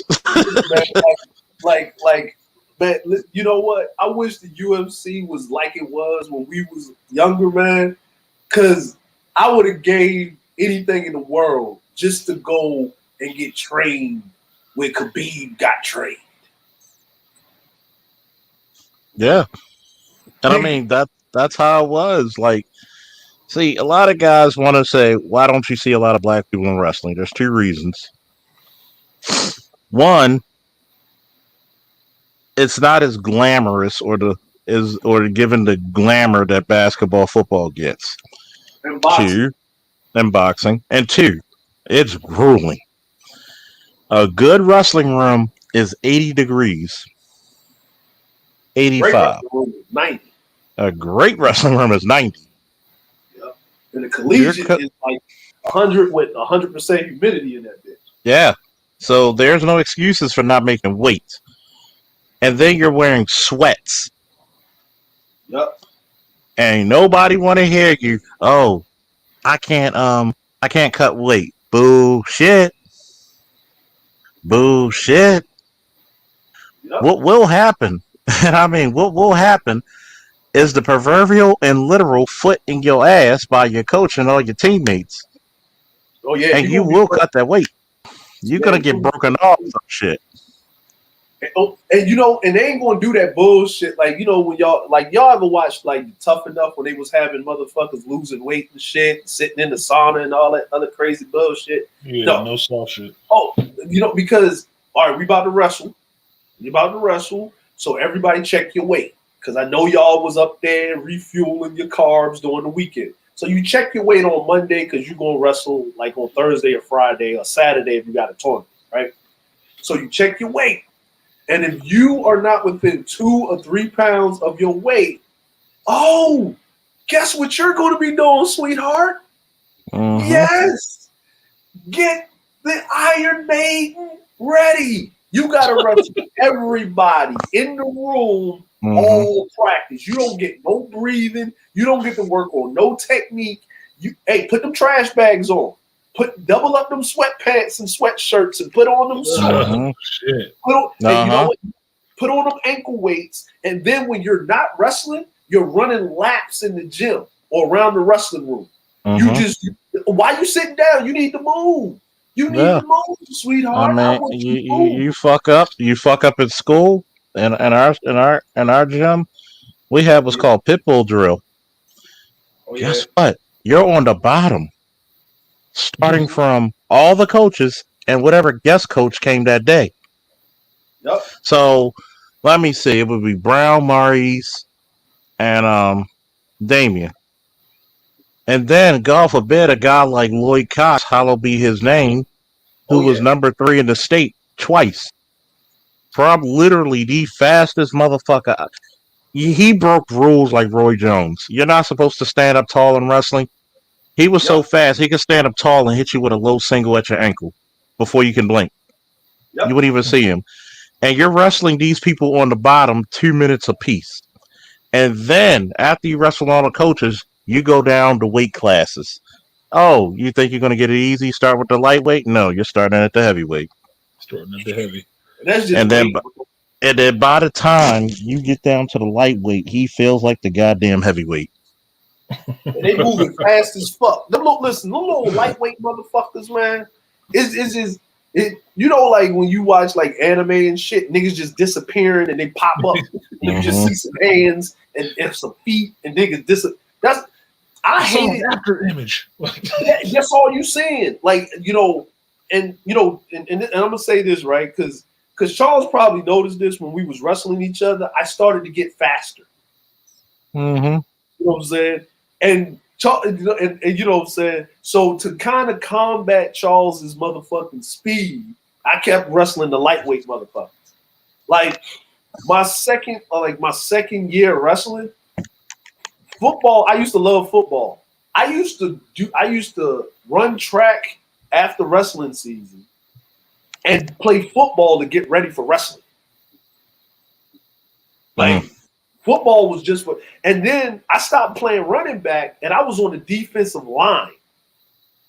Like I'm bad. I'm there wrestling linemen and shit. Like I'm over there and I'm sacking the quarterback. I'm doing all kinds of ignorant ass shit, right? Because at 160, 170, you know what I'm saying? Like I had to eat to get to 170. So like walking around at 160, football season I was like at 190. So I was start cutting down the end of the season. So, and Charles, remember this shit, Dunbar, we was always going to the state championship. So our football season was always extended. So at 160, I'm squatting 550, deadlifting 450, bench pressing 315. Damn. At 160. You know what I'm saying? There was I could honestly say pretty much in the state of Maryland, there was nobody stronger than me at one motherfucking 60. You keep that shit. I told you, I made my peace with it. Yeah, like I made my peace with it. I was in the Goldilocks zone, man. I was if somebody matched my strength, they couldn't match my speed. If they matched my speed, they couldn't match.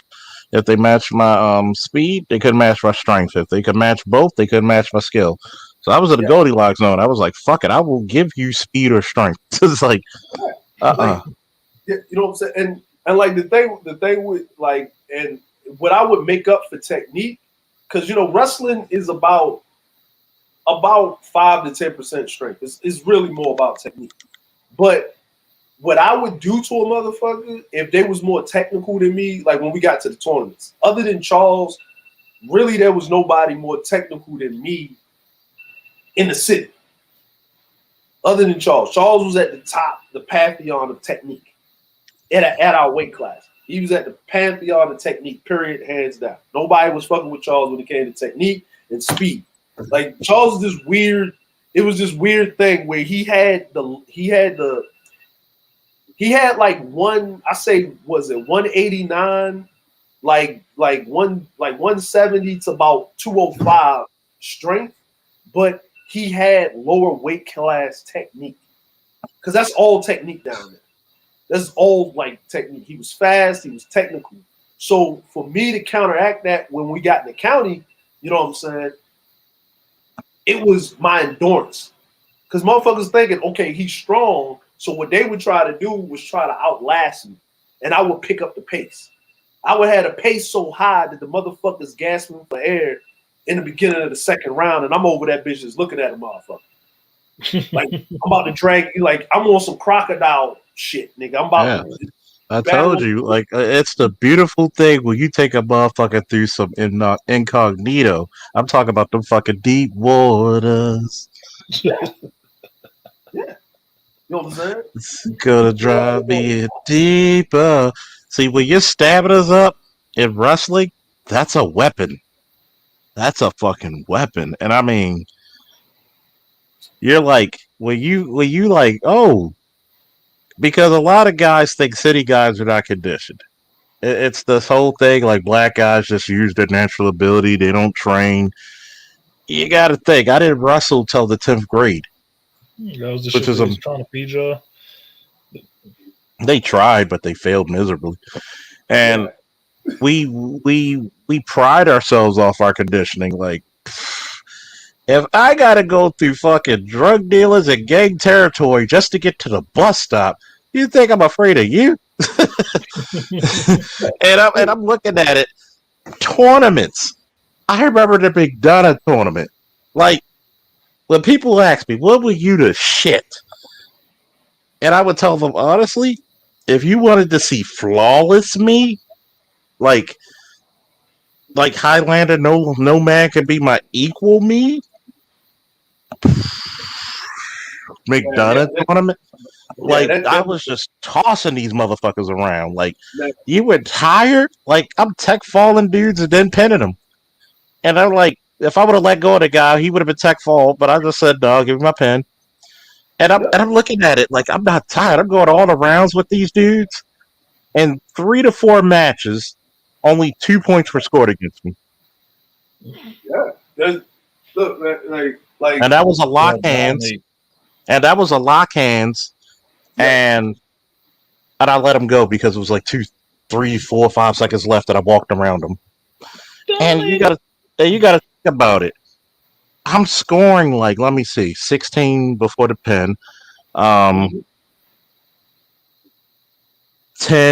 the middle match, 16 before the pin in the championship finals. So literally, let me see, 26, 26, and so think about that. 30, what is that? Is that 30? 32 points versus 32-2 when it came to point differential. That's nobody could touch me. Yeah. I think you got that. What's the name, man? You got best wrestler of the tournament, didn't you? Yeah. Yeah. You got best wrestler of the tournament. See, this is the thing Charles ain't trying to tell y'all. See, he ain't gonna tell you this shit, right? So when he wrestled into the tournament, right? Charles tech fought the motherfucker within a minute of the first period.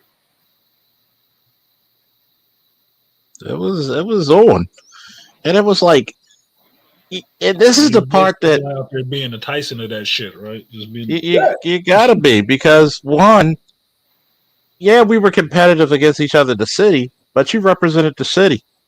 Yeah, you had pride to be a Baltimorean. You ain't come out like no punk. Believe it or not, drug dealers used to be like who would stop me, like the older drug dealers when I first got on the department.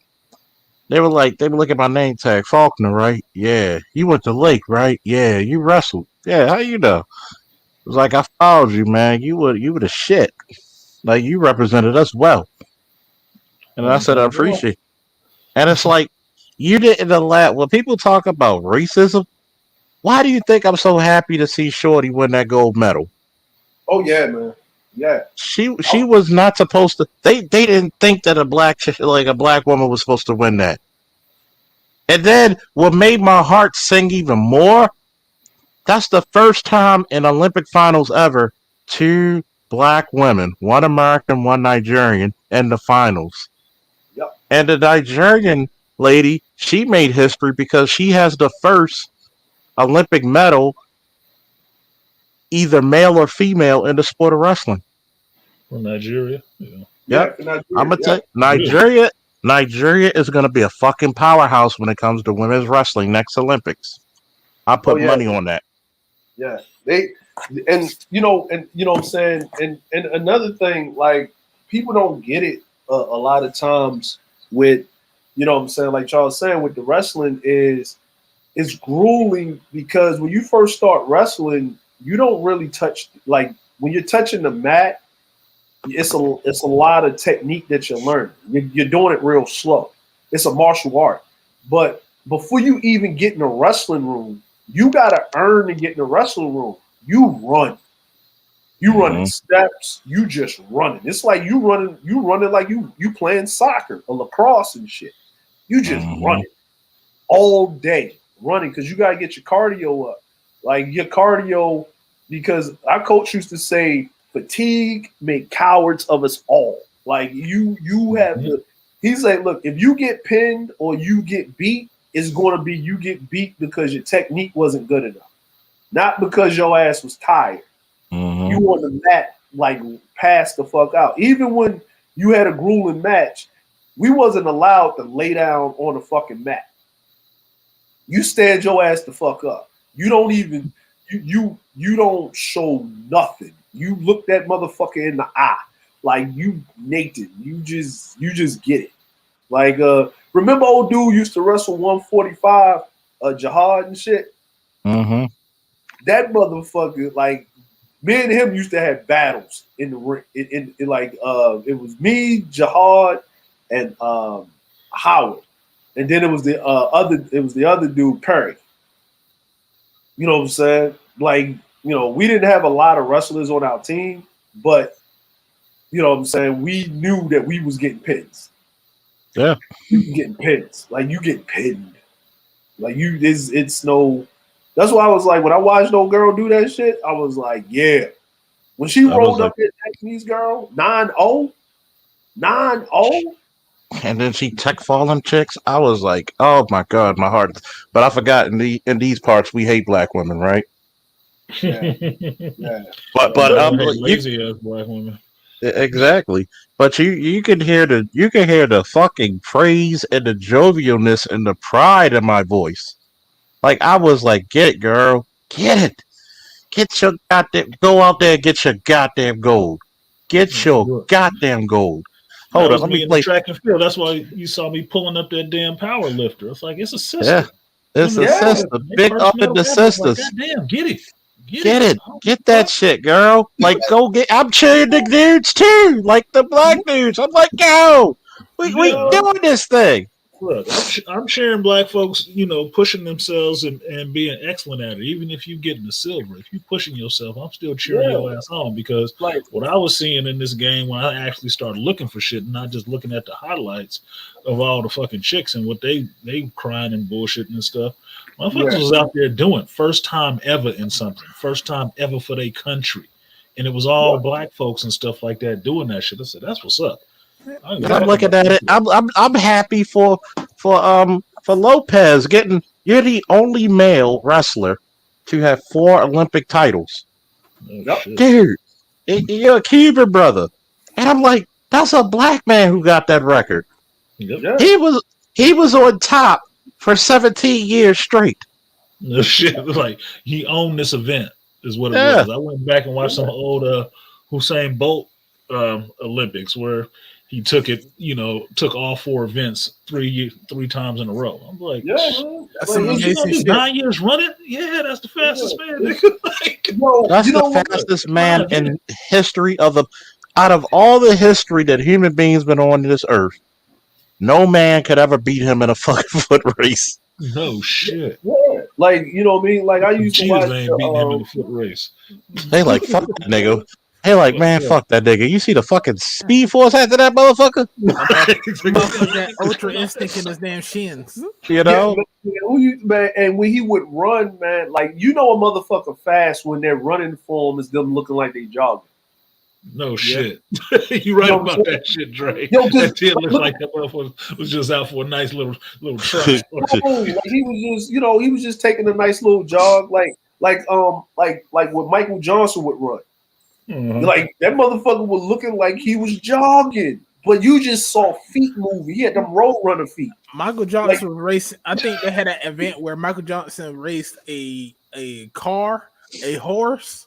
I was like, you really had to get inanimate objects racing against Michael Johnson just to be trying to beat him. Yeah, like people don't remember. So for all you young millennials, zennials, and alphas, you were never blessed to see FloJo.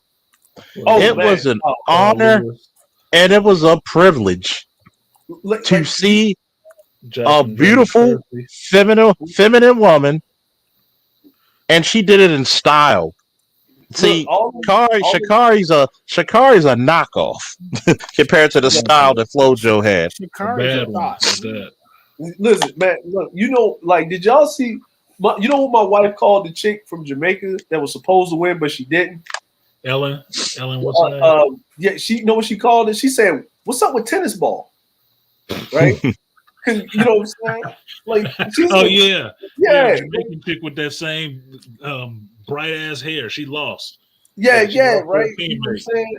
And yeah, she's like, "What's up with tennis ball?" I was like, "I don't know what's up with tennis ball," right? Well, that was the same thing I thought. Yo, remember? See, they don't even remember. See, here's the thing y'all don't understand, right? Like, people don't remember I call him the GOAT, right? After Jesse Owens, the GOAT to me in track and field was Carl Lewis. Yeah, because he would beat you at the 100, beat you at the 200, hit you with the relay, and then he was high jumping and he was long jumping. Yep. Like you got motherfuckers that run 100 meters and that's all they do. My man came with the lunch pail. My man was doing everything. He came with the lunch pail. This motherfucker wasn't leaving the field. Like, is he gonna be in every event? Like, I want to win some of this gold. But... I mean, like I told people, watch that fucking world record. I know the one chick from Jamaica beat her Olympic record. Mm-hmm. Watch the world. Do you know how hard it is for a woman to run 10.49? And she was in front of motherfuckers. Front of motherfuckers. And she looked like she could have kept running. Mm-hmm. And FloJo, and here's the amazing part about FloJo. She was never a 100-meter runner. Nah. She was a 400, 200. And she took time off. Like if you actually go, there's a dude that put up, he got a track and field channel. He was just doing he's doing the voiceovers. And he was talking about how FloJo, when she was running, she had to switch colleges because she had to go to work to help her family because she was, she got married. And then so she actually left the sport twice to do fashion and came back. Then she set them world records. Yeah. And then they try to knock her and say she was on some performance enhancing. Yeah. When she died, they said they couldn't shit. So she just had what you call gifts from God. Yeah. Yeah. And that's the part that pisses me off. If it was a white dude, would you say the same shit? If it was a white woman, would you have said it? No. No, you wouldn't. I'll stop you right there. No, you wouldn't. FloJo is something that a lot of people don't even understand. That FloJo, to me, still is one of the most amazing, besides the young lady here, one of the most amazing athletes I've ever took. This right here, this match I'm about to play, put me in the same mindset as watching FloJo again. Yeah. Here we go. Talking about the wrestling chick? Yeah. Mm-hmm. She's so jovial and happy. And think about this. This is two sisters going for the gold. Yeah.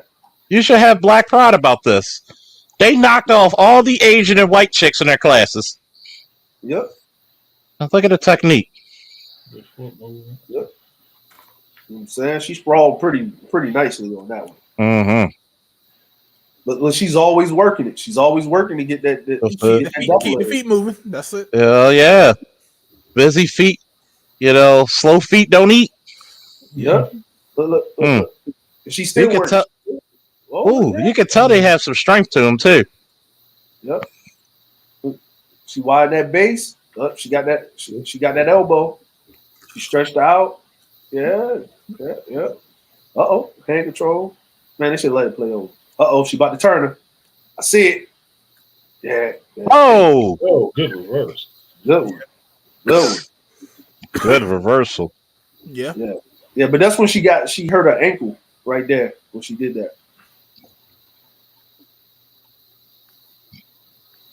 Yeah, she hurt her ankle right there. Yeah, you can see a wobble on it. Yeah.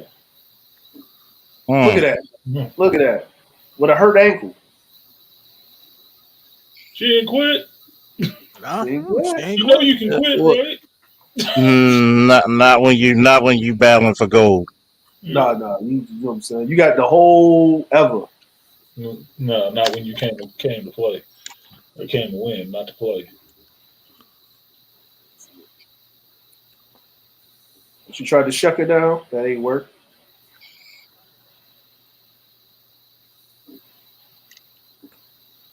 You only get 30 seconds.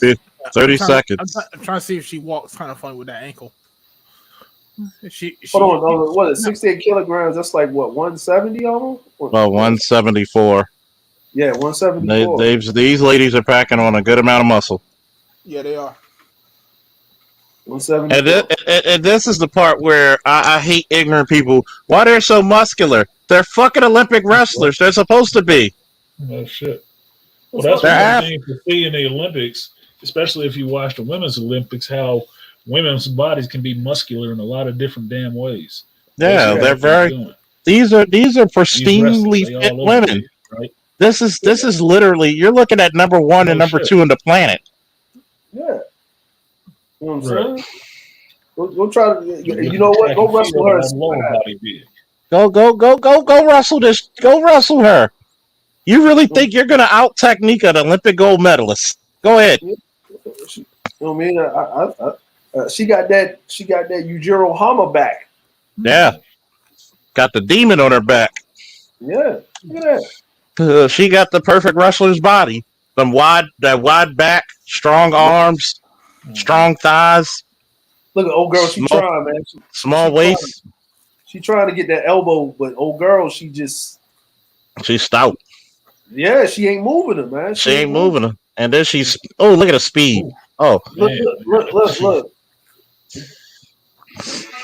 I'm saying? This guy. Hey, Joe. Hey, Joe. Hey, look at that. Look at that right there.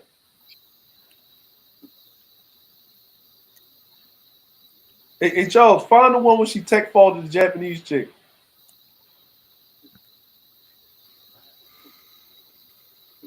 That is the excellence of execution right there.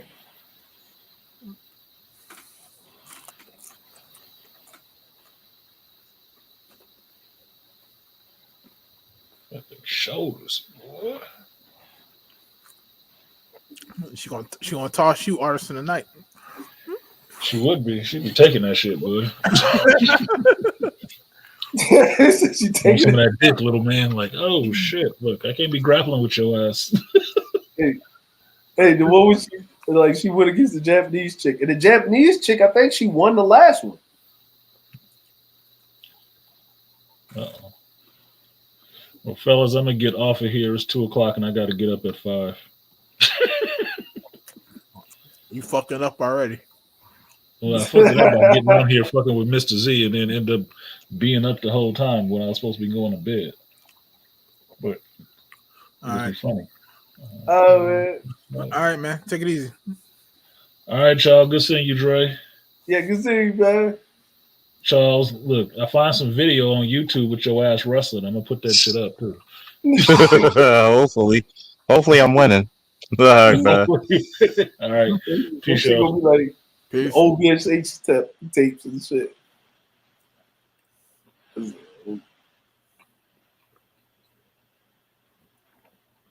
And she's old girl already losing ground right now. She backing up too much. She backing up too much. Old girl in the red. Yeah. Oh look! Oh, that's perfect. Oh, it's over. It's a wrap. She was too cautious. Yeah, she's too cautious. She got a good sprawl in though. Old girl got the single.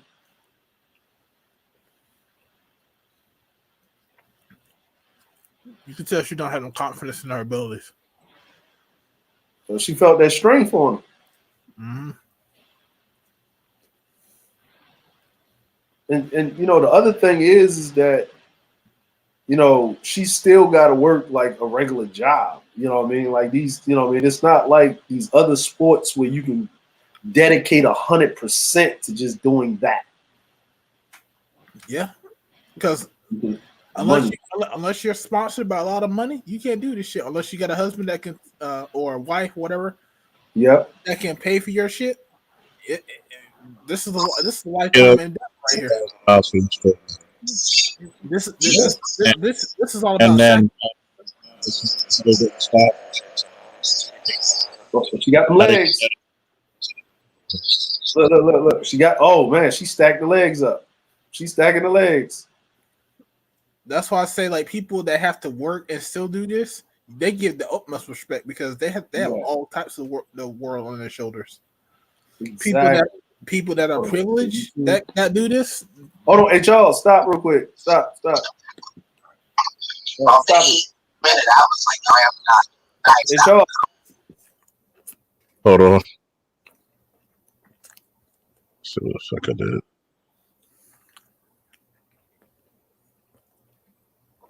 You stopped it. Yep. Hello. I'm here. Oh, now they got so much sponsorships, and now they can do this full time now. Because back in the day, you had to work a job or do coaching or do coaching camps. Yeah. So you got to remember, these are the best in the world, and they had to work. So hold on, I'm gonna mute up real quick because I'm on the phone. Y'all enjoy the match.